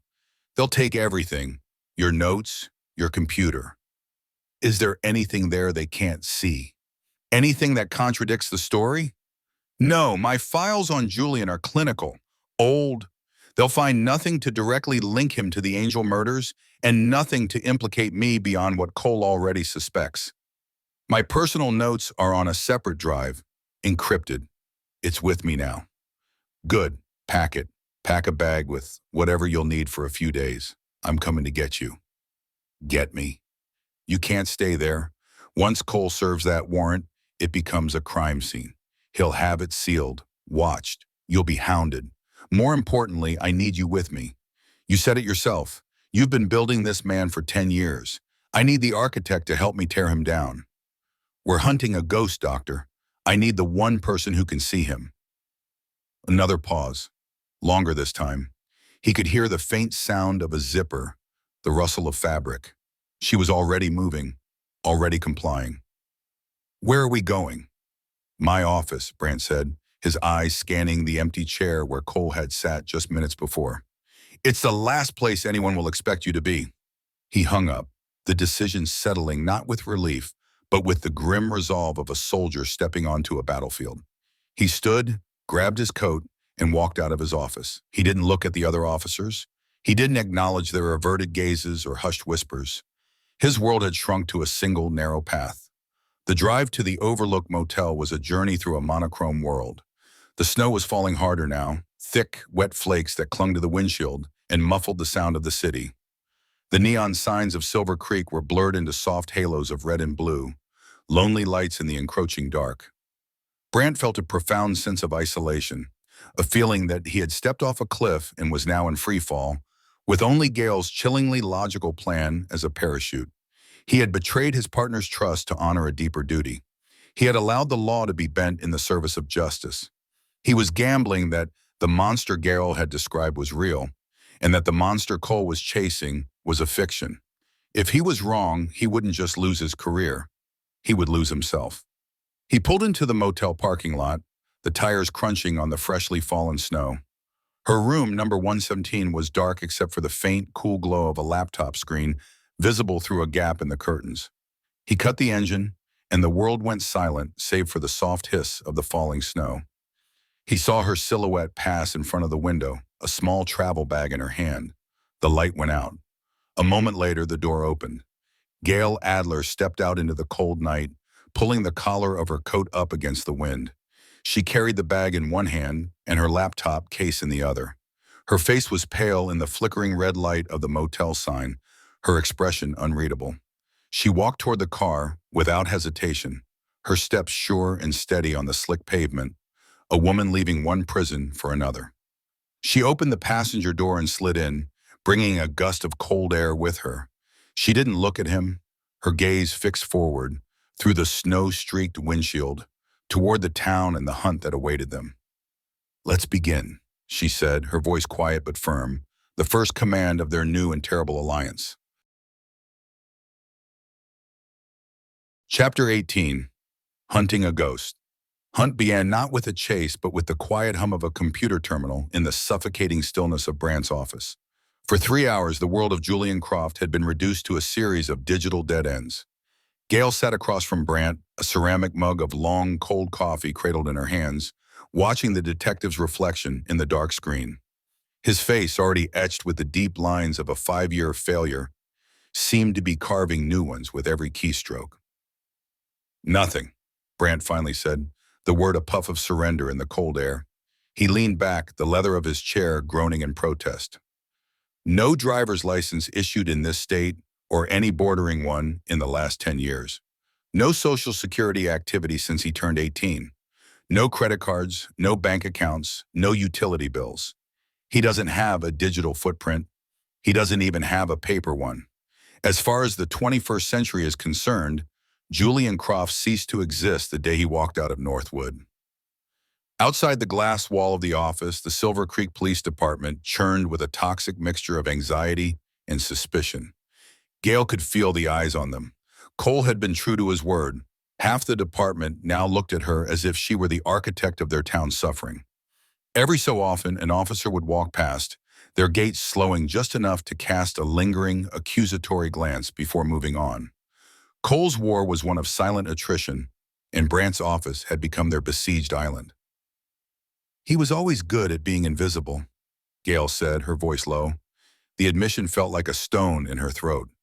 It was part of what I found so promising, the ability to observe without being observed. A quiet mind. She had written those exact words in his final assessment. A quiet mind. Now the phrase sounded like an epitaph for all the people he had killed. Brant scrubbed a hand over his tired face. Quiet minds don't just vanish, Gail. Not completely. He has to eat. He has to sleep. He needs tools for his work. Surgical thread, feathers, God knows what else. You can't live off the grid for a decade without leaving some kind of trail, even if it's just in cash purchases at a hardware store 30 miles away.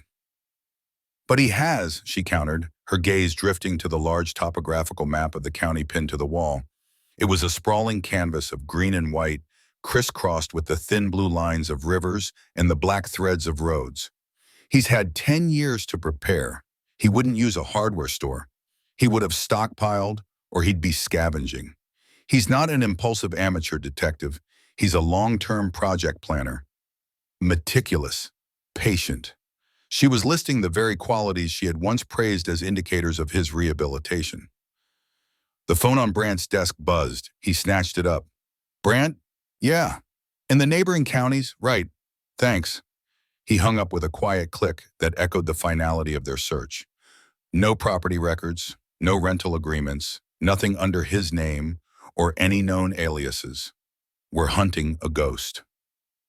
The silence that followed was heavy, thick with the smell of stale coffee and failure. It was the end of the line for conventional police work. They had a name, a face from a 10-year-old file, and a motive so esoteric it sounded like madness. But the man himself was vapor. Gail stood and walked to the map, the motion stiff, as if her joints were seizing up. She ran a finger over the textured surface, feeling the raised ridges of the mountains that walled Silver Creek in. The claustrophobia of the town was not just psychological, it was geographical. A perfect cage, a perfect stage. You're right, she said, her back to him. We can't find the man the system looks for because that man doesn't exist. He shed that skin a long time ago. We aren't looking for a citizen. We're looking for a predator who has established his territory. Brant rose and came to stand beside her, his tall, lean frame casting a long shadow across the map. He smelled of wool and weariness. Okay, doctor, he said, his voice dropping, taking on the tone of a man making a final desperate bet. The computers are useless. The records are empty. So tell me, forget the system, forget the files, you're his teacher. You gave him the textbook. Where is his den? Her breath caught. This was the moment their fragile alliance was truly tested.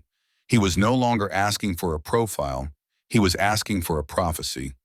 He was asking her to stop analyzing the evidence of the past and start inhabiting the mind of the present. To find Julian, she had to think like Julian. More than that, she had to think like the person who had given him the architecture for his thoughts. She closed her eyes, shutting out the hostile department, the sterile office, the weary detective beside her. She pictured the boy in the therapy room at Northwood. The quiet, unassuming teenager with the unnervingly steady eyes. The boy who carved birds from scraps of wood with a preternatural talent. The boy who listened to her theories on performative violence with an almost religious focus.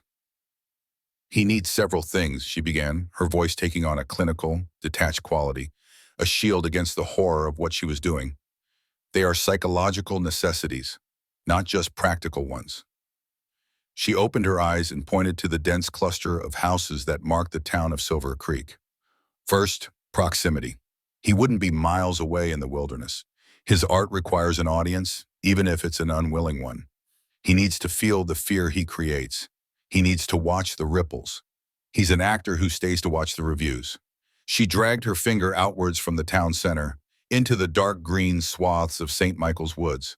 But he needs absolute privacy for his workshop, a place where no one would ever stumble upon him, no hikers, no park rangers. She tapped a region of the map dotted with old, disused logging roads. Second, vantage. A narcissist like Julian, one who believes he is orchestrating a grand performance, needs to see his stage. He'll have chosen a location with a view of the town, not a panoramic, beautiful overlook, a watchful one, a predator's perch, high ground but shielded by terrain and trees. Brant nodded slowly, his eyes following her finger, his mind clearly charting this new, psychological geography. So we're looking for an isolated property on an elevation, close enough to town but off the beaten path. It's more specific than that, Gail continued, the pieces clicking into place with a sickening sense of familiarity. It won't be a new structure. It will be a forgotten one, a place that has fallen off the map, just like he has, a place with a history that he can co-opt, thematic resonance. She could feel the theory on her tongue, the taste of ashes. He sees himself as perfecting a flawed world, of creating angels where there are only people. He'd be drawn to a place that is itself a ruin, a shell that he can imbue with his own purpose. Her mind raced through her memories of Julian's files, his conversations, his obsessions. He was fascinated by entropy, by the way nature reclaimed things man had built. He once wrote a paper for her on the beauty of abandoned factories. Old mining claims, she said, the words coming faster now.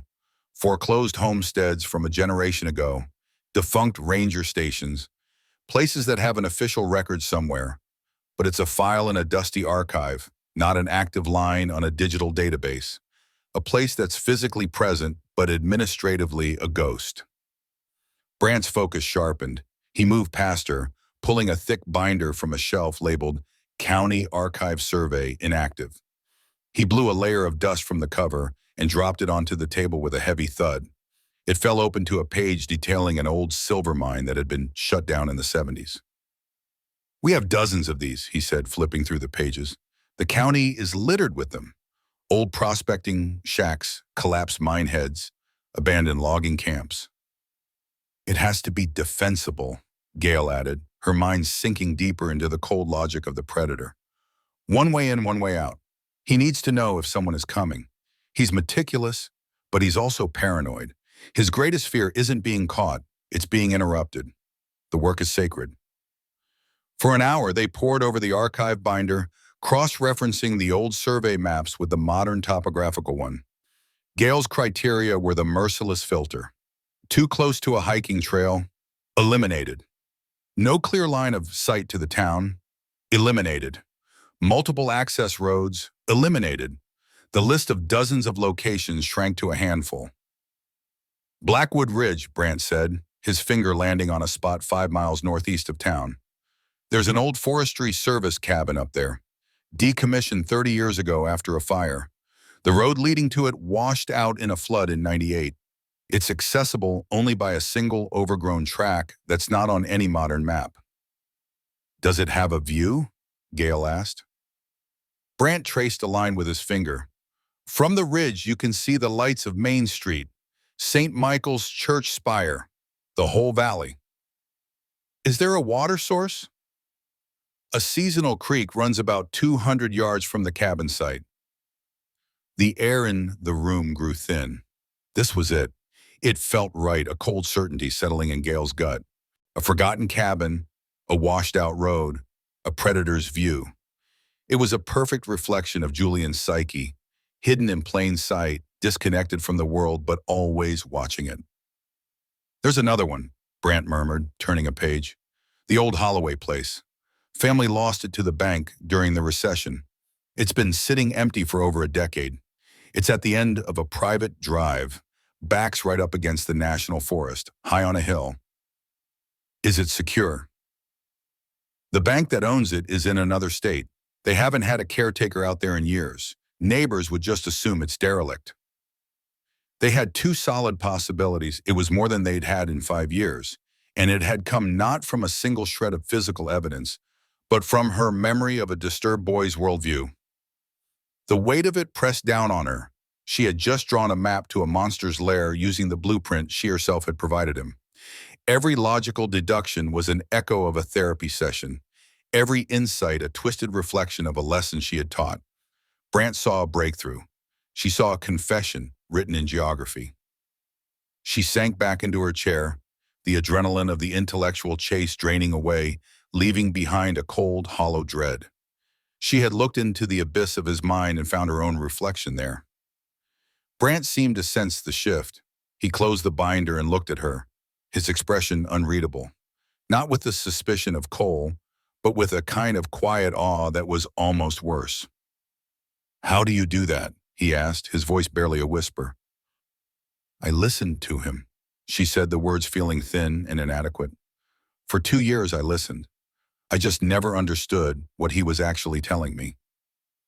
He held her gaze for a long moment, the chasm of her past hanging between them. He had made a pact with her, a devil's bargain to use her sin to catch a killer. Now he was seeing the full price of that bargain. He was seeing the part of her that spoke the same language as Julian Croft. Finally, he broke the silence, his voice regaining its professional steel. He grabbed his heavy winter coat from the rack by the door. The rustle of the fabric was a sudden, jarring sound of action in the tomb-like quiet. "All right, he said, shrugging it on. "The Blackwood cabin is more remote, harder to get supplies to. Let's start with the Holloway place. It makes more sense for long-term occupation." He pulled a set of keys from his pocket and tossed them on the desk.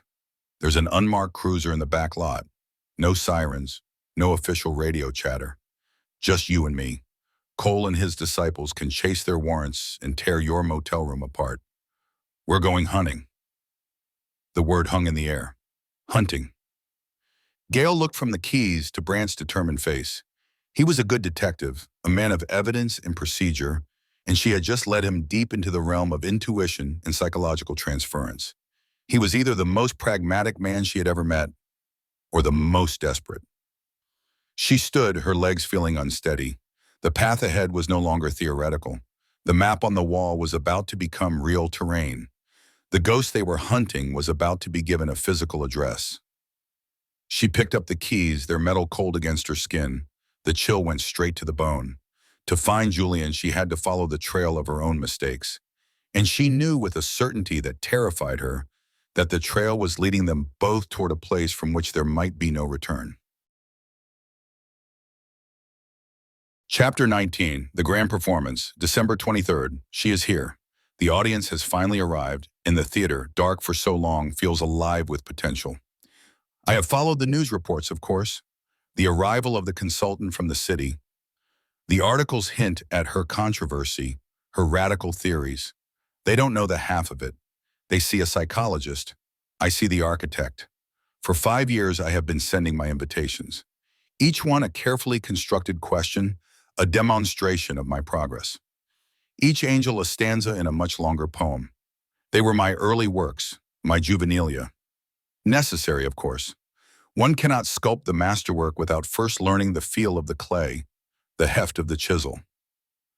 There was the librarian Chloe Benson, magpie wings, a fitting choice, I thought, for a woman who spent her days collecting and guarding the bright, shiny thoughts of others. Thematic resonance. That was the first lesson you taught me, dear Adler. That violence, to have meaning, must echo its subject. Each piece was an exercise. The ski instructor, with wings of a snowy owl, a predator of the alpine peaks she so loved. The park ranger, given the wings of a red-tailed hawk, in homage to her guardianship of the wild. I was practicing the stitching, perfecting the sutures, learning the subtle art of preservation. The knot I use to finish each one is, of course, your signature of intellect. An unnecessarily complex, beautiful little cipher that says, this was not the work of a brute, this was the work of a mind. Your mind acting through my hands. I was a patient student. I never rushed.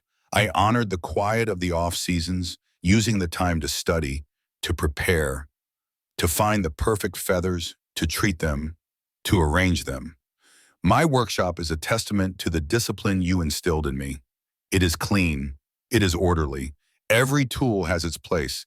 Every specimen is cataloged. This is not the squalid lair of a monster.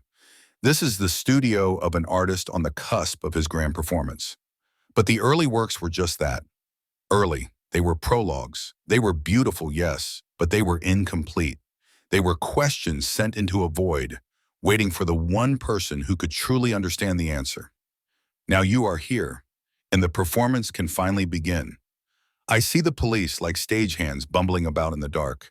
They scurry from one clue to the next, convinced they are a part of the play. They are not. They are scenery. Detective Brandt with his tired eyes, and Detective Cole, a bulldog barking at a ghost. Their friction is a predictable, almost tedious subplot. Cole's suspicion of you is particularly amusing. He sees the artist's signature on the canvas and suspects the brush itself of malice, a primitive but understandable error in logic. He is too close to see the truth. The brush is nothing without the artist's intent. My hands are nothing without your theory. I had to escalate, of course. A gift to announce your arrival. The boy, Matthew Powell. A departure from the established pattern, I know, but it was necessary. I needed to speak to you directly, to cut through the noise of their clumsy investigation. His death was a message board. Your photograph, tucked into his pocket, was the postage stamp. I hope you understood. It was not a threat. It was a confirmation. I see you, the student sees the teacher. The dialogue has begun. They are hunting for a ghost, but they are looking in all the wrong places. They search for a history, a motive they can file in a manila folder. They will find nothing, because my history began the day I met you at Northwood. My motive is etched into the pages of the thesis you so generously shared with me. The Actor of Atrocity. A brilliant title. It is my foundational text, my scripture. They think they are hunting me. They are not. They are being led. Every step they take is on a path I have laid for them. Their search for my workshop is the next act. They need to believe they are closing in. They need the illusion of progress to keep them focused, to keep you engaged. You, of all people, must appreciate the necessity of narrative structure. Now I find myself turning to the final chapter, to the culmination of my life's work. The previous angels were merely reflections of their small lives, beautiful in their own way, but finite, limited. The final angel must be different. It cannot be an echo of a life. It must be an echo of an idea, a monument to a philosophy. It must be my magnum opus. It must be you, dear Adler.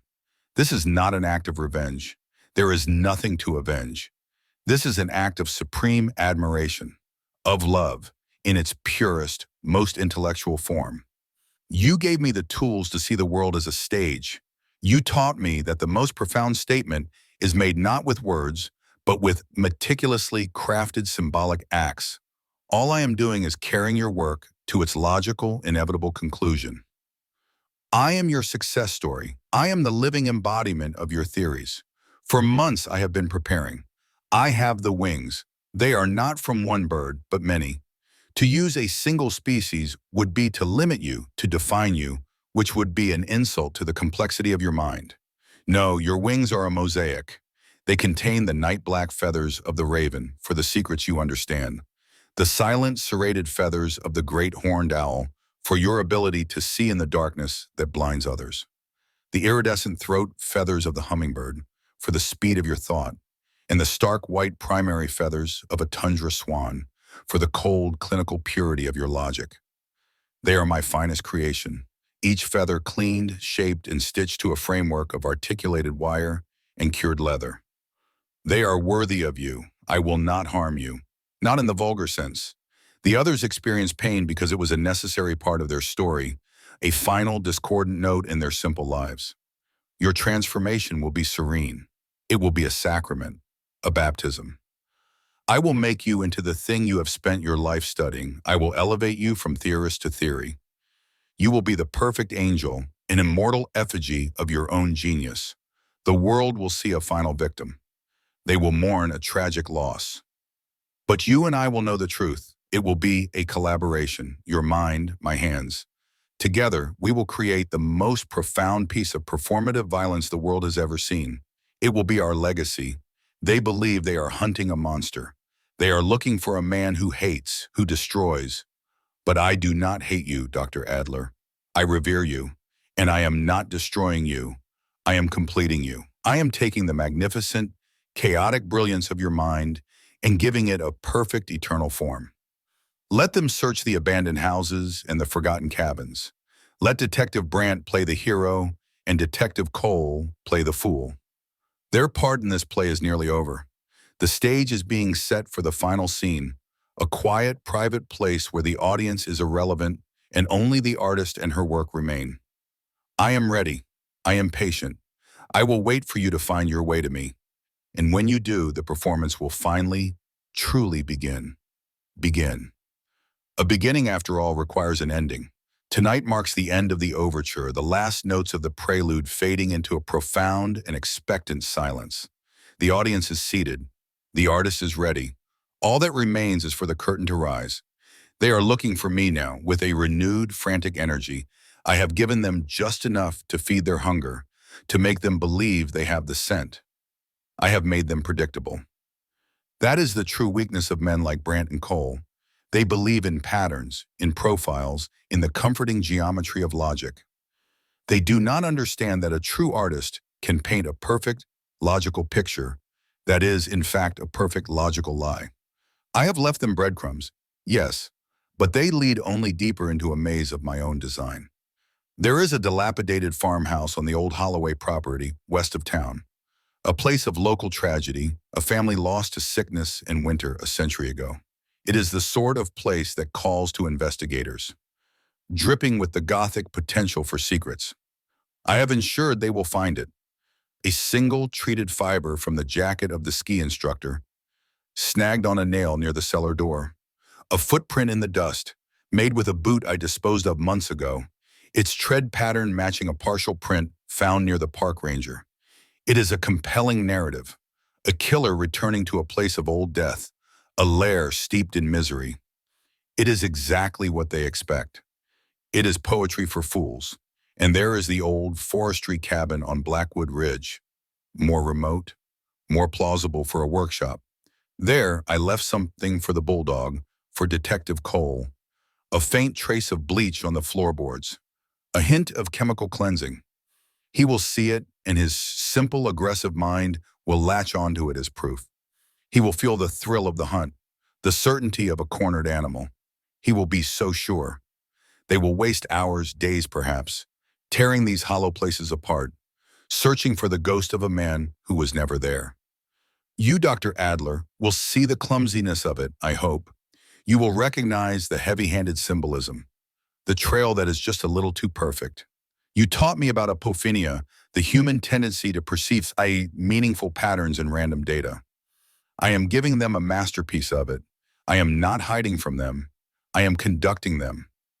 While they chase echoes in the empty rooms of the past, I am here, in the present, preparing for the future, preparing for you. My workshop is not a place of death. It is a place of rebirth. There is no squalor here, no stench of decay. The air is cool and smells of cedar, of turpentine, and the clean, dry scent of preserved feathers. The light is soft, falling from a single high window, illuminating my work table as if it were an altar. And upon that altar, they lie in state. Your wings, I run my fingers over them now as I write this. The raven feathers are like polished obsidian, drinking the light. They form the strong, dark base, the foundation of shadow from which all understanding grows.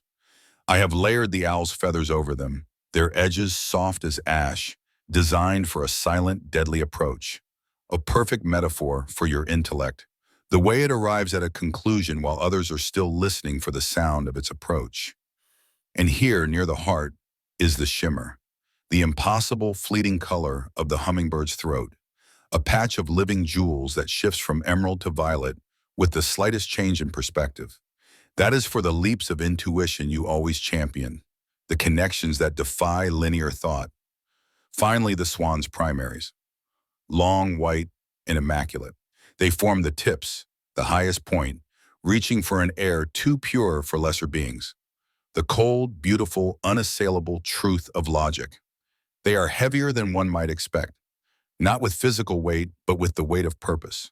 They are my thesis, my dissertation, made manifest. Every suture is a footnote, every feather a citation.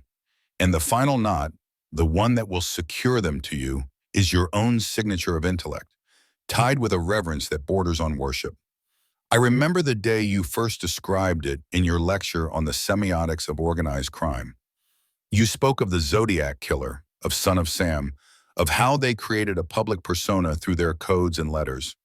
They are not just killing, you said, your eyes scanning the lecture hall, though I felt they were looking only at me. They are authoring a story. The violence is the ink, but the signature, the unique repeated detail, that is what makes them immortal. It is the artist signing his name in the corner of the canvas. I knew then what I had to do. I knew that my art could not be random. It had to have a signature. It had to have your signature. I am not simply your student, Adler.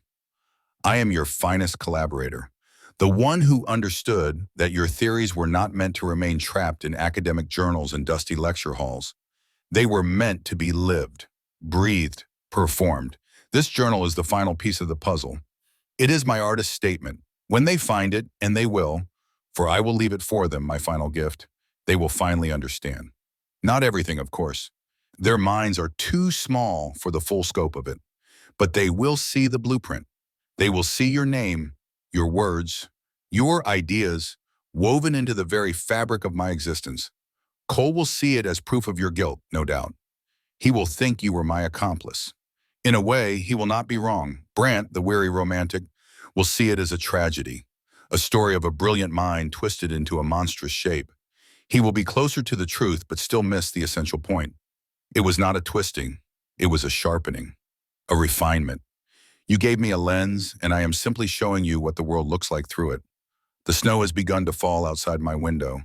Soft, fat flakes that cling to the glass and muffle the sound of the world. It is a beautiful, cleansing sight. It is burying the old world, the world of their clumsy investigation and their false leads. It is creating a new blank canvas for us, a quiet, white stage for our final scene. Let them go to the Holloway house. Let them feel the cold seep into their bones as they find nothing but dust and my deliberate deceptions. Let them drive up the treacherous road to Blackwood Ridge, their tires spinning in the accumulating snow, only to be met with the same profound emptiness. Their frustration is a necessary component. It is the dramatic tension before the climax. They must feel they have exhausted all other possibilities before the correct one is revealed to them. And it will be you, Dr. Al Adler, who reveals it. You will solve the puzzle. You will follow the true intellectual trail, the one I have left only for you. You will put aside the physical evidence and see the philosophical pattern. You will find me. I will close this book now. The time for writing is nearly done. The time for action is at hand. I will sit here in the quiet of my studio, and I will watch the snow fall. I will look upon my masterpiece, the wings that will grant you immortality, and I will feel a sense of peace that I have never known. A craftsman's peace, the quiet satisfaction of a life's work reaching its perfect, inevitable conclusion. They are hunting a monster in the storm, but the monster is not hiding. He is waiting, waiting for his creator, waiting for the performance to finally, truly begin. Chapter 20, A Flaw in the Profile. The silence in the truck was heavier than the snow piling on its roof. Each thump of the wipers scraping ice from the windshield felt like a judgment, counting off the seconds of their failure. The abandoned Holloway house had been a hollow shell, filled with nothing but dust motes dancing in the beams of their flashlights and the ghosts of a forgotten family. It was a dead end, just like the forestry cabin on Blackwood Ridge had been. Two perfectly logical deductions, two perfectly empty locations. Detective Brandt kept his eyes on the slick road, his large hands steady on the wheel. He drove with a quiet competence that Gale had come to appreciate, a physical manifestation of his methodical mind. He didn't press her for answers, didn't fill the space with pointless frustration. He simply waited, giving her the room she needed to reassemble the shattered pieces of her profile. He wasn't there, Gale said, her voice a low murmur. It wasn't a question.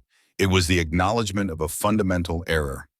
No, Brandt agreed. No signs he ever was. Clean, too clean. The profile she had built was of a man who required proximity and vantage, a ghost hiding in plain sight.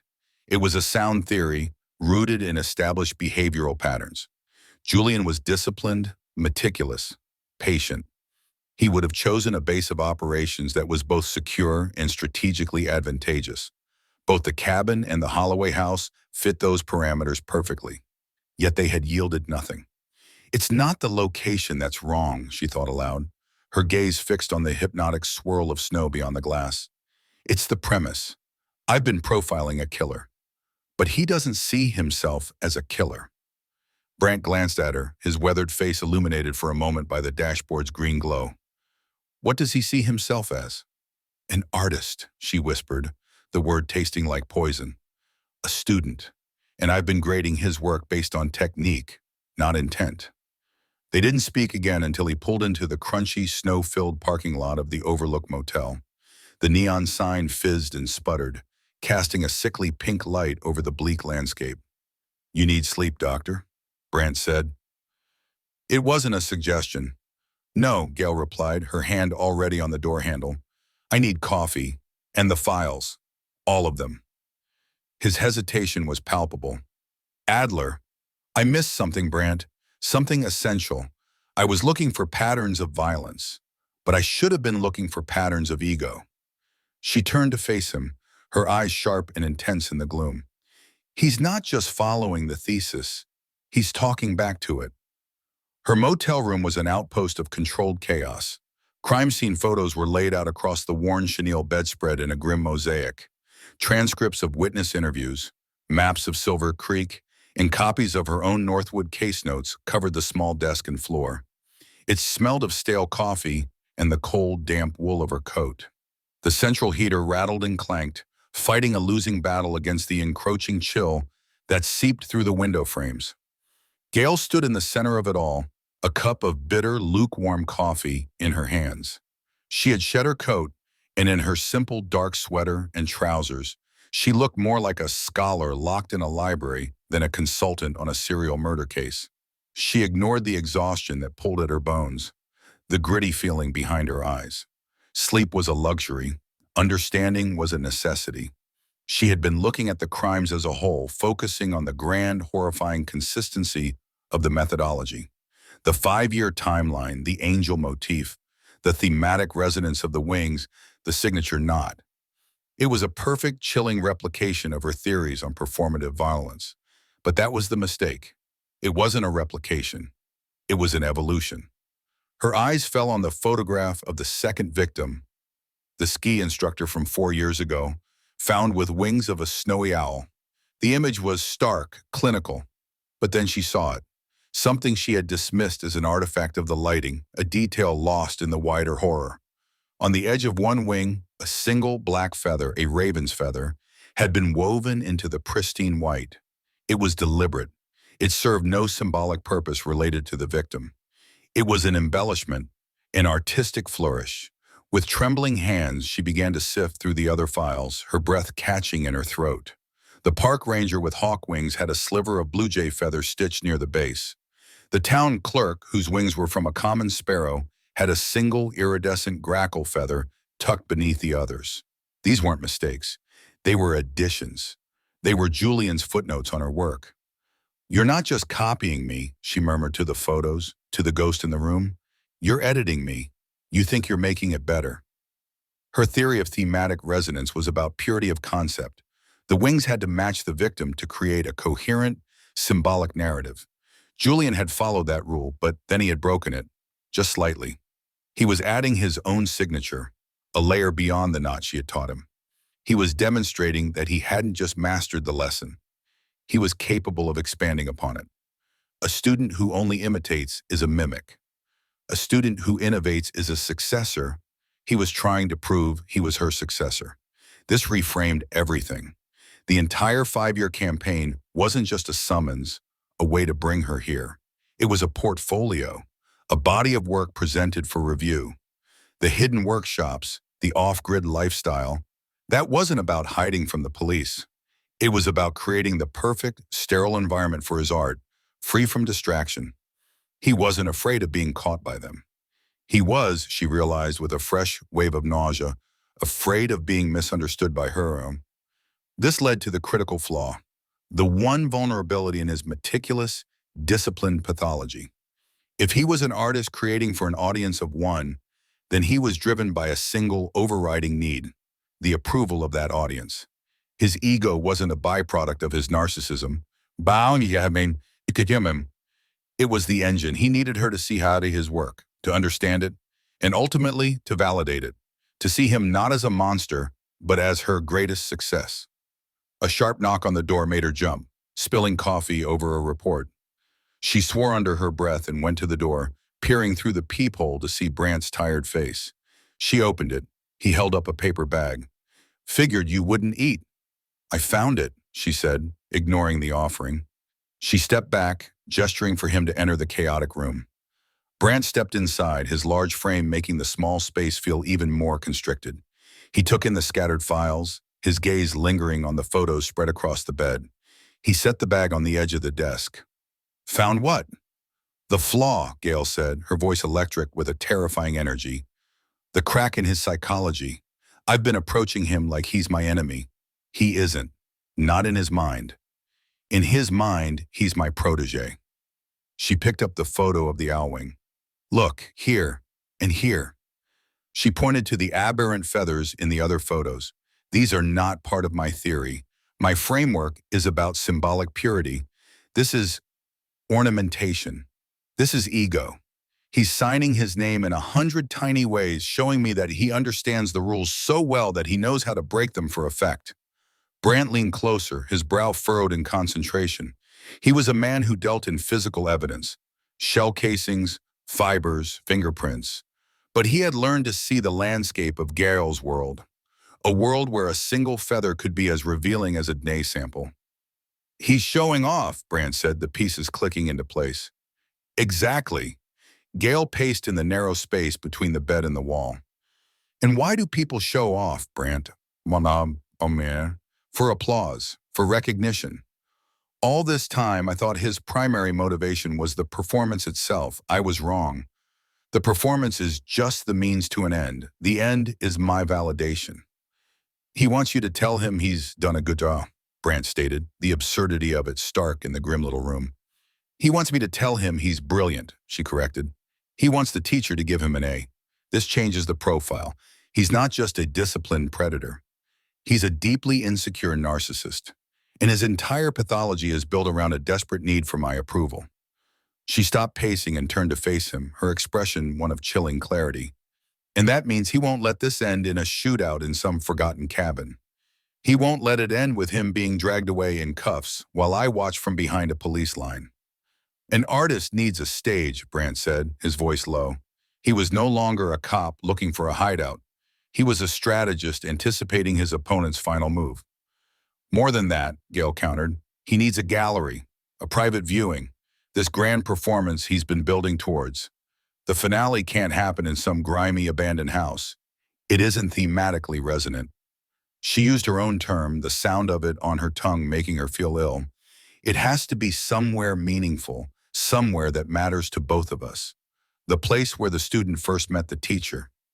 The air in the room grew cold, the rattle of the heater seeming to fade into an unnerving silence.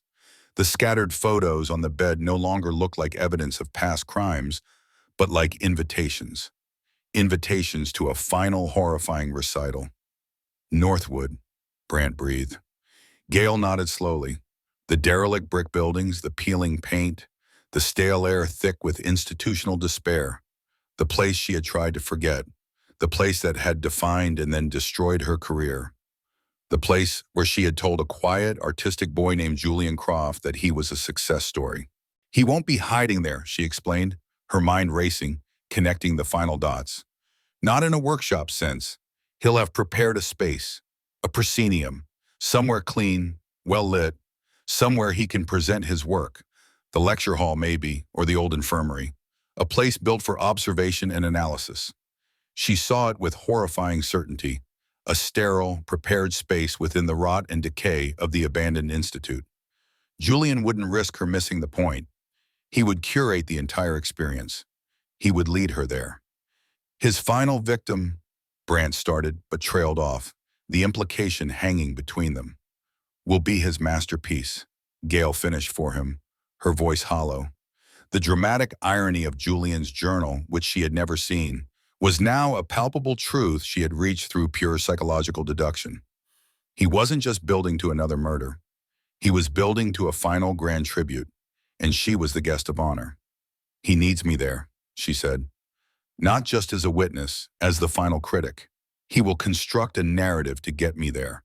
Alone, he's been doing it all along. Cole's suspicion, the media leaks. He's using it all to isolate me, to make it so the only person I can trust is you, and the only path forward is the one he lays out for me. She walked to the window and pulled the thin curtain aside, looking out at the endless, swirling snow. The world outside was white and featureless, a blank page, but she knew now what was going to be written on it. "We've been hunting a ghost," she said, her reflection a pale specter on the dark glass. "We need to stop hunting. We need to let him think he's leading the way." Brant was silent for a long moment, processing the paradigm shift. They were no longer the hunters. They were the audience being guided to their seats. Their only advantage was that one of them had finally read the playbill. "So we go to Northwood," he said finally, his tone grimly resolved. "Not yet," Gale corrected, turning from the window. A cold strategy was forming behind her eyes. "We don't go until he invites me. He has a plan, a final act. If we move too soon, he'll adapt. We have to follow his script, right up until the final scene. We let him lead us to his stage, and that's where we'll be waiting for him."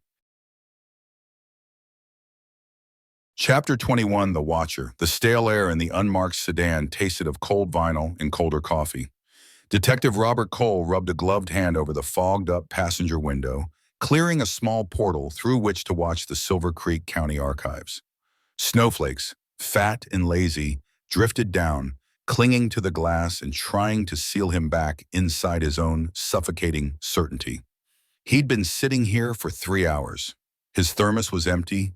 His joints ached with the damp chill that the car's heater couldn't quite kill, but his resolve was a solid block of ice in his gut. Across the street, through the swirling snow and the large, mullioned windows of the old brick building, he could see them. Brant and her, Dr. Gale Adler. They were bent over a large table, a pool of yellow light illuminating a sprawling, brittle-looking map. Even from this distance, Cole could see the intensity in Adler's posture. She was a coiled spring, her dark hair pulled back so severely it seemed to stretch the skin at her temples. She'd point at something on the map, her finger jabbing with surgical precision, and Brant would lean in, listening like a disciple. Cole took a long, slow breath, the air rasping in his throat. He'd known Dion Brant for 15 years. They'd worked shoulder to shoulder, built a rhythm of trust that didn't require words. Brant could read a crime scene and Cole could read a suspect. Together, they were a complete thought. Until she arrived. Now, watching his partner hang on every word from this woman, this academic who reeked of condescension and carried a past she'd conveniently failed to mention, Cole felt a profound and bitter sense of betrayal. It wasn't just that Brandt was trusting an outsider. He was trusting a liar. The official report from Northwood had been a bombshell. Not just an ethics complaint, but a formal finding of severe and inexcusable lapse in professional judgment. She'd handed her monstrous theories on performative violence to damaged kids like they were coloring books. She didn't just study monsters, she gave them a curriculum. And now she was here, pointing at maps of Silver Creek like a general planning a campaign. Or an escape. He watched her trace a line with her finger, a route leading away from the town center, snaking up toward the old logging roads that riddled the mountainside near the derelict Northwood Institute. Cole's knuckles went white on the steering wheel. She wasn't looking for a hideout. She was mapping a getaway. Showing him. Showing her partner in this whole grotesque theater. Who was he? Julian Croft was a ghost, a name with no footprint. Brandt was convinced he was the killer because Adler had fed him a perfectly constructed narrative. A former patient, a twisted protege. It was brilliant, Cole had to admit. A tailor-made suspect, impossible to verify, impossible to find. A perfect scapegoat to pin 5 years of horror on while the real mastermind directed the investigation from the inside. Cole replayed their argument from that morning. "We wait, Rob," Brandt had said, his face etched with a weariness Cole had never seen before. "Gail thinks he's inviting her to a final performance. At Northwood, we play his game." "Play his game?" Cole had spat, his voice echoing in the sterile briefing room. "Or are we playing hers? Dion, open your eyes. She's leading you on a ghost hunt. She points you toward this Croft phantom. And while you're chasing shadows, she's doing this." He gestured vaguely, unable to articulate the full shape of his suspicion. What if there is no Croft? What if the student is the teacher? Brandt had just shaken his head, that quiet disappointment in his eyes more cutting than any shouted retort. "You're wrong, Rob. You're letting your gut run away with you." His gut was all he had left. For 5 years, his gut had screamed that the Christmas killer was someone who knew this town, who moved through it like a native, not some specter from a decade-old case file in another state. And his gut was screaming now, a fire alarm in the frozen quiet of the car. It screamed that Dr. Gail Adler was dirty. He watched her turn from the map and say something to Brandt. Brandt nodded, his shoulders slumping slightly. Cole knew that posture. It was Brandt's tell when he was out of his depth, when he was trusting someone else's lead completely. Adler, however, looked energized. Her sharp eyes scanned the room, and for a terrifying second, Cole thought she was looking right at him, right through the snow and the glass and into his skull. He shrank back in his seat, his heart hammering against his ribs. She didn't see him. Of course she didn't, but the paranoia was a physical thing, a film of sweat on his skin. She was good, cunning. She'd played Brandt perfectly, confessing just enough, her connection to Northwood, her theories, to seem transparent, to build a new layer of trust on the foundations of a partial truth. She'd admitted to creating a monster in theory, positioning herself as a tragic, morally conflicted figure. It was a masterful performance. She was using her own damn theories against them. Cole focused on her hands, long, slender fingers. He imagined them stitching feathers onto skin, tying those intricate knots he'd seen in the morgue photos, knots she'd admitted teaching. A signature of intellect, she'd called it. He saw it now as the signature of a narcissistic killer, flaunting her own brilliance at the center of a maze of her own design. They moved from the maps to a microfiche reader. Brandt loaded a reel, his movements slow, methodical. Adler stood over his shoulder, her proximity to his partner making Cole's teeth ache. She was whispering to him, her head close to his, conspiring. Cole's mind filled in the blanks. She was telling him the routes were clear. She was confirming their plan. What was Brandt's role? Was he a willing accomplice, drugged, blackmailed? No, not Dion. He was just a good man blinded by a sharp mind and a pretty face. A fool being led to the slaughter and taking the whole town with him. The first victim, Sarah Jenkins. Cole had been first on scene. He remembered her parents, their faces collapsing into a grief so absolute it had seemed to suck the air from the room. He had looked Mr. Jenkins in the eye and made a promise he'd repeated to 4 other families. Now the weight of those promises was a physical pressure in his chest. He couldn't let this woman make a mockery of their dead. Of his word, he had to act. He'd already put in the request for the warrants. Warrants for her room at the Overlook Motel, for her financial records, for access to that sealed thesis. The judge was dragging his feet, wary of signing off on an investigation into the department's own consultant without more than a senior detective's gut feeling. He needed more. And here it was. Proof. She wasn't investigating poor Julian Croft. She was studying the area around Northwood. The abandoned access roads, the old property lines, the topography. It was a reconnaissance mission. He imagined her meeting someone out there in the woods, passing off information, or preparing a final resting place for her next victim. Maybe for Brandt himself. Cole's breath hitched. That was it. The end game. She isolates Brandt, convinces him to go out to Northwood alone with her, no backup, just the two of them, playing the killer's game. And in that derelict, forgotten place, she finishes it. She silences the only person who could piece together her lies. She makes him the final victim, the ultimate twist in her sick narrative. The detective slain by the monster he was hunting, and she, the sole survivor, would write the official story. The theory solidified in his mind, its pieces clicking together with the cold, hard logic of paranoia. It explained everything.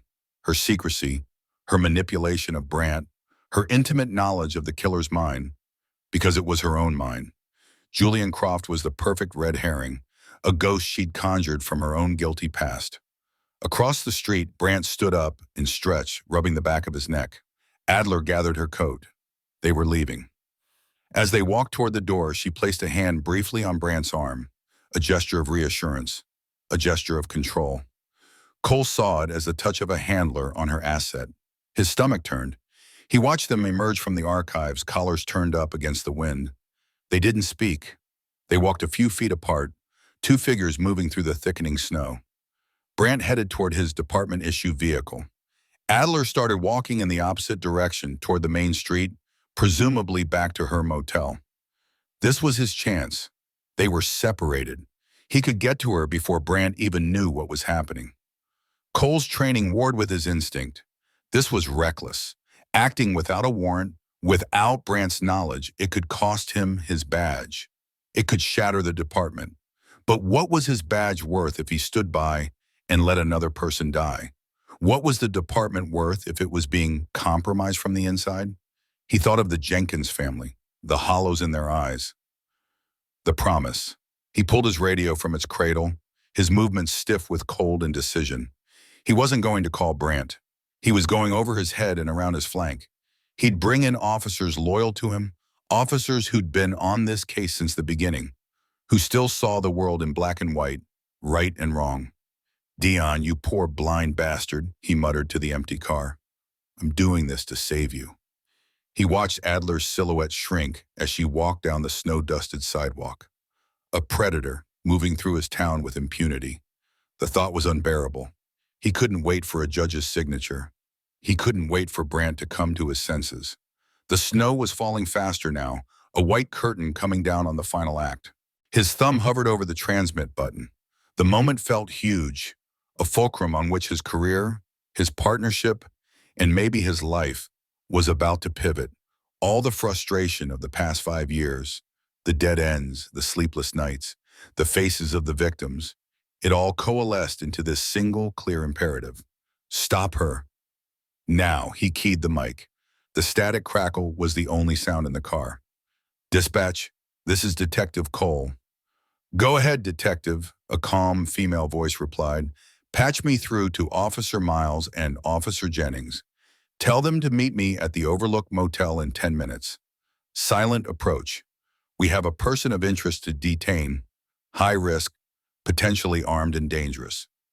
10-4, Detective. Is Detective Brandt aware of this action? Cole stared at the falling snow, his reflection a ghostly mask in the dark glass. He saw the doubt on Brandt's face, the trust he was about to incinerate. The answer was a betrayal, but in his mind, it was a necessity. "Detective Brandt is occupied," Cole said, his voice flat and hard as frozen earth. "This one is on my authority." He dropped the radio back into its cradle with a definitive clatter. The decision was made. The die was cast. He started the car, the engine rumbling to life, and pulled away from the curb, his headlights cutting a path through the storm.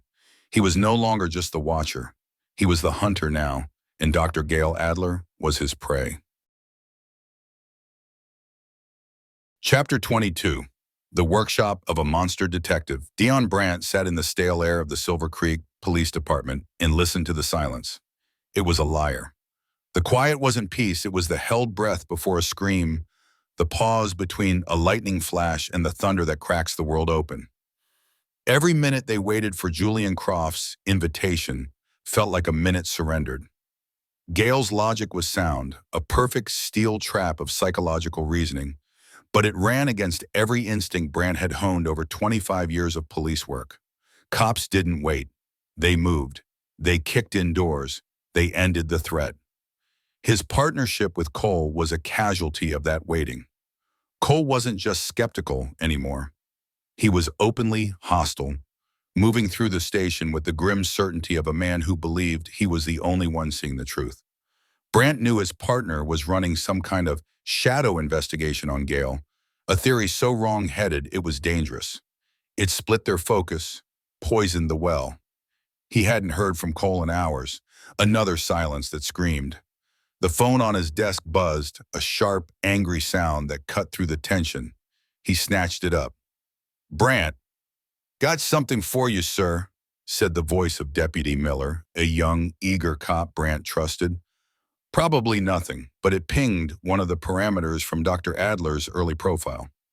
Brandt sat up straighter, the inertia breaking. "Go on." "I'm running final checks on property tax delinquencies before year-end. Cross-referencing with utility usage.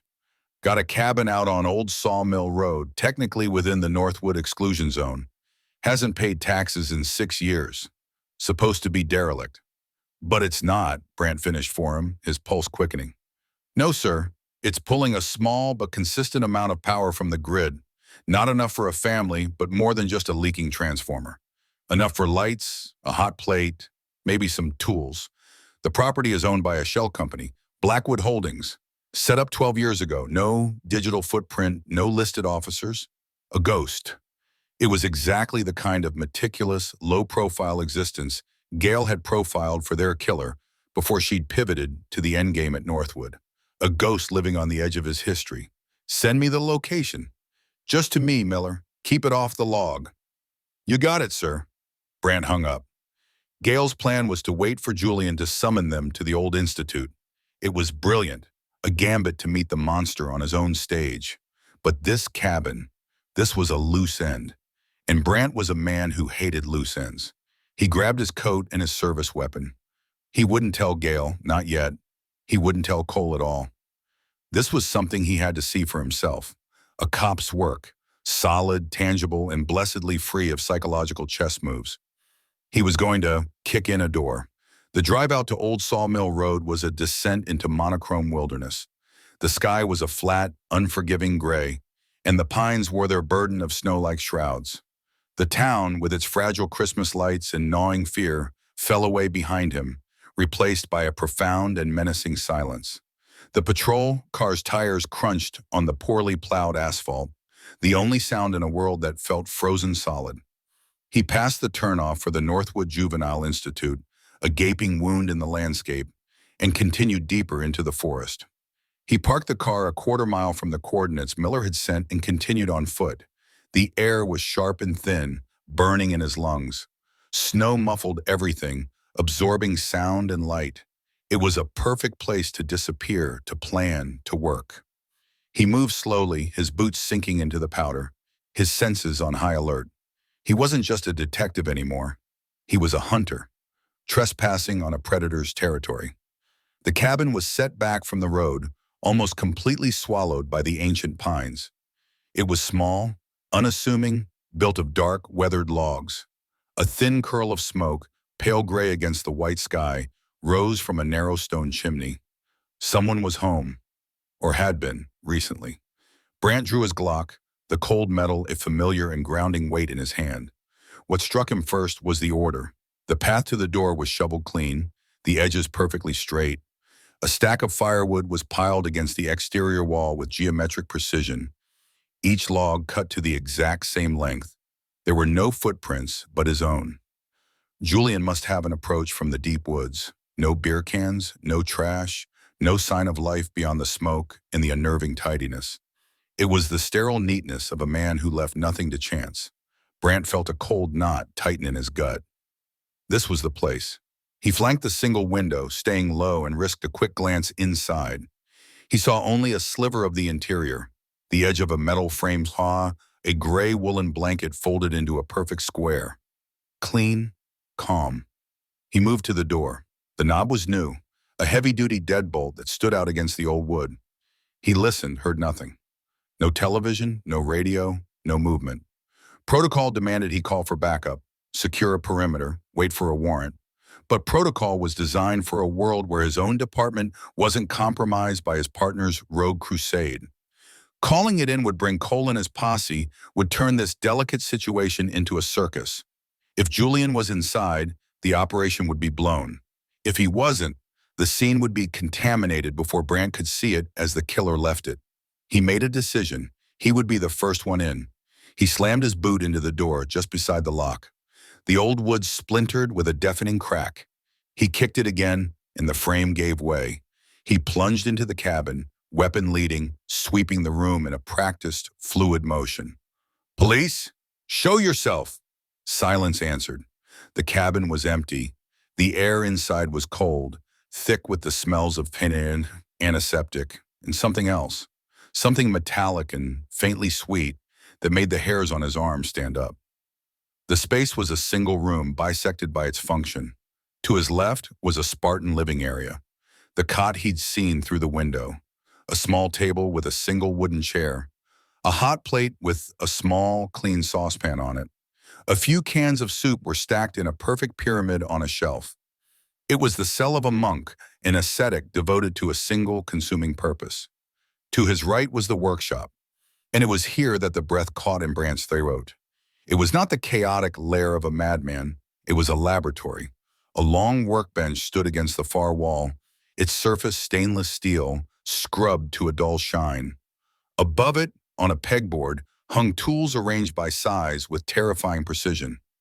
Pliers, clamps, shears. Beside them on a magnetic strip was a row of scalpels, their blades gleaming under the light of a single bare bulb.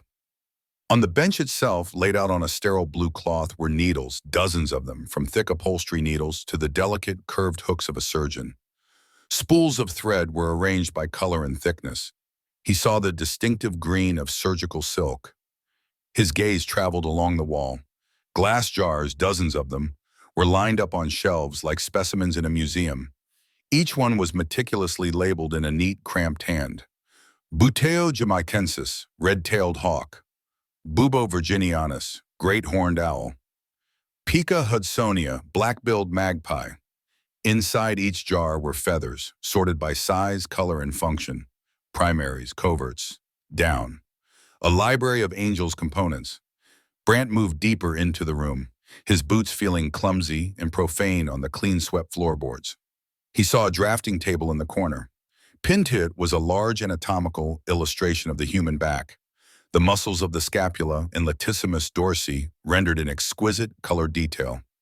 Red lines and notations in the margins indicated stress points, suture patterns, the ideal placement for maximum visual impact. It was the dispassionate work of a medical student and the obsessive vision of an artist. His eyes fell on a small writing desk near the cot. On it sat a black, leather-bound journal. It was open. Brant hesitated for only a second before stepping over to it. He could not touch it. This was all evidence, but he could read the page. The script was the same as the labels on the jars, precise, controlled, devoid of emotion. December 22nd, she is close now, I can feel it. The architect has come to see the cathedral. The early works were necessary, of course. One must practice scales before composing a symphony. They were good students, my angels. They taught me about weight and balance, about the tensile strength of skin, about how long a silence can last. But they were only sketches. They were the vocabulary I needed to write this final perfect poem. She thinks she is hunting me. It is a necessary part of the narrative structure. The hero must feel she is acting of her own volition. It is her greatest lesson. The illusion of control is the most potent tool. But every step she takes is on a path I laid for her 10 years ago, in a quiet room where she first gave me the language to understand my own nature. She gave me the theory. I am providing the proof. The final thesis defense is at hand. Brant felt a wave of nausea. This was Julian's voice, calm, arrogant, and utterly insane. He was confirming everything Gale had theorized. He wasn't just a killer, he was a student, preparing for his final exam. Brant backed away from the desk, his gaze sweeping the room again. And that's when he saw the last wall. The gallery. He had expected gruesome crime scene photos, the kind killers often collected. This was worse. These were portraits, high-quality photographs, professionally printed, of each of the victims. Post-mortem, posed in the snow where they were found. They weren't photos of bodies, they were photos of sculptures. Chloe Benson, serene under the rising sun. Anya Sharma, her head tilted as if listening to a distant melody. 5 years of work, displayed with an artist's pride. Each photo was mounted in a simple, identical black frame. In the center of the wall there was a larger space, a larger frame. It was empty. The wood was a dark mahogany polished to a high sheen. It was beautiful. Beneath it, screwed directly into the wall with 2 perfectly aligned brass screws, was a small engraved nameplate. The lettering was elegant, formal. Brant stepped closer, his heart hammering against his ribs, a cold, sickening dread washing over him. He already knew what it would say, but he had to see it. He had to be sure. The light from the bare bulb glinted off the polished metal. The mentor. The word hung there in the silent antiseptic air of the cabin. It was not a threat. It was a dedication, a title for the collection's centerpiece, the final piece in a madman's exhibition. All of this, the 5 years of murder, the meticulous planning, the sterile workshop, it was all just preparation, the overture to a single, final, horrific act of creation. Brant stood frozen for a long moment, the entire case snapping into hideous focus. Gale wasn't a consultant hunting a killer. She was the final victim, walking toward her own exhibit. The invitation she was waiting for wasn't for a confrontation. It was for her ascension. His training took over, a dam holding back the flood of horror. He backed out of the cabin, careful not to disturb anything further. He pulled out his phone, his fingers stiff with cold and adrenaline. He couldn't call it in over the main channel. He couldn't trust who would hear it. He couldn't risk Cole getting here first and turning it into a tactical disaster, spooking Julian if he was nearby. He scrolled through his contacts and found Miller's direct line. "Sir?" "I'm at the location, Miller," Brant said, his voice low and tight. "Lock down a 2-mile perimeter. Silent approach. I want you and only you at my position. No sirens, no radio chatter. Keep it off the net completely. Tell anyone who asks you're chasing a poacher. This is a sealed scene." "Understood, sir. Is it him?" Brant looked back at the cabin, the dark doorway like an open mouth. He thought of the empty frame, polished and waiting. He thought of the nameplate, gleaming like a tombstone. "Yes," he said, the word tasting like ash. "It's him, and he's waiting for his teacher." Chapter 23, Checkmate. The Overlook Motel was a cage made of peeling paint and regret. Gale sat at the small, scarred desk, the glow of her laptop casting long shadows across the room. Outside, the wind howled a lonely dirge around the eaves, a constant, whining reminder of her isolation. She wasn't reviewing case files anymore. The digital pages of her sealed thesis, once a source of academic pride, now felt like an indictment. Each sentence, each theory on performative violence in the signature of intellect, was a brick in the wall of the prison Julian Croft had built for them both. She was waiting. It was an active, corrosive state of being, a taut wire of anticipation humming just beneath her skin. Every passing set of headlights on the highway below was a potential arrival. Every creak of the motel's old bones was a footstep. She had told Brant they had to wait for the invitation, had framed it as a strategic choice, a way to seize control by seeding it. The truth was, she had no other move. Julian was the one with the board, the pieces, and the script. She was merely the final, crucial player he was waiting to position. Her phone buzzed against the wood of the desk, a jarring, electric sound that made her jump. Brant's name glowed on the screen. She took a breath, composing the professional mask she no longer felt, and answered. "Brant," she said, her voice steadier than she expected. "Gail, I found it." The detective's voice was stripped of its usual weary calm. It was raw, frayed, stretched thin over a spike of pure adrenaline. His workshop, a cabin off the old logging trail past Northwood. He's been there for years.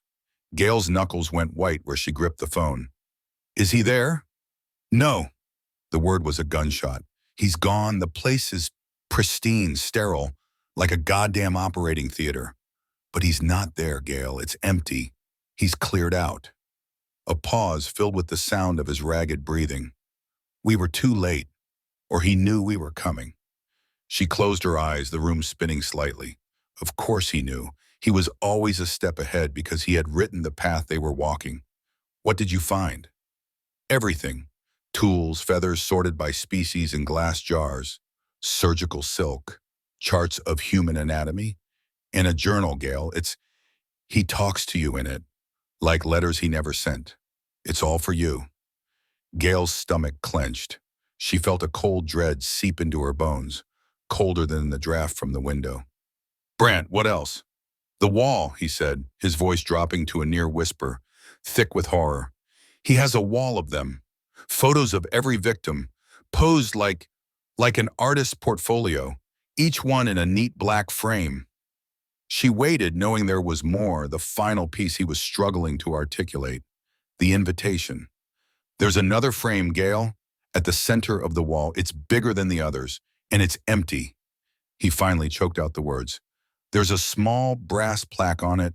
It reads, The Mentor. He's coming for you. He's packed up. His work here is done. You're the finale." The air left her lungs in a silent rush. The Mentor, it wasn't just an execution. It was a tribute, a coronation, the ultimate act of performative violence, the masterpiece designed to validate both student and teacher. "Stay there," she commanded, her mind racing, trying to erect a fortress of logic against the rising tide of fear. "Secure the scene. Don't let Cole anywhere near it. This is the proof we need." It was then she heard it. Not a loud noise, but a subtle shifting of weight on the wooden walkway outside her door. A soft scuff of a boot sole on weathered planks. A sound almost entirely consumed by the ceaseless wind. "Gail, are you there?" Brant's voice was a million miles away. Her eyes darted to the door. The cheap chain lock was engaged, the deadbolt thrown. A pathetic illusion of security. Her heart hammered against her ribs. A frantic, trapped bird. She held her breath, listening. Silence. Had she imagined it? "Gail, listen to me," Brant pressed, his panic mounting. "You can't stay there. Cole's gone off the reservation. He's probably on his way to you right now. Get out. Get in your car and drive to the station." Now, a shadow fell across the sliver of light under the door, then the quiet, metallic click of a keycard sliding into the electronic lock. It was impossible. She had the only key. A cold realization washed over her. He wouldn't have come unprepared. He wouldn't have left anything to chance. He had been planning this for a decade. The lock beeped once, a cheerful, electronic sound that was the most terrifying thing she had ever heard. The deadbolt slid back with a smooth, oiled snick. "Brant," she whispered into the phone, her voice a strangled thread. "He's here." The door swung inward. Julian Croft stood in the doorway, a silhouette against the garish green light of the motel's neon sign. He was exactly as she remembered him from the files, and yet entirely different. Unassuming, plain, dressed in simple, dark clothing. He looked like an anonymous traveler who had taken a wrong turn, not the architect of a 5-year reign of terror, but his eyes, calm and unnervingly steady, held her pinned to her chair. There was no rage in them, no madness. There was only a serene, placid certainty. He closed the door gently behind him, the latch clicking shut with a sound of absolute finality. He held a simple white cloth in his hand. "Gail, what's happening?" "Talk to me!" Branty was yelling through the phone, his voice tinny and distant. Gail let the phone slip from her numb fingers. It clattered onto the desk, Brant's desperate shouts echoing in the sudden, suffocating silence of the room. She rose slowly, her chair scraping against the thin carpet. Her mind, the only weapon she had ever trusted, was a maelstrom of conflicting impulses. Profile him, de-escalate, run, fight. He was a narcissist. He needed her validation. Could she talk her way out? Julian, she said, forcing his name through her teeth. She put her hands up, palms out. A placating gesture. It's over. They know who you are. They've found your workshop. He offered her a small, almost polite smile. It didn't touch his eyes. I know. It was time for them to find it. The prologue is over, Doctor. It served its purpose. It brought you here. He took a step forward. He moved with a liquid grace, no wasted motion. Her eyes flickered around the room, searching for a weapon. A lamp. The heavy laptop. It was all useless. She wasn't a fighter. Her battles were waged in the mind, with words and theories. And here, in the physical world, she was hopelessly outmatched. What do you want, Julian? She asked, her voice shaking despite her efforts to control it. Want? He tilted his head, a gesture of mild curiosity she remembered from their sessions. He had done that when she presented a new concept, a new way of looking at the world. I want to show you, I want to demonstrate my thesis, our thesis, to prove I was your greatest success. He took another step, and another. He was methodical, unhurried. The white cloth in his hand was now more prominent. A faint, sweet chemical scent reached her, cutting through the room's stale air. Chloroform, or something like it. Classic, efficient, impersonal. You don't have to do this, she tried, backing away until the back of her knees hit the edge of the bed. The mattress sagged behind her, an unsteady precipice. This isn't a success. This is a sickness. A flicker of something, disappointment perhaps, crossed his features.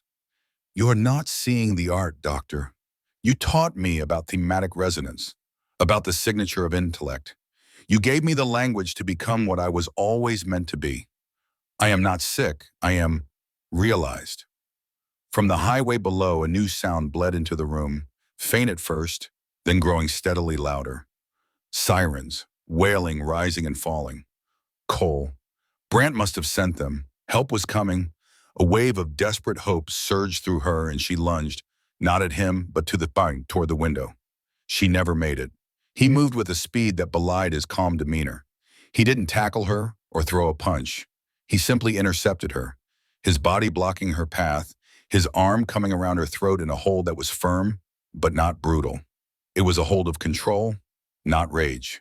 He was immensely strong. She struggled, kicking backward, her heel connecting with his shin, but he didn't even grunt.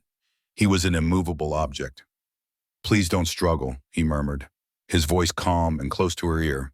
It was the same tone he'd used a decade ago when describing his fascination with the delicate bones of birds. It will be over in a moment. This is just a transition. His other hand brought the cloth to her face. The sweet, cloying smell was overwhelming, filling her nose, her mouth, her lungs. It burned. She held her breath, twisting her head, but his grip was iron. Her lungs screamed for air. A single, panicked gasp was all it took. The world tilted, the edges of her vision softening and blurring into a dark vignette. The wail of the sirens was closer now, a frantic Doppler cry that seemed to be coming from inside her own head. Flashing lights, red and blue, pulsed against the thin curtains, painting silent, strobing patterns across Julian's impassive face. Help was right there, just outside the door. But the door was locked, and the man holding her was from a different world, a world she had helped him build. She could feel her strength leaving her limbs growing heavy and useless. Her last conscious thought was not of fear, but of a terrible, tragic clarity. This was the final variable in her thesis, the moment the theorist becomes the medium. As the darkness swallowed her, Julian leaned in closer, his lips near her ear. His voice was the last thing she heard, a calm, deferential whisper that carried the weight of a decade of devotion and delusion. The final lesson is ready, Doctor. Chapter 20. The Wrong Man. The tires of the cruiser hissed to a stop, crunching through the icy slush coating the asphalt of the Overlook Motel's parking lot. Red and blue lights pulsed in the pre-dawn gloom, painting the dingy yellow siding of the motel in frantic, repeating strokes of emergency. The world was silent except for the engine's idle and the rhythmic sweep of the windshield wipers pushing away thick, wet flakes of snow. Detective Robert Cole killed the sirens, and the sudden quiet was heavy, oppressive. It felt like holding your breath. He stared at room 12, its single window, a dark, unblinking eye. This was it, the end of the line for the academic charlatan who'd made a mockery of his town's grief for 5 long years. His gut, the one thing he'd always trusted, had been screaming about Gail Adler from the moment she'd walked into his station. Too calm, too smart, too interested. "Jenkins, O'Malley with me," he grunted, his voice a low rumble in the confines of the car. He didn't wait for their acknowledgement, shoving the heavy door open into the biting wind. The cold was a physical blow, a reminder of the bodies they'd pulled from the winter landscape, a reminder of his promise to Chloe Benson's mother. He pulled his collar tighter around his thick neck. Brandt could have his theories, his desperate faith in this outsider. Cole trusted evidence, and the evidence he'd pieced together was a tapestry of deceit. Adler's sealed past at Northwood, her convenient discovery of a killer who was a perfect phantom, her manipulation of Brandt to get them chasing her own ghost story. He was sure of it. Julian Croft was a fiction, a scapegoat she'd invented to cover her own tracks. Maybe she was going to kill Brandt out at the old institute, make him her masterpiece, and vanish. The thought was a hot spike of acid in his stomach. Not on his watch. Jenkins and O'Malley flanked him as they moved across the parking lot, their boots leaving dark, wet prints in the fresh snow. Their faces were grim, set. They were his men, loyal to him before the department, before Brandt's new pet psychologist. They trusted his instincts. "Sir, what's the play?" Jenkins asked, his hand resting on the butt of his holstered Glock. "Detain and secure," Cole said, his eyes fixed on the door to room 12. "Dr. Adler is a person of interest in an ongoing homicide investigation. She may be armed, may be a flight risk. We go in quiet, bring her out quieter. No fuss." They reached the concrete walkway that ran in front of the rooms. The neon vacancy sign buzzed erratically, casting a sickly pink glow. That's when he saw it. The first crack in the perfect, solid structure of his certainty. The door to room 12 wasn't closed. It was ajar, hanging open by a few inches, a dark slash in the painted wood. A tendril of frigid air escaped from within. Cole stopped dead. His men stopped behind him. This was wrong. A killer preparing to flee, a meticulous planner like Adler, wouldn't leave a door open. Not unless she was expecting company, or unless company had already arrived. He held up a hand, signaling for silence. Every cop instinct he possessed suddenly flared to life, overriding the investigator's conviction. The hunter in him smelled something that wasn't right. He drew his weapon, the cold metal a familiar weight in his hand. Jenkins and O'Malley mirrored the action, their movements fluid and practiced. The professional choreography of imminent danger. Cole moved to the side of the door, pressing his back against the cold, peeling paint of the wall. He listened. Nothing. No television, no radio, no hushed conversation. Just the whisper of the wind and the buzz of the sign. He nodded to O'Malley, who took up a position on the other side. With a sharp 3 count of his fingers, Cole pivoted and kicked the door. It swung inward with a hollow bang, crashing against the interior wall. "Silver Creek PD, show me your hands," he roared, his voice filling the small room as he swept his gun from corner to corner. Jenkins and O'Malley followed, a tight formation clearing the space in seconds, but there was no one to show their hands. The room was empty of people, yet it was full of chaos. It wasn't the neat, orderly space of a meticulous academic. A standing lamp was knocked over, its shade askew, casting a weird, angled light across the floor. A straight-backed wooden chair lay on its side near the small desk.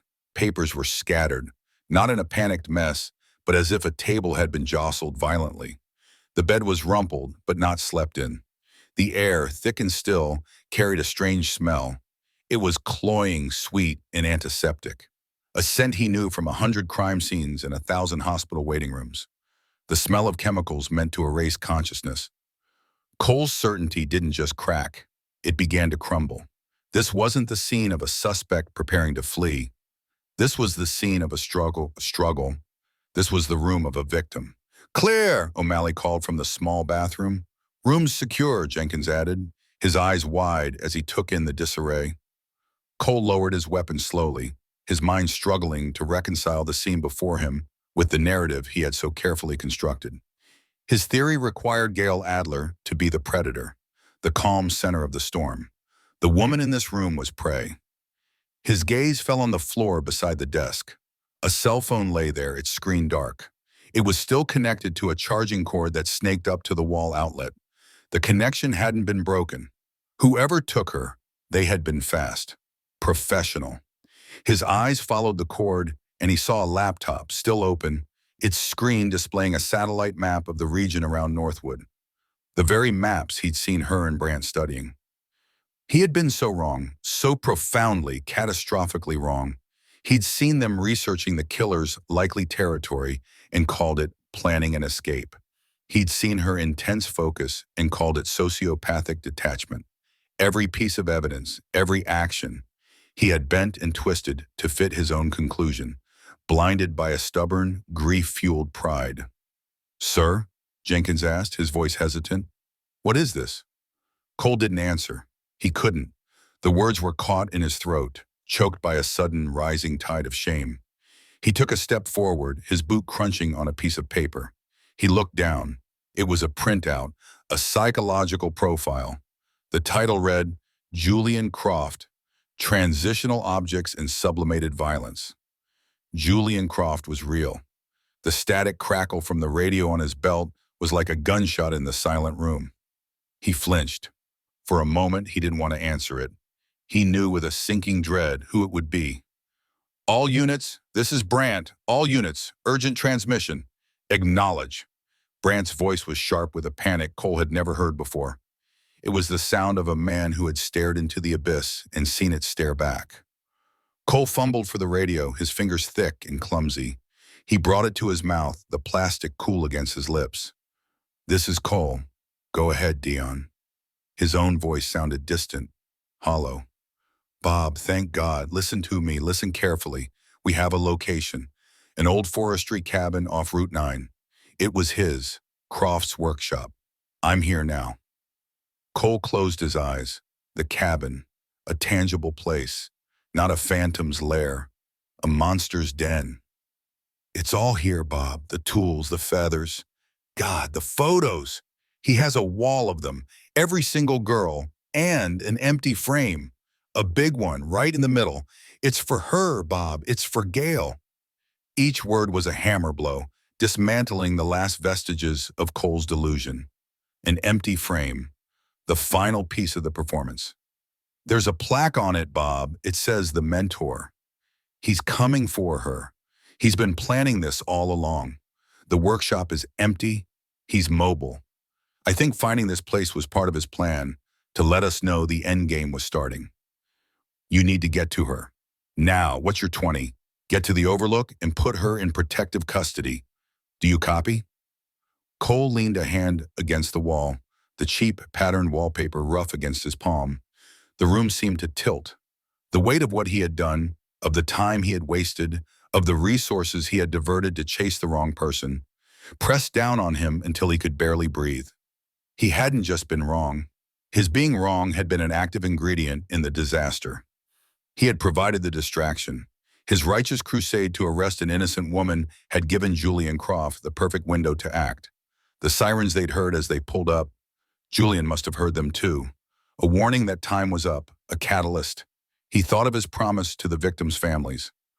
I'll get him. He had failed them. He had failed his partner. He had failed the woman he was sent to protect. "Bob, do you copy?" Brant's voice screamed from the radio, frayed with terror. "Acknowledge!" Cole took a shuddering breath, the chemical scent filling his lungs. He looked at Jenkins, at O'Malley, saw his own dawning horror reflected in their faces. They understood. They were cops. They knew what this scene meant. They knew what his silence meant. He keyed the mic. His thumb trembled slightly on the button. "Dion," he said, and his voice was a stranger's, a rasp of gravel and regret. "I'm at the motel." There was a pause on the other end. A breath of silence where Brant was processing this. Cole could picture him, standing in that hellish workshop, his mind racing. I'm in her room. The air crackled with unspoken dread. Cole didn't need to say more. Brant would know, but he had to say it.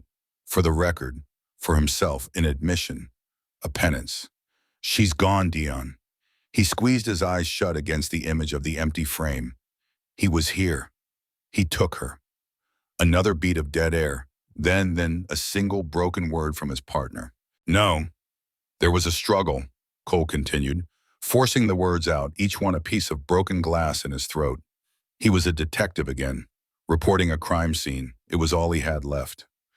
Signs of a fight and a chemical smell. Chloroform, maybe. He incapacitated her and took her out. It happened minutes ago. We must have just missed him. He opened his eyes, the self-loathing a bitter taste in his mouth. My arrival probably spooked him. My arrival, my fault. God help us, Cole whispered into the radio for only himself to hear. Then louder for his partner, for his men. God help us, he's got her. He let the radio fall from his hand, where it swung on its cord, bumping against his hip. He was no longer a skeptic, a rival, an internal affairs watchdog. He was just a cop at a crime scene who had let the victim get taken right from under his nose. Worse, he'd held the door open for the monster. He turned, and the exhaustion, the suspicion, the 5 years of weary frustration were gone from his face, burned away and replaced by something cold and hard and utterly ferocious. A new certainty had taken root in the ruins of the old one. He had been hunting the wrong person. Now he would hunt the right one. He would hunt Julian Croft to the ends of the earth. It wasn't about a promise anymore. It was about a debt. Jenkins, he barked, his voice raw but clear, commanding. Get a bolo out on every vehicle reported stolen in the last 48 hours. I want roadblocks on every highway leading out of Silver Creek County. Shut it all down. Nothing moves in or out without getting tossed. O'Malley called dispatch. I want every available officer, every desk jockey, every goddamn meter maid mobilized. We're starting a grid search. The radius is Northwood. He's taking her back to where it started. He's got to be. He strode out of the room into the swirling snow and the dying pulse of the emergency lights. The cold no longer bothered him. He looked out at the dark, snow-choked woods that surrounded the town, a wilderness that had hidden a monster for 5 years. Hidden the man he should have been looking for. Over the radio, he could hear Brant, composed now, relaying information, organizing the search from his end. They were partners again, united in failure and united in a desperate, frantic race against time. But they were behind. Dear God, they were so far behind.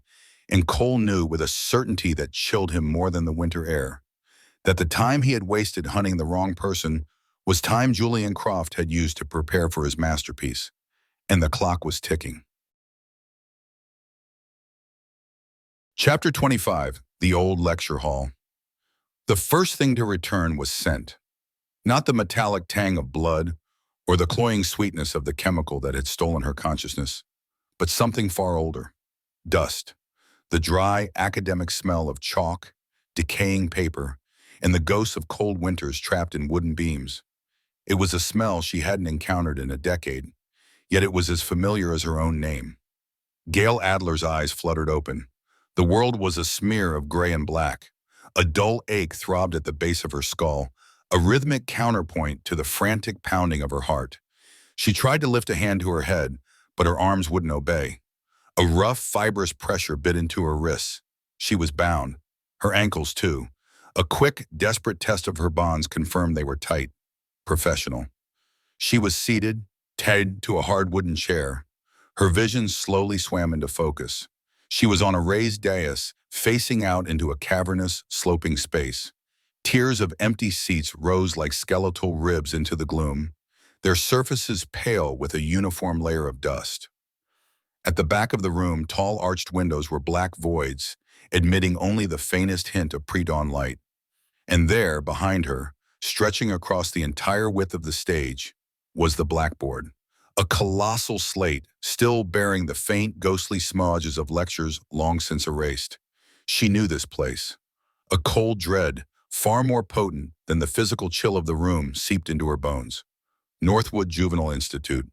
Lecture Hall B, the place where she had first articulated the theories that had ended her career. The place where she had taught him. "Good morning, doctor." The voice was calm, almost gentle. It came from the shadows to her left. Gail's head snapped toward the sound, her muscles screaming in protest. Julian Croft stepped into a weak shaft of moonlight filtering from a high window. He was exactly as she remembered him from the files, unassuming and neat, his features plain and instantly forgettable. He wore a simple, dark sweater and trousers, the attire of a graduate student preparing for a seminar. In his hand, he held not a weapon, but a long, slender wooden pointer. "I apologize for the accommodations," he said, his voice echoing slightly in the vast, dead space. "But the setting is paramount. Thematic resonance, you see. The alpha and the omega. The classroom where the lesson began is where the final exam must be held." Gail's training screamed at her to speak, to engage, to find a psychological foothold. But her throat was a desert. All she could manage was a raw, croaking sound. Julian smiled, a thin, patient expression. "Water, of course. Forgive my lack of hospitality." He retrieved a bottle from a small table she hadn't noticed, unscrewed the cap, and held it to her lips. She recoiled instinctively, then forced herself to drink. The water was a shock of cold, clearing some of the fog from her mind. It was a calculated act of care, a demonstration of control. He was the host, she was the guest, the predator tending to its prey. He pulled the bottle away and set it back on the table. "Better?" he asked, his tone still perfectly even. "We have a great deal to discuss, and I need you to be present." He gestured with the pointer, not at her, but at the vast dark walls of the lecture hall. "I've taken the liberty of preparing some visual aids, a refresher on the core curriculum." He clicked a small remote. A battery-powered projector whirred to life, casting a bright rectangle onto the dusty blackboard. In stark black letters, a title appeared. "The Actor of Atrocity, a Study in Performative Violence." Her title. Beneath it, a quote. "The act of violence is not the end point. It is a form of communication. The body is the medium, and the crime scene is the stage." "A foundational text," Julian said, his voice filled with a chilling, genuine reverence. "A bit dense in places, if I'm being honest, but the central thesis is revolutionary." He walked along the dais, his footsteps soft on the grimy floorboards. "For 5 years, I've been conducting my fieldwork, practical application of your principles. I must admit, Doctor, your theories hold up remarkably well outside the laboratory." His words were a physical blow. Gail stared at the projection, at her own academic language repurposed as a killer's manifesto. The room felt smaller, the air thicker. This wasn't just a place he'd brought her, he had transformed it. He had desecrated it. He had turned her sanctuary of intellect into a temple of horror. Julian noticed her gaze sweeping the room. "Ah, you see them," he said, a note of pride in his voice. "I thought the projection alone was a bit impersonal." Her eyes adjusted to the dim light, and she saw what he meant. Painted on the plaster walls between the tall, dark windows were more of her words. They were rendered in precise, stark calligraphy, each one a perfectly formed indictment. Near the front she could make out, "Weaponized empathy is the purest form of control." Further back, another, "Thematic resonance transforms murder from a crime into a statement." And near the doors, the largest of all, "A signature is the artist's claim of ownership over the canvas of the victim." "It took weeks," Julian said conversationally, tapping the pointer against his leg, "getting the lettering just right. It had to be perfect, a proper tribute." "Julian," Gail finally managed, her voice a strained rasp. "What is this? What do you want?" He turned to her, his calm eyes wide with something that looked unnervingly like sincerity. "Want? I want what every student wants, Doctor. I want to show my teacher what I've learned. I want to make you proud." He clicked the remote again. The title on the blackboard was replaced by a photograph. A crime scene photo. Chloe Benson, the librarian, kneeling in the snow, her magpie wings spread in a mockery of flight. The image was clinical, brutal. Exhibit A study in thematic resonance, Julian began, adopting the tone of a lecturer. He used the pointer to indicate the image. The subject, a collector of stories. The chosen avian signifier, the magpie. A collector of objects, a simple, elegant parallel. It established the baseline, a clear demonstration of the core principle. You taught us that the symbol must be accessible, but not vulgar. I believe I achieved that. He didn't wait for a response. Click. The image changed. Anya Sharma, the music teacher in the town square, a tiny carved wooden wren placed in her hand.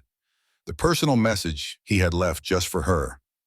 Exhibit B, the signature of intellect, he continued, his voice never wavering. Here, I deviated slightly from the primary theme to incorporate a more personal touch. A signature within a signature. You wrote that the most effective artist leaves a mark only the intended audience can truly decipher. The wren, that was for you. Did you appreciate the gesture? Gail squeezed her eyes shut, the memory of her old case file on him, the notes on his whittling, his obsession with the tiny birds burned in her mind. Transitional objects and sublimated violence. She had thought his art was a sign of healing. She had called it progress. Open your eyes, doctor. Julian's voice was soft, but it carried an undeniable command. You can't grade the work if you don't look at it. She forced her eyes open. He was watching her, his expression expectant. He genuinely wanted feedback. He was a student presenting his thesis, and his murders were the data points. You're insane, she whispered. A flicker of disappointment crossed his features. Insane is a clinical term for a chaotic mind. My mind is the opposite of chaotic. It is ordered, disciplined, structured entirely around your teachings. The work is methodical. The execution is precise. He clicked the remote again. Matthew Powell, the young man left on her hotel doorstep, his face a frozen mask of shock. This one, I confess, was more of an improvisation, a necessary logistical step. You called it exigent adaptation, adjusting the artistic statement to accommodate unforeseen variables without compromising the core thesis. You see, he was a deviation, but a necessary one. He brought you to me, and for that, his inclusion was not only justified, it was essential. He switched off the projector. The sudden plunge back into near darkness was disorienting. The only light was the weak moonlight and the faint, ghostly afterimage of Matthew Powell's face burned onto Gail's retinas.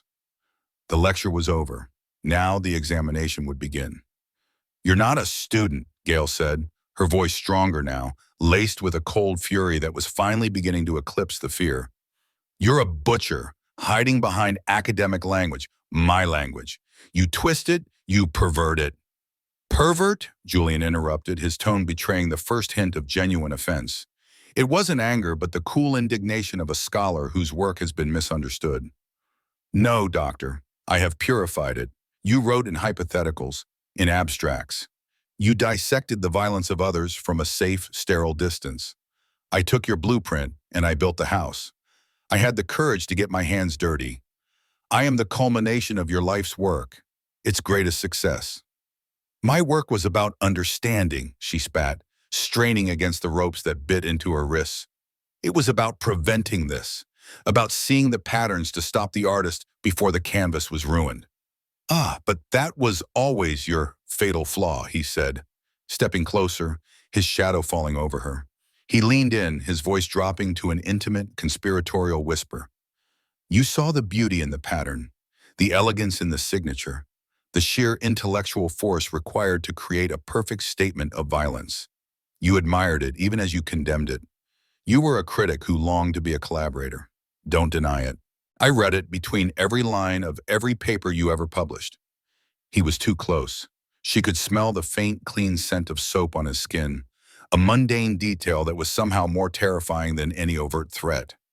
His calm was a wall she couldn't scale. Her psychological tools, empathy, confrontation, de-escalation, were useless. He had already weaponized them himself using her own theories. You're wrong, she said, but the words felt hollow even to her. Had she? In the lonely late hours in her university office, dissecting the gruesome tableaus of serial killers. Had there been a part of her that marveled at the complexity, the sheer, terrifying audacity of it all? The thought was a venomous snake, coiling in the pit of her stomach. Julian straightened up, a small, knowing smile on his lips, as if he had read her thoughts. Denial is a predictable response, but we don't have time for it. The preliminaries are concluded. The student presentations are done. He gestured around the room at the crime scene photos that still lingered in the air like ghosts, at the elegant, damning script on the walls. Everything up to this point has been a foundation, a carefully constructed argument leading to a final, irrefutable conclusion. My magnum opus. He walked to the corner of the dais where a tall object stood draped in a dusty canvas sheet. Gail's heart hammered against her ribs. This was it, the final exhibit. Her. He was going to kill her here, on this stage, turning her into the ultimate expression of her own theories, the professor as the final bloody lesson. The thematic resonance was sickeningly perfect. She braced herself, her mind racing, searching for an escape, a weakness, anything. The ropes were too tight, the chair was too solid. The room was a tomb, but Julian did not move towards her. Instead, he took a corner of the sheet and, with a slow, deliberate motion, pulled it away. Underneath was not a weapon rack or some elaborate instrument of torture. It was a blank canvas, a large, artist canvas, pristine and white, mounted on a heavy wooden easel. It was starkly out of place in the decaying hall, an island of pure, terrifying potential. What is that for? Gale breathed, the question a wisp of sound. That, Julian said, his eyes gleaming with a feverish light, is for our collaboration. He then moved to the small table he'd taken the water from earlier. Another object on it was covered by a smaller, velvet cloth. He lifted it with the care of a priest unveiling a holy relic. It was a stainless steel surgical tray. On its polished surface, a collection of instruments was laid out in a precise, obsessive row. Scalpels of varying sizes, forceps, clamps, and a long, wicked-looking needle threaded with dark, heavy cord. Gale stared at the instruments, at the blank canvas, and back at Julian. The pieces were all there, but they formed a picture so monstrous her mind refused to assemble it. I think you misunderstand my intention, Doctor, Julian said softly, his voice a balm on a raw wound. Killing you? Making you the final angel? How crude. How disappointingly literal. It would be like a composer writing a breathtaking symphony only to smash the violin at the end. It's a failure of imagination. He picked up the largest scalpel from the tray, holding it delicately between his thumb and forefinger. He didn't brandish it, he admired it, the way a painter might admire a favorite brush. The ultimate test of a theory isn't its destruction, it's its application by the theorist herself, he continued, his gaze fixed on her. For 5 years, I have been your faithful apprentice.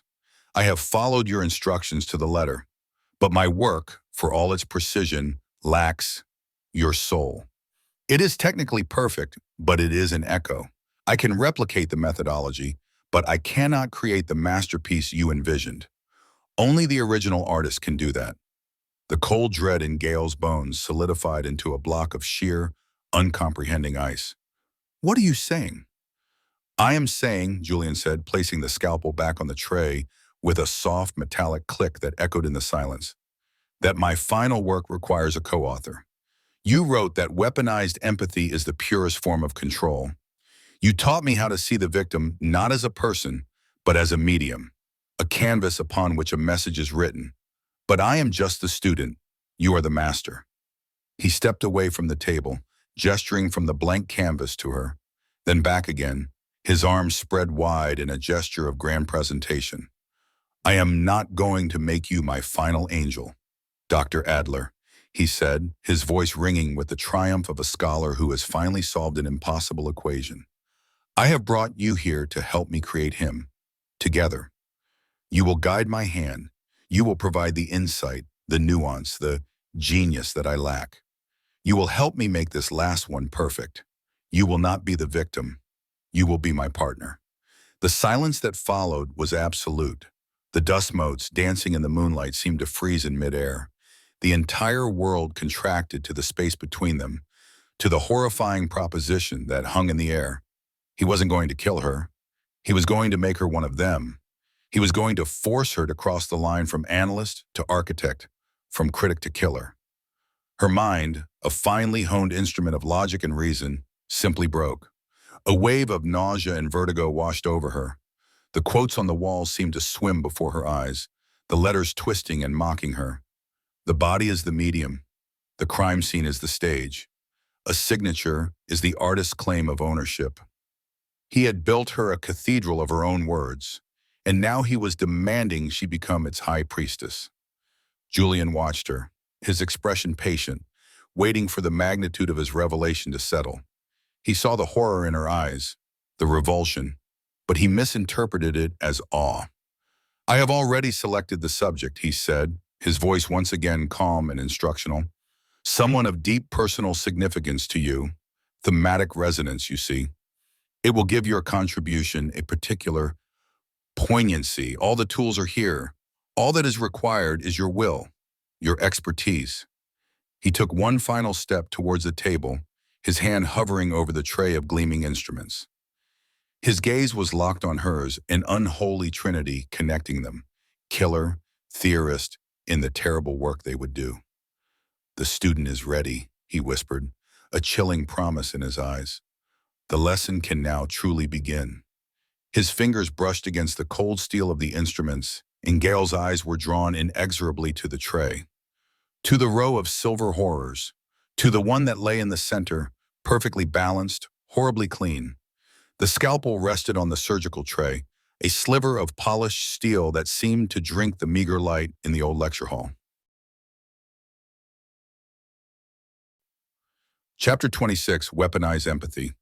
The scalpel rested on the surgical tray, a sliver of polished steel that seemed to drink the meager light in the old lecture hall. Its clean, sterile promise was a discordant note in the symphony of decay, the scent of dust, damp plaster, and the faint, metallic tang of old blood that clung to the air like a ghost. Julian hadn't just brought her to Northwood.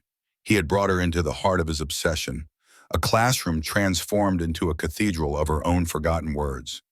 He watched her, his head tilted, with the placid curiosity of a biologist observing a specimen.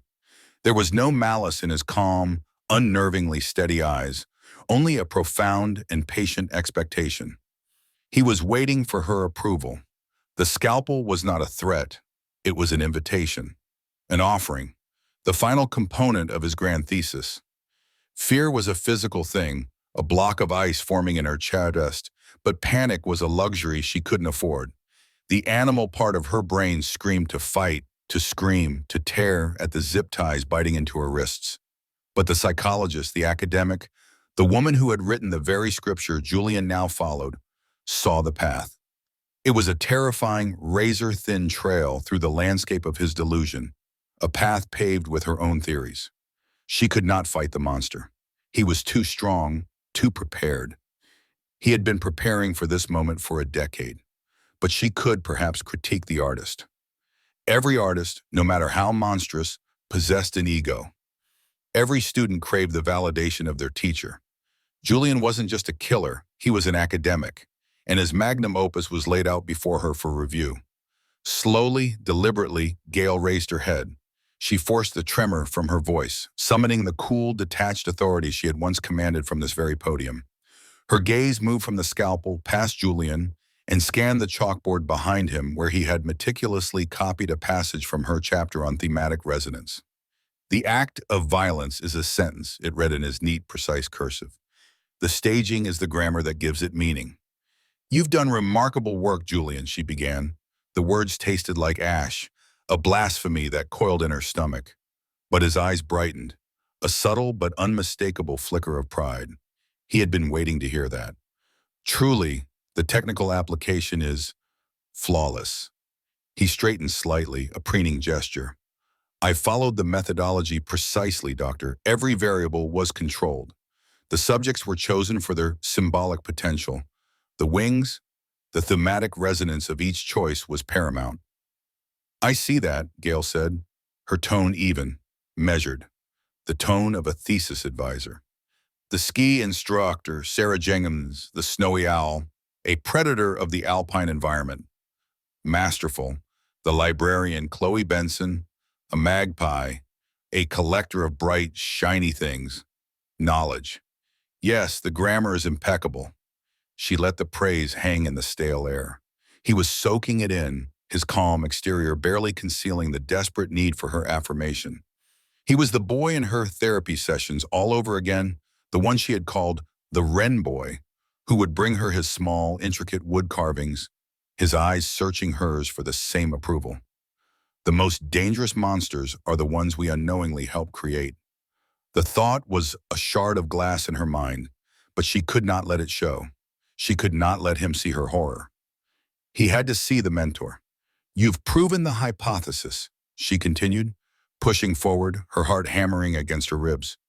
You've demonstrated that performative violence, when structured with intellectual rigor, can transcend mere brutality and become a form of communication.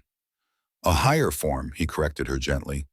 You wrote that it could be a form of art, a way to give a permanent voice to a transient impulse. I have given them permanence, Doctor. I've made them angels. You have, Gail conceded. The ice in her chest was spreading, a creeping frost numbing her limbs. Now came the gambit. The entire desperate, insane play rested on the next words. She had to introduce doubt not in his morality, a concept he didn't possess, but in his artistry, in his academic achievement. She had to attack his grade. She let a thoughtful silence stretch, a professor considering a student's brilliant but flawed paper. She looked away from him, at the dust motes dancing in the single beam of light from a boarded-up window, as if deep in intellectual contemplation. Finally, she met his gaze again, her expression shifting from professional admiration to one of gentle academic concern. But there is a flaw in the work, Julian, she said softly. The change in him was instantaneous. It wasn't anger or outrage. It was something far more potent, shock. The placid mask of the serene artist cracked, revealing the insecure student beneath. His brow furrowed. The calm expectation in his eyes was replaced by a flicker of confusion, of wounded pride. A flaw? He repeated, the word alien in his mouth. That's not possible. I've followed every principle. Weaponized empathy to select the staging, thematic resonance for the signature of intellect. He gestured to the complex, surgical knot he had used, a knot she had theorized but never taught anyone directly, a knot he had perfected. Your application of the existing principles is perfect, Gail affirmed quickly, careful not to push him into outright defiance. So perfect, in fact, that it has become the flaw. You've built a perfect echo, Julian, but an echo is not a voice. He stared at her, uncomprehending. He had spent 5 years crafting this tribute, this dialogue. For her to call it a mere echo was an intellectual blow he hadn't anticipated. Explain, he commanded, his voice losing its professorial calm and taking on a sharper, more demanding edge. This was the path. She had his full, undivided attention. In the final unpublished addendum to my thesis, a section I was working on just before I left Northwood, I explored what I called the paradox of the perfect echo. It's the ultimate intellectual pitfall for the true practitioner of this art form. She was lying, of course. There was no addendum, no paradox. She was writing the theory now in real time, with her life as the stakes. She was building a cage out of concepts, hoping he would willingly step inside. The paradox states, she continued, her voice gaining confidence as she saw him listening, truly listening, that an artist who perfectly replicates the theories of their mentor demonstrates mastery of technique, but a fundamental failure of vision. They prove they can follow the map, but they fail to discover any new territory. Their work, however flawless, becomes a tribute, not a legacy. It honors the past, but it doesn't create a future. Julian was completely still. His gaze was distant, his mind clearly racing, processing this new, devastating variable. He was reevaluating his entire 5-year project through this new critical lens she had just handed him. You see, Julian, she pressed, keeping her voice low, conspiratorial, as if letting him in on a secret reserved for the most advanced thinkers. Your work is a beautiful, perfect replication of my theories. It's an A-plus paper, but it's not a dissertation. It hasn't advanced the field. The final, most crucial stage for the true artist, the one who transcends their teacher, is not replication. It's innovation. She saw the poison of her idea take root. The word replication was the key. To a narcissist like Julian, who believed himself to be a visionary, a pioneer, the suggestion that he was merely a brilliant copyist was a profound insult. My work is not derivative, he said, but for the first time there was a defensive tremor in his voice.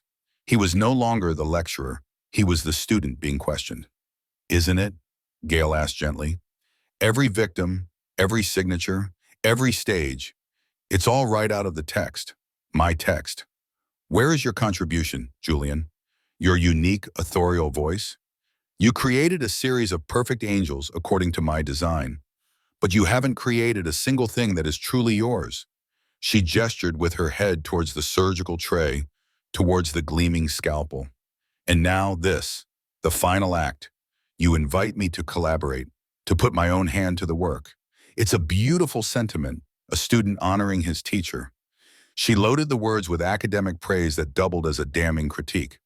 But what it would prove, ultimately, is that for your magnum opus, you still needed the author to sign the page. It would be the final confirmation that you are the perfect echo. My echo. He flinched. The word hit him like a physical blow.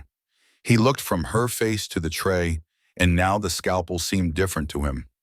Not an invitation, but a crutch, a sign of his own intellectual dependency. I refined the techniques, he stammered, scrambling for a defense. The feather sourcing, the suturing. I elevated the craftsmanship beyond the theoretical. You did, Gail agreed immediately. Your craftsmanship is beyond anything I could have imagined, but craftsmanship is not vision. A master forger can replicate a Rembrandt down to the last brushstroke, but he is not Rembrandt. He adds nothing new to the conversation. He is remembered only as a reflection of another's genius. She saw the battle in his eyes. His entire identity was built on the foundation of being her greatest success. She was now telling him that, while he was a success, he was not great. He was merely proficient. The silence stretched, thick and heavy. The only sound was the faint whistle of wind through a crack in the window boards. So what?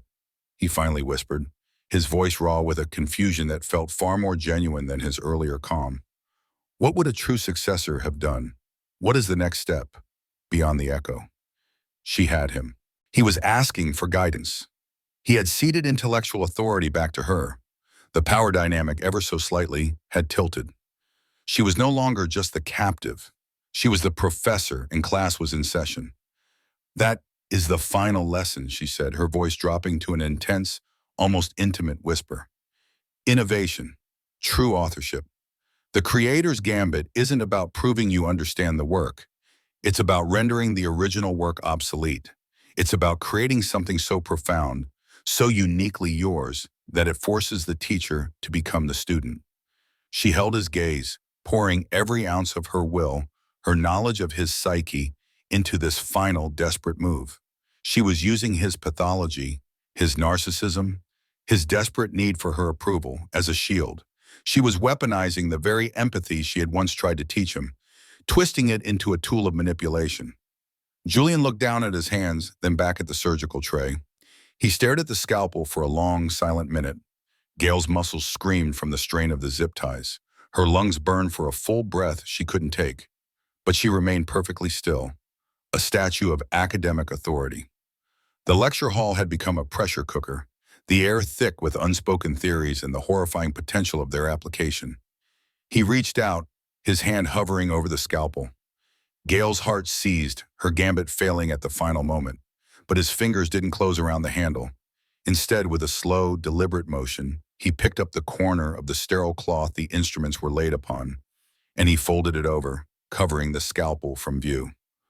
The paradox of the perfect echo, he murmured, the phrase tasting strange and new on his tongue. He looked at her, his eyes narrowed in intense, furious thought. The student who had just been handed a failing grade. I need to reconsider the parameters of the final project. He took a step back from her, his attention no longer on his captive, but turned inward, consumed by the intellectual problem she had presented. He had brought her here to be a participant in his masterpiece. Instead, she had convinced him his masterpiece was a forgery.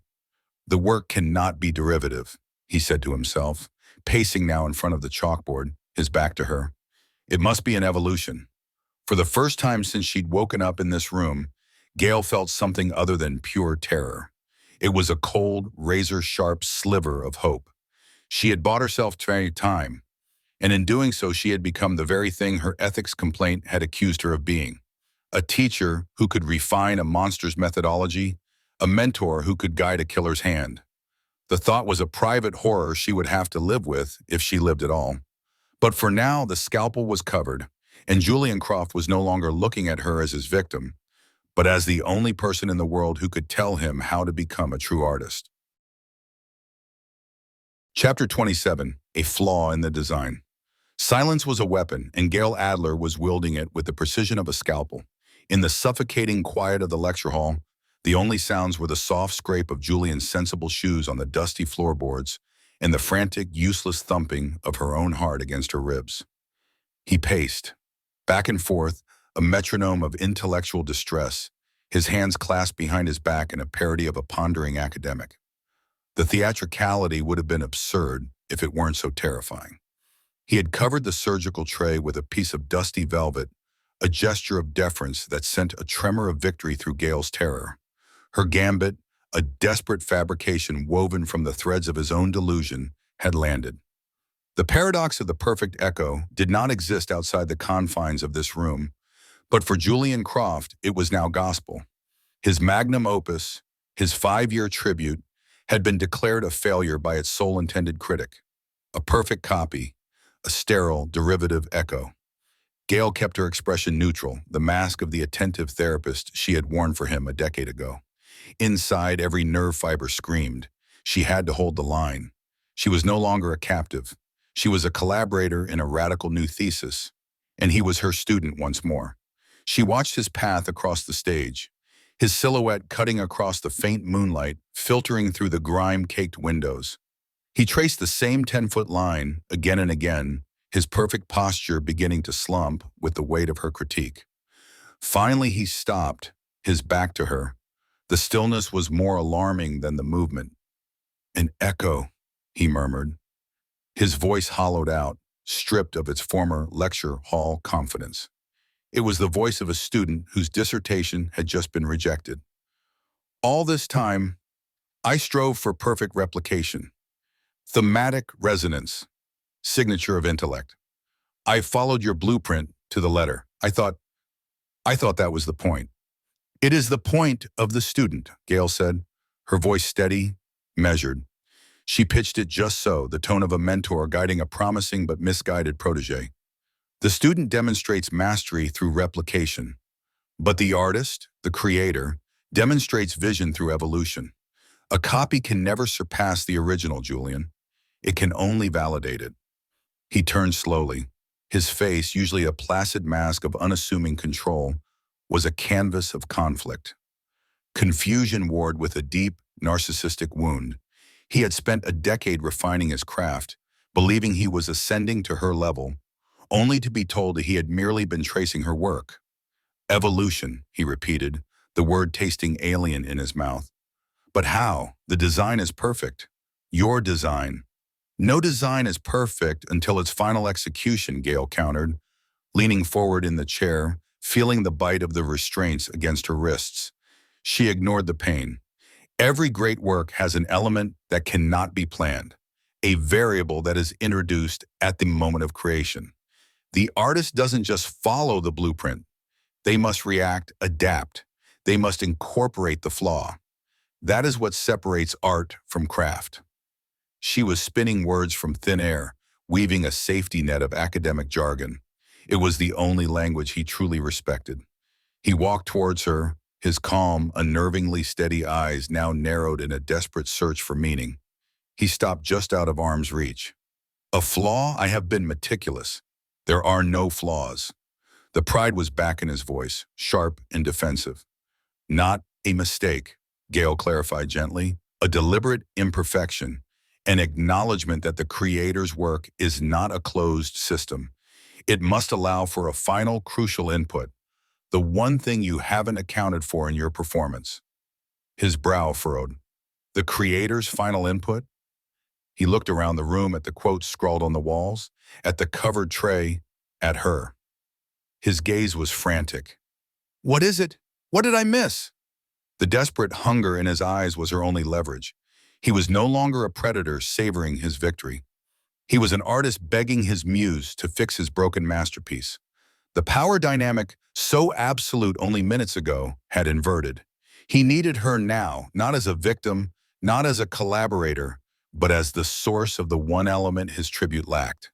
That, Gail said, letting the word hang in the cold air, is the final lesson. And for now, he would wait for her to teach him. The convoy moved without sirens, a silent procession of ghosts gliding through the swirling snow. 3 SUVs and 2 tactical vans, their headlights cutting cones of white through the oppressive dark of the mountain road. Inside the lead vehicle, Detective Dion Brandt stared out at the skeletal arms of the aspen trees whipping past, their white bark like bone in the strobing emergency lights that painted the cabin in rhythmic flashes of blue and red. 2 minutes out, the driver reported, his voice tight. Beside Brandt, Robert Cole grunted in acknowledgement. He hadn't said more than a dozen words since his frantic, guilt-choked call from the overlooked motel. The bulldog-like face was etched with a new kind of weariness, a self-inflicted wound that had burned away his cynicism, leaving only a raw, grim purpose. He held a tactical shotgun across his lap, his knuckles white. We have the east and west access roads covered, Cole said, his voice a low gravel. He was looking at a tablet displaying the Northwood campus blueprints. Team 1 goes for the admin building. Team 2, the dormitories. We take the lecture hall. He'll be in the lecture hall, Brandt said. It wasn't a guess. It was a certainty born of 5 years of studying a ghost and a few hours of understanding a man. The stage, it has to be. And if he's not, then we clear the other buildings room by room, Brandt answered, his gaze fixed on the approaching silhouette of the Institute's main gate, rusted and broken like a rotten tooth. But he's there. This is his grand performance. He wouldn't hold it in the wings. Brandt thought of Gail. He pictured her sharp, analytical eyes, the controlled intelligence that Cole had mistaken for coldness. He had brought her here. He had handed her a case file that was, in reality, a summons from a monster she had helped create. The weight of that decision pressed on him, as heavy as the snow-laden sky. He was relying on that mind, on her ability to see the patterns he couldn't, to keep herself alive long enough for them to breach a door. My fault, Cole muttered, so low it was almost lost in the hum of the engine. I pushed him. I gave him the window. My God, Dion. I walked right into his trap, and I took her with me. Brandt turned to look at his partner. The arrogance was gone. The stubborn refusal to see beyond the evidence was gone. In its place was a man hollowed out by his own mistake. You made a mistake, Robert. You didn't make a monster. Let's not confuse the two. We fix this now, together.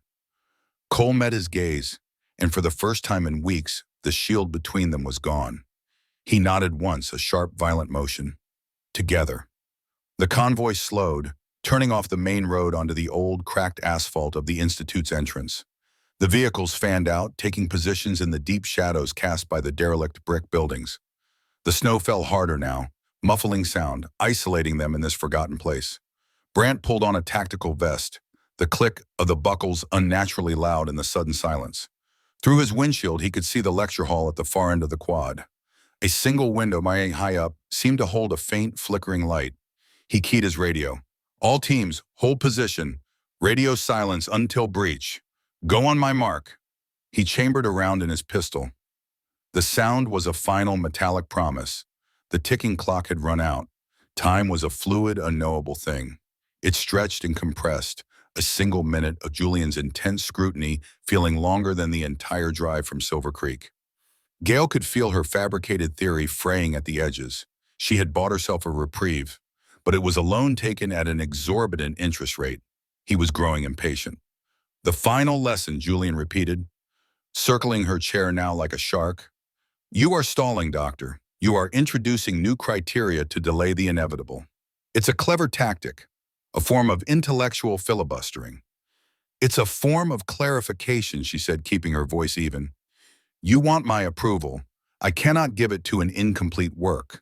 It would be academic malpractice. Then complete it for me, he snarled. And for the first time, his voice was not the calm, measured tone of an academic, but the raw, petulant cry of the boy she remembered from Northwood. The boy who would throw his meticulous wood carvings against the wall if a single detail was imperfect. His control was a thin veneer over a core of incandescent rage. He lunged forward, grabbing the back of her chair and shaking it violently. Her head snapped back, stars exploding behind her eyes. Tell me what it is. Tell me the final input. Her heart hammered against her sternum. The mask was gone. The monster was here. She had pushed him too far. The intellectual game was over, and the physical reality of her situation came crashing back in. He was stronger, he was unrestrained, and his patience had evaporated. The final input, she gasped, forcing the words past the lump of terror in her throat, is something you can't control. I control everything, Mishi, he roared, his face inches far from hers. Spittle flecked her cheek. This stage, the actors, the script, it is all mine. It was in that moment that the sound came. Faint, but unmistakable. The distant crunch of tires rolling over snow-covered gravel. It was a sound that did not belong in the dead silence of the abandoned institute. Gail's entire being flooded with a hope so fierce it was painful. She dared not let it show on her face. She kept her eyes locked on his, watching his reaction. He heard it too. His head snapped up, his eyes darting toward the tall, arched windows. The rage on his face morphed into something else. A flicker of confusion, then annoyance, then violation. A stage actor hearing a cell phone ring in the audience. His perfect, hermetically sealed world had been breached. His performance, his private recital for an audience of one, had been interrupted. Gail saw her opening. It was the most dangerous gamble of her life, a final, desperate throw of the dice. There, she whispered, her voice barely audible but cutting through his panic. There it is, Julian. He looked back at her, his eyes wide and uncomprehending. That sound, the unplanned variable, the flaw you couldn't predict, she said, her words coming faster now, building to a crescendo. You said you followed my work, but you missed the final chapter, the one I never wrote down, the one I only ever lectured on. He was completely still now, his rage forgotten, replaced by the rapt attention of the student. What chapter? The theory of the unintended occurrence, she lied, the words flowing from a place of pure survival instinct. A work of performative violence is meaningless in a vacuum. A tribute needs more than a recipient. It needs a witness. An echo is silent. For art to have meaning, it must be observed by those who cannot understand it. The creator's final input isn't a what, Julian. It's a who. Another sound from outside. The soft, muffled thud of a car door closing. Closer this time. Julian's face went pale. The implications of her words crashed down on him. The police, his meticulously crafted stage, his private academic defense, was about to be stormed by uncomprehending brutes. His art was about to be sullied by an audience of Cole and Brandt. It makes the design impure, he stammered, his grand vision crumbling into dust.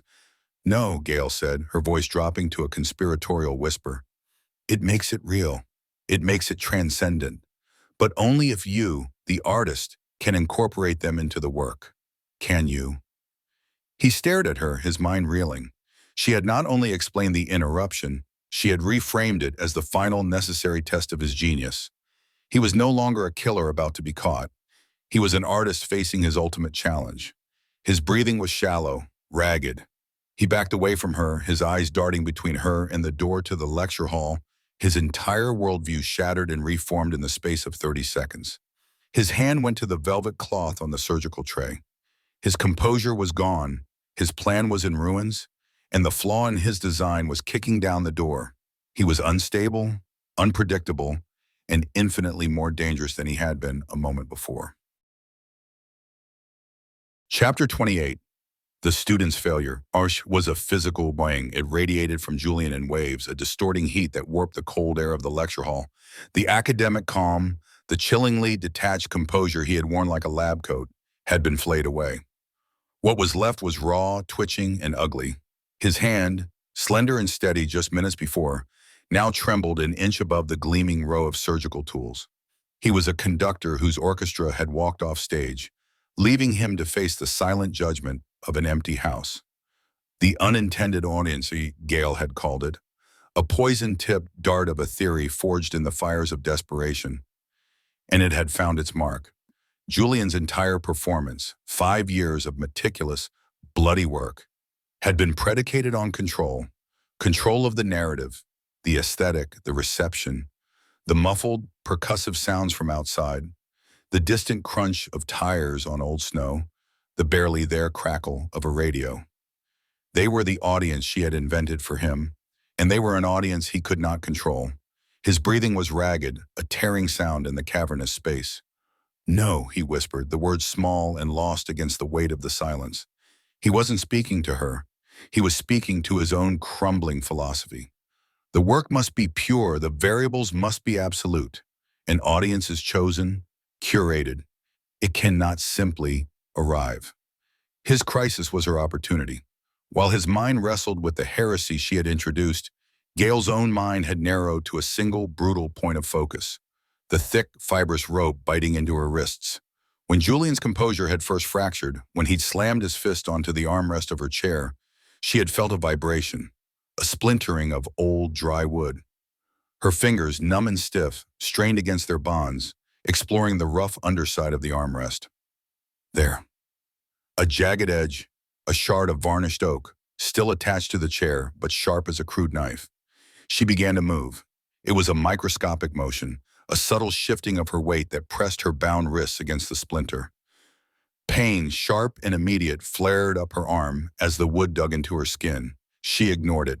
It was a clean, grounding pain, a counterpoint to the psychological horror of the last hour. The fibers of the rope were thick. Julian, in his meticulousness, would have used nothing less than the best. It would not be easy. Julian started pacing, his neat, practical shoes scuffing through the dust. He ran his hands through his hair, dislodging the precise part.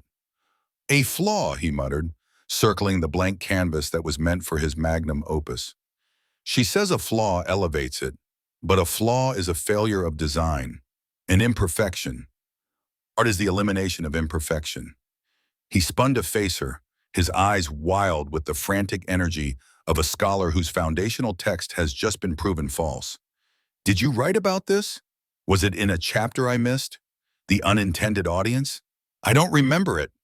"It was in my later work," Gale said, her voice steady even as a trickle of blood began to snake down her wrist, warm and slick against the cold skin. She kept her hands pulled tight, hiding the movement, hiding the frantic, sawing motion. "The work you were never ready for. It requires a maturity to understand that the artist does not have ultimate control. True genius is not in creating a perfect system, but in how the system adapts to chaos." Her words were a physical blow.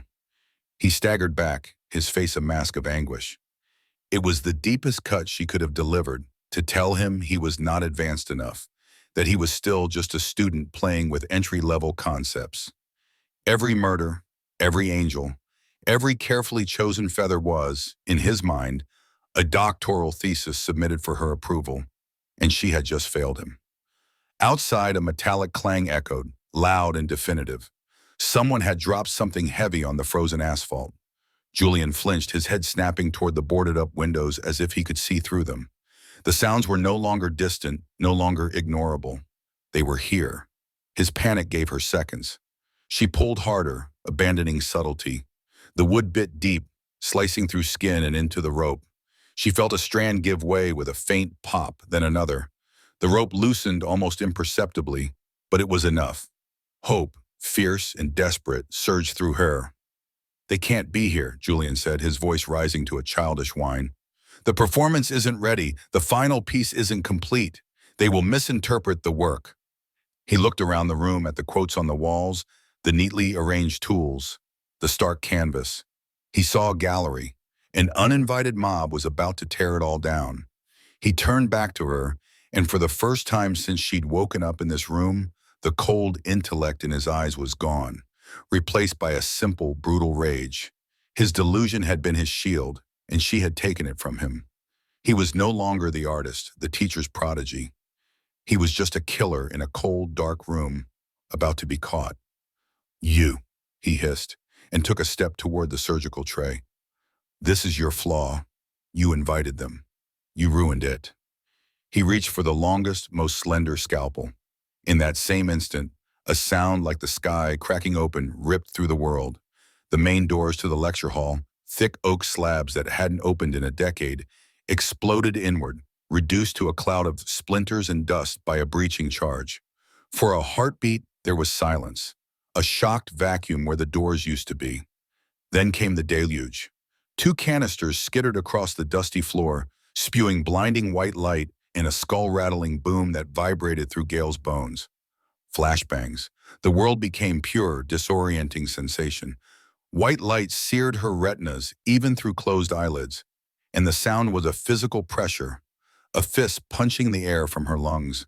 Through the ringing in her ears, she heard shouting. Not Julian's frantic monologue, but the deep, authoritative roars of a tactical team. "Police! Get down! On the ground, now!"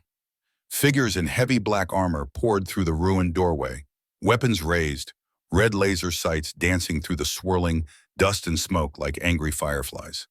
They were an alien intrusion, a force of brutalist reality crashing into Julian's curated stage. Gail didn't hesitate. The chaos was her shield. With a final agonized wrench, she tore her right hand free. The rope scraped away skin, and the splintered wood dug a final deep gouge in her palm. But she was loose. She fumbled with the knots on her other wrist, her fingers clumsy and slick with blood. Julian was a silhouette against the blinding light, frozen for a moment, a deer caught in the headlights of an oncoming reality he could not comprehend. His unintended audience had arrived, and they carried rifles. He didn't reach for the scalpel to fight them. His grand performance, his final thesis, was ruined. The critics were not here to appreciate his art. They were here to cage the artist. A scream tore from his throat, not of rage but of abject despair. It was the sound of a masterpiece being shredded before its creator's eyes. He turned not to the police but to Gail, his face illuminated in the strobing tactical lights, a grotesque mask of betrayal. "You failed me," he shrieked, his voice cracking. "It was supposed to be a collaboration." He grabbed the nearest object, not a weapon, but one of the large easels displaying a diagram from her thesis, a meticulous rendering of the nerve clusters in the human back. He hefted it, a clumsy, pathetic shield, a final attempt to protect himself with her own work. He swung it wildly at the approaching officers. "Stay back! This is private scholarship."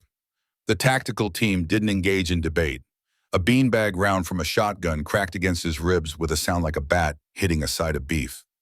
Julian folded, the air leaving his lungs in a pained grunt.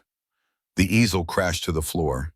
He stumbled sideways right into the path of two officers who drove him to the ground, the impact sending up another puff of ancient dust. His face was pressed into the grimy floorboards where he had intended to lecture, to demonstrate, to complete his life's work. Gail finally freed her other hand and scrambled away from the chair, stumbling on legs that felt like jelly. The room was a cacophony of commands. "Hands behind your back! Do not resist!" Julian wasn't resisting. He was weeping. Loud, shuddering, hopeless sob echoed in the suddenly quiet space as the officers cuffed him. The world began to swim back into focus. A beam from a weapon-mounted flashlight swept the room and settled on her. "Ma'am, are you Dr. Adler?" a faceless voice asked from behind a ballistic helmet. She could only nod, wrapping her arms around herself, trying to stop the violent trembling that had seized her body. Then, two more figures pushed past the tactical officers. They weren't in black armor. One was tall and lean, his weathered face etched with an exhaustion so profound it looked carved from stone. The other was stocky, his expression a frantic, chaotic mix of relief and profound shame. "Gail," Detective Brandt breathed, his voice rough. He was at her side in an instant, taking off his own heavy coat and draping it over her shoulders. The warmth was immediate, a shocking comfort. "Are you hurt?" "My wrists," she managed to say, her voice a croak. She looked down at them, at the raw, bleeding abrasions where the ropes had been, proof of her own escape. Detective Cole stood a few feet away, his gaze fixed on the scene. He looked from her bleeding hands to the pathetic, sobbing figure of Julian Croft being hauled to his feet. Julian's face was smeared with dust and tears, his academic glasses knocked askew. He looked like what he was, not a methodical monster, not a genius of violence, but a profoundly broken young man, a student who had twisted every lesson into an excuse for atrocity. "We're sorry, Bonbon," Cole said, his voice thick with emotion. "God, Adler, we were so close. I'm so sorry." The apology was for everything, for his suspicion, for his obstruction, for the fact that his actions had given Julian the very window he needed. "You're here now," Gail whispered. It was all she could offer. Her gaze was drawn back to Julian. As two officers pulled him toward the shattered doorway, he twisted his head, his eyes frantically searching for her. He found her, and his sobbing stopped for a moment. A horrifying clarity sharpened his features. "Did I pass?" he asked, his voice eerily calm, the question hanging in the cordite-laced air. "Even with the flaw, did I demonstrate an understanding of the material?" Before anyone could answer, the officers pushed him out into the cold pre-dawn light, out of his gallery, out of his lecture hall, and into the stark, uncurated reality of his failure. The performance was over. The stage was a wreck. Gail stood wrapped in Brandt's coat, surrounded by the shambles of her own legacy, the chilling echo of her student's final question ringing in her ears. She hadn't been his collaborator or his final masterpiece. She had been his final exam, and he had failed in the most spectacular way imaginable. Chapter 29, The Creator's Burden. The question hung in the acrid air, more potent than the smoke from the flashbangs. "Did I pass?" Julian's words, absurd and chilling, echoed in Gail's mind as two tactical officers hauled him from the floor. The world was a smear of motion and noise, shouted commands, the crunch of boots on the debris of his shattered shrine, the frantic pulse beating a frantic tattoo against her ribs. She was on her knees, the frayed ends of the rope still clinging to her wrists like dead skin. Brandt's hand was on her shoulder, a grounding weight in the chaos. "Gail? Dr. Adler, are you all right?" His voice was a lifeline in a swirling vortex of disorientation. Cole was there too, his face a mask of grim relief and lingering shame, his sidearm still drawn and steady. Gail could only nod, a jerky, puppet-like motion. Her throat was raw, a desert of screamed theories and desperate lies. She drew a breath and tasted cordite, dust, and the stale institutional scent of Northwood. Freedom. The word felt foreign, an ill-fitting garment. She had won. She had dismantled him, piece by intellectual piece, and handed the whimpering remains over to men with guns. But his question, it wasn't the query of a monster defiant in defeat. It was the earnest plea of a student seeking validation. He was still struggling, a pathetic, thrashing motion against the two heavily armored officers who held him. He wasn't fighting to escape, not in any meaningful way. It was the tantrum of a child whose masterpiece had been smeared. "No, you don't understand," he shrieked, his voice cracking with adolescent despair. "She needs to grade it. It's not finished until she grades it." The officers were professionals. They grunted, forcing his arms back into a position for cuffing. "Subject is delusional," one of them muttered into his shoulder mic. "Secure and transport." Brandt squeezed her shoulder. "It's over," he said, his voice low and certain. "We have him." Gail looked at Julian, his unassuming face streaked with tears and grime. The calm, unnervingly steady eyes she remembered from her case files were gone, replaced by a wild, uncomprehending panic. He looked nothing like the meticulous artist who had terrorized Silver Creek for 5 years.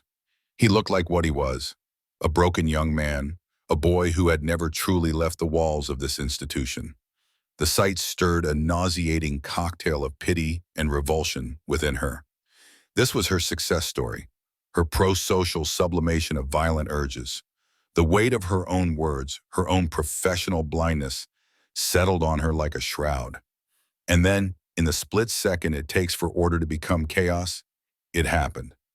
It wasn't a plan, it was an impulse born of pure, distilled obsession. As one officer reached for the cuffs, Julian's body went rigid. With a sudden explosive twist that defied his lanky frame, he drove his head backward, the crown of his skull connecting with the officer's helmet with a sickening crack of plastic on bone. The man staggered back, stunned. In that single moment of loosened grip, Julian lunged. He didn't lunge for the door. He didn't lunge for a weapon from a fallen officer. He lunged for her. But before he moved, his eyes found hers across the 20 feet of ruined lecture hall, and in them, she saw the shift. The panic vanished, replaced by a horrifying, clarifying certainty. If his thesis was a failure, if the unintended audience had ruined the performance, there was only one way to salvage his grade. He would complete the final, most crucial piece of the project. He would make his mentor into his masterpiece. He was impossibly fast. The world slowed to a syrupy crawl.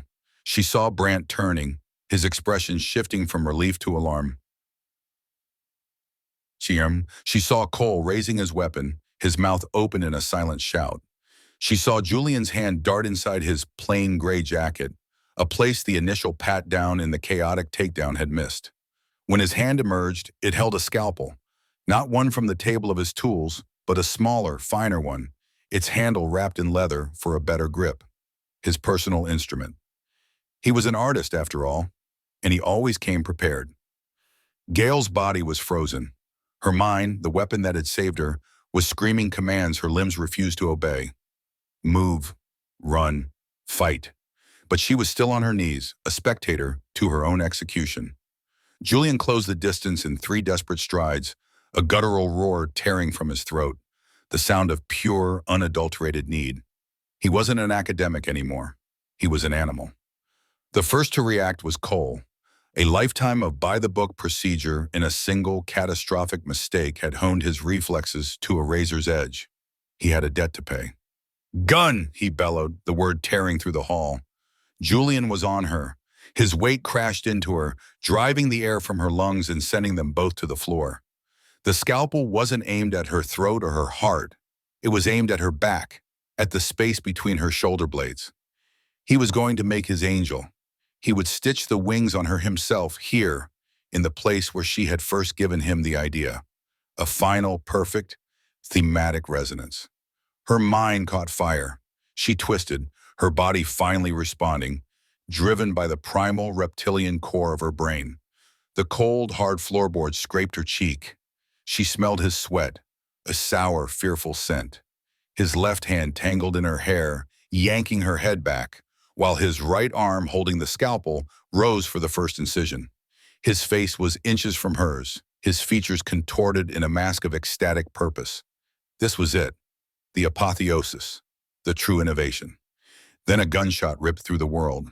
It was deafening in the enclosed space, a physical blow that vibrated through the floor and into Gail's bones. It was louder than the breach, louder than the flashbangs, louder than any sound she had ever heard. For a moment, she thought she was the one who had been shot. Julian's body went rigid above her. A strange, confused grunt escaped his lips. The manic ecstasy in his eyes flickered, replaced by a profound, almost comical surprise. He looked down at his own chest, where a dark circle was already blossoming on his gray jacket. The hand holding the scalpel went limp, the small, deadly instrument clattering onto the dusty floorboards beside Gail's head. He collapsed. Not away from her, but onto her, a dead weight of failed ambition and punctured lung. His blood, warm and shockingly slick, began to soak through the shoulder of her blouse. The world came rushing back in a cacophony of sound. Officers shouting, Brant yelling her name, the heavy tread of boots surrounding them. Hands were on him, pulling him off her. Brant and Cole were there, their faces pale and taut in the strobing, tactical lights. Brant holstered his weapon, his hand trembling slightly. It was his shot. Clean. Center mass. "Medic!" Cole was screaming, his voice raw. "Get a medic in here!" Gail pushed herself up onto her elbows, her body shaking uncontrollably. Julian was on his back beside her, gasping. A medic was already there, ripping open his jacket, pressing a field dressing to the wound, but it was a futile gesture. The light was already fading from his eyes. His gaze, glassy and unfocused, roamed the ceiling of the old lecture hall, as if searching for a final answer in the peeling paint. Then his eyes found hers. The chaos around them seemed to fade into a muffled hum. There was only the dying boy and the woman who had created and destroyed him. His lips moved, forming words on a breath that was turning to crimson froth. He wasn't angry. He wasn't hateful. All the fire, the rage, the intellectual vanity, it was all gone, extinguished by the single brutal bullet. All that remained was a profound, heartbreaking disappointment, the look of a student who had tried his very best and still failed the final exam. She leaned closer, compelled by a force she didn't understand, a creator's morbid need to witness the end of her creation. She had to hear. He summoned the last of his strength. A single tear traced a path through the grime on his cheek. "You were supposed to understand," he whispered, the words a rattling sigh. His breath hitched, a final wet rattle in his chest. And then he was still. The silence he left behind was absolute. The shouting and the radios and the footsteps all fell away. There was only the dead weight of his final words, settling deep into her soul. Brant knelt beside her and his hand returning to her shoulder, but this time it wasn't grounding. It was an intrusion. "Gail," he said gently, "it's over. It's really over." She looked from Julian's vacant, staring eyes to the detective's weary face. She had survived. The Christmas killer was dead. Silver Creek was safe. She had won the game, outmaneuvered the monster, saved herself. She should have felt relief, triumph, anything. Instead, all she felt was the crushing, unbearable weight of a creator's burden. He was right. She was the only one who could have ever truly understood him. And in the end, her understanding had been his death sentence. She looked down at the boy she had once called a success, the monster she had helped shape with theory and praise. And for the first time since she had arrived in this cold, haunted town, Dr. Gail Adler began to weep. Chapter 30, The First Snow of Silence. 3 weeks had passed since the sound of the gunshot in the Northwood Lecture Hall. 3 weeks since Julian Croft's blood had stained the dusty floorboards. A final terrible punctuation mark on a sentence Gail Adler had started writing a decade ago. The media storm had descended, a blizzard of flashing cameras and microphones shoved in her face, a cacophony that had only recently subsided into a low, persistent hum of online articles and speculative documentaries. They called her the reluctant hero, the brilliant mind who faced her own creation. They didn't understand. Julian was never her creation. He was her echo. In the sterile quiet of room 112 at the Overlook Motel, the silence felt louder than the press corps ever had. It had weight. It pressed in on her from the thin walls, seeped up from the worn carpet. For weeks, this room had been a command center, a chaotic nexus of crime scene photos, highlighted case files, and the ghosts of 5 dead women. Now it was just a room again, empty, anonymous, and cold. Gail folded a dark wool sweater and placed it into her suitcase. The movements were mechanical, a simple set of instructions her body could follow while her mind drifted. Her gaze fell on the small desk by the window. Her laptop was closed, a sleek black rectangle holding the sealed thesis that had become a murder weapon. Beside it sat a thick manila folder, the last of the official case files she had to return. For a moment she saw the room as it had been, papers spread across every surface, a map of Silver Creek on the wall bristling with red pins, the faint smell of stale coffee and sleepless nights. The ghost of a different Gail stood there, a woman driven by intellectual curiosity and a detached professionalism that now felt like a cruel joke. That woman was gone, another casualty of the Christmas killer. She zipped the suitcase, the sound unnaturally sharp in the stillness. It was done. There was nothing left here for her but the lingering chill of memory. Julian's final words had taken root in her mind, a toxic seed she knew would grow for the rest of her life. "You were supposed to understand." She had. That was the horror of it. She had understood perfectly. She had looked at the raw material of his pathology at Northwood and seen a canvas. She'd given him the language, the framework, the philosophy to structure his madness into art. She hadn't handed him the scalpel, but she had drawn him the map to its most effective use.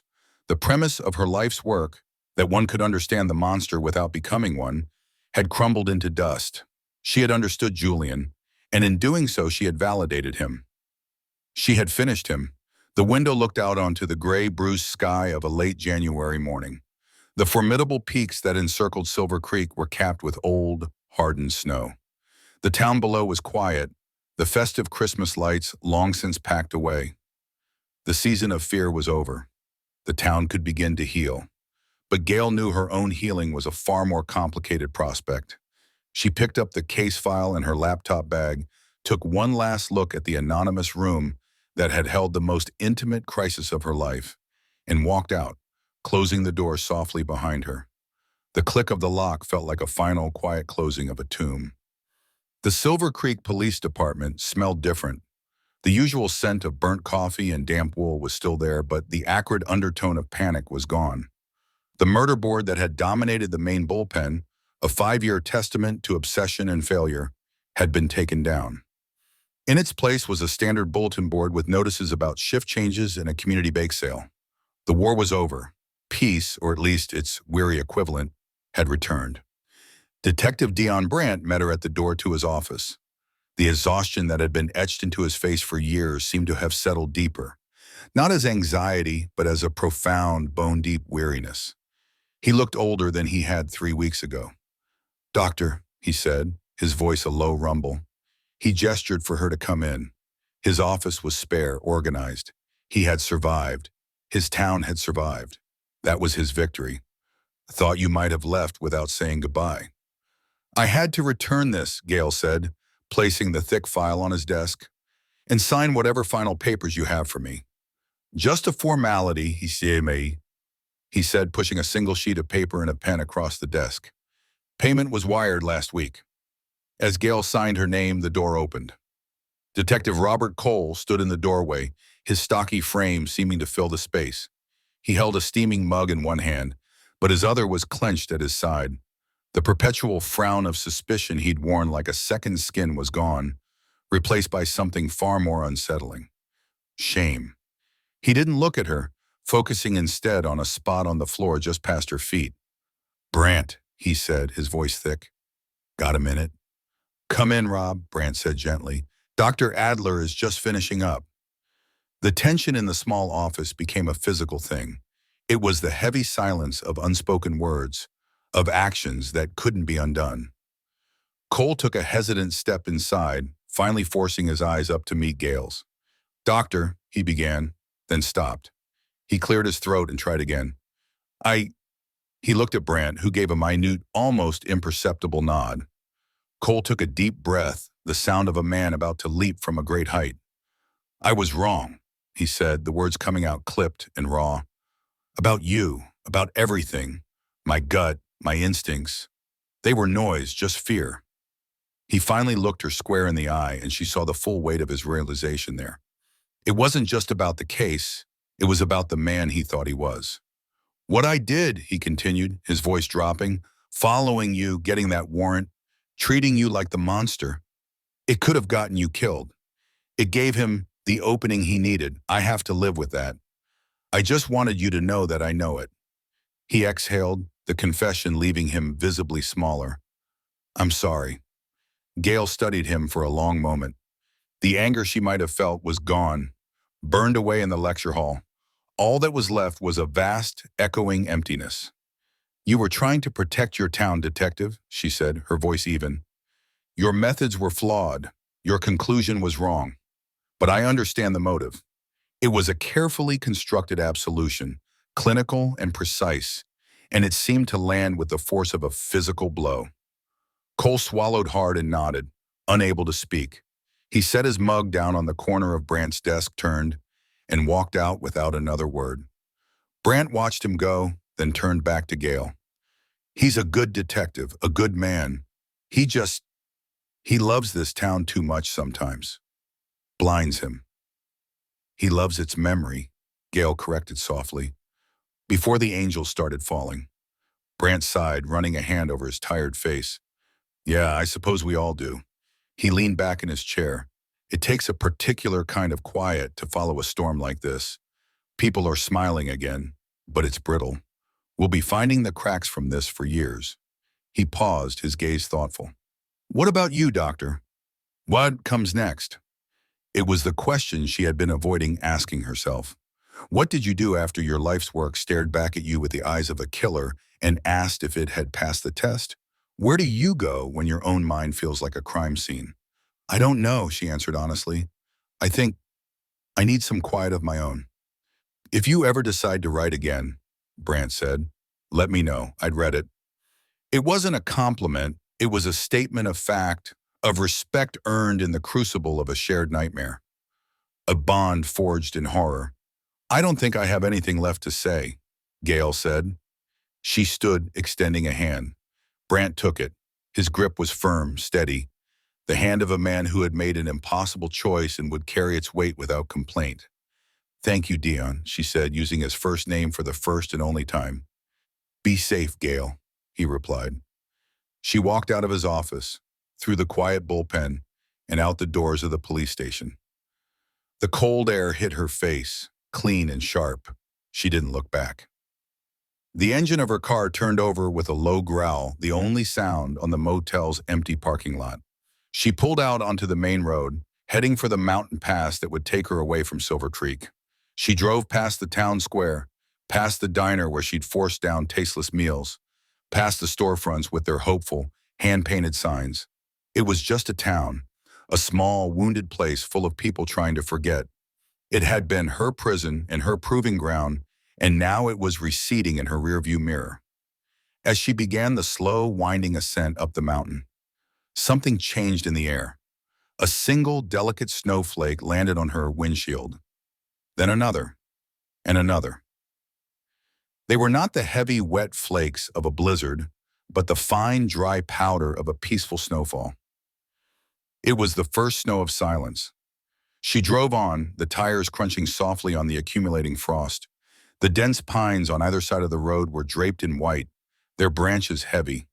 The world was being scrubbed clean, covered in a blanket of pristine, temporary purity. But it couldn't cover the truth. It couldn't fill the void. She thought of Julian, the quiet, unnervingly intelligent boy at Northwood who carved birds from scraps of wood. She remembered praising his artistry, encouraging him to channel his dark impulses into a pro-social sublimation. She had given a budding sociopath a vocabulary of aesthetics, a philosophy of performance. She had taught him how to be a better monster. The silence isn't an absence, is it? She thought, her hands tight on the steering wheel. It's a presence. It's the space he used to occupy, the space my ideas occupied. Julian was gone, but the echo of his work, the echo of her work, would remain. It would live in the back of her mind forever, a constant, low-frequency hum. The angel's echo. The snow was falling faster now, a soft, hypnotic curtain drifting down from a featureless sky. It blurred the edges of the world, softening the harsh lines of the mountains, muffling the sound of the engine. Ahead, the road was a white ribbon disappearing into the swirling gray. She was driving away from Silver's Creek, but she knew, with a certainty that settled deep in her bones, that she wasn't leaving anything behind. She was taking it all with her. The 5 dead women, the broken boy with a scalpel, the chilling pride in his eyes, her thesis, her theories, her terrible success. She was the curator of a one-man exhibit of performative violence. That was her legacy now. The creator's burden was not a weight you could set down. It was a part of you. It was the road you traveled, even when you couldn't see where it was going. Her car crested the summit of the pass, and for a moment, the valley of Silver Creek was visible one last time in her mirror. A small, snow-covered wound in the heart of the mountains, already healing under a fresh layer of white. Then she rounded a bend, and it was gone. In front of her was only the snow, the road, and the profound, heavy silence of the rest of her life.